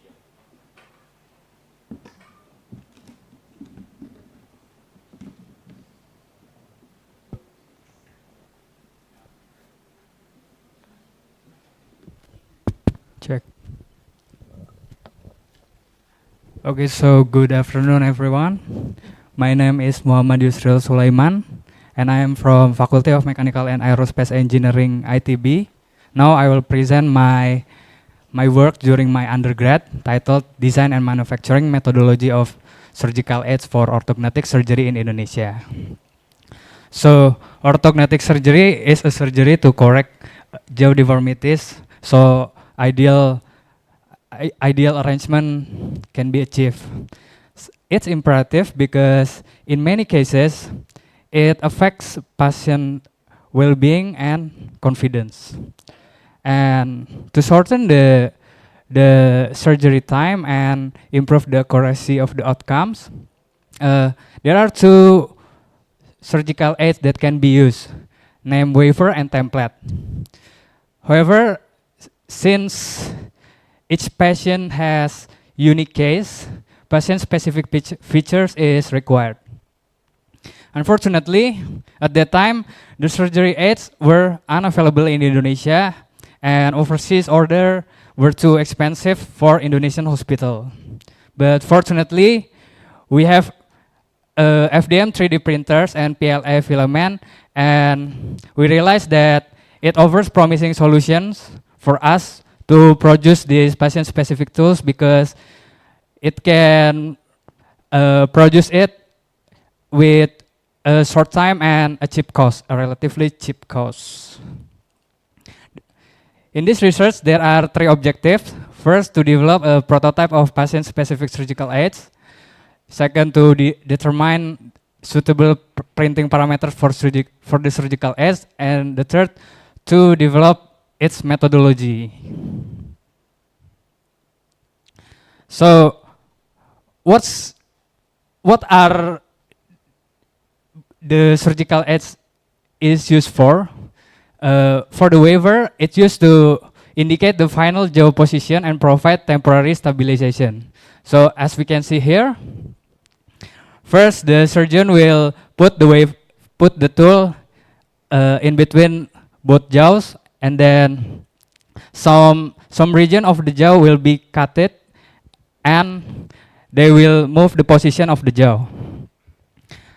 And for the template, it's used to indicate the location of the jaw's cutting line and as a reference to prevent the fixation plates. Here we can see the research methodology. So in brief, first we identify the surgeon needs and then formulate the DRNO, and then we generate several prototypes and manufacture it using FDM 3D printer, and then we evaluate the prototypes, and if it satisfies our DRNO, we document the process and the research N. So for the DRNO, there are five points to be fulfilled. First, it should be patient specific, biocompatible, affordable, rapid production, could address complex patient cases, and the last could shorten the surgery time. Here we can see the 3D modeling of the wafer. First, we prepare the patient school CT scan data, and then we reconstruct it, and then we create a quote-unquote digital twin of the jaw, and we simulate the surgery in computer-aided design software. And after we decided the desired configuration, we use that as a basis to design the wafer. And then after that, we export the wafer design to STL and use it as an input for 3D printing for the manufacturing process. Here we can see the 3D modeling for the template. It's basically the same. The different are in the shape. So here's the detail of the manufacturing process. So we use XYZ DaVinci GR 1.0A Pro, and the filament was polylactic acid. Here's the result of one of our prototypes. Here's wafer, and there's template. And after several trial and error, we ended up with this printing parameters.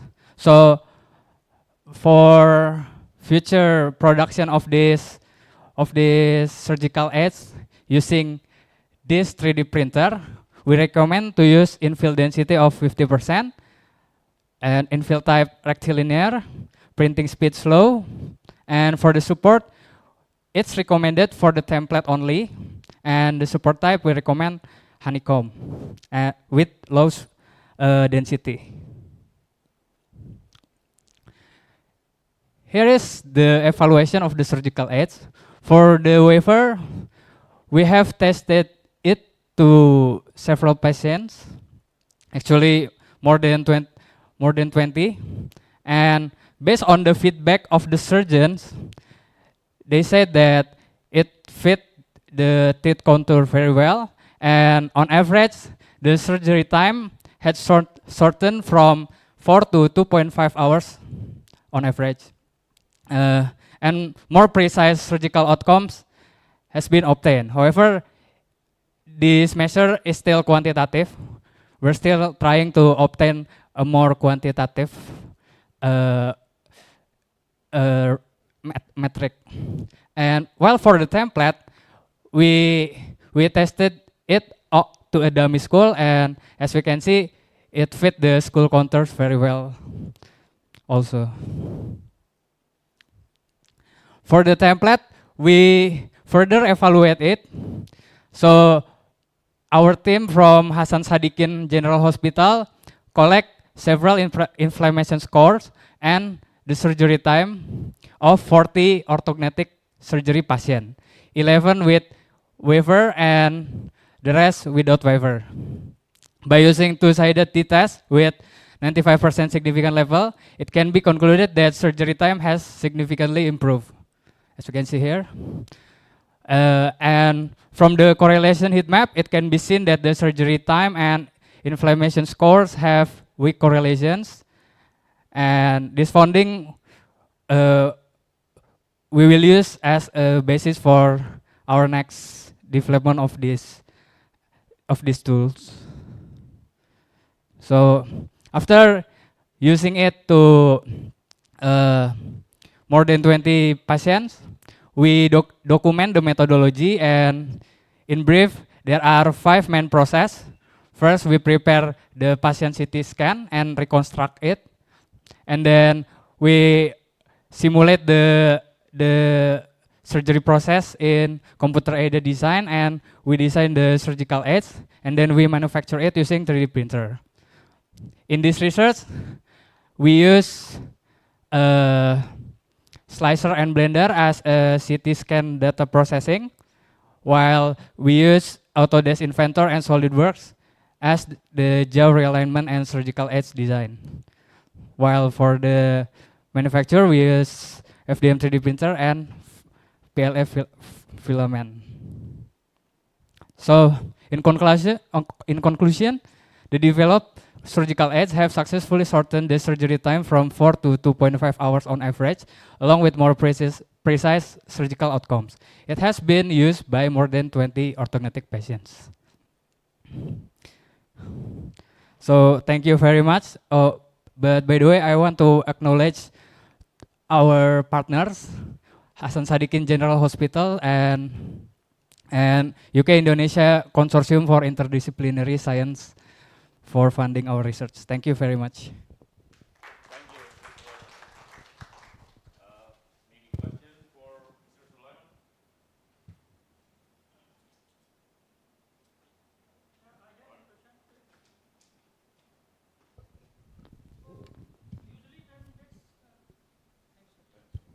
So usually when you make this type of structures, they apply surface coating, surface treatment to make it hydrophobic, or less degrade, or maybe something which avoids it to degrade very fast. Do you try such things? Or We haven't tried it. Oh, we haven't tried Yeah. it. Oh, okay, okay. But thanks for the idea. Maybe we will employ it soon. All right, thank you. Any last question, perhaps? If not, let's thank again Mr. Sulaiman. And yeah, thank you. For the keynote and invited speaker, we will present the certificate and the token of appreciation. Dr. Aziman is in the UK, so we will mail the placard and the certificate. But for Mr. Octavian Heru Bahari, if you could please come to the podium.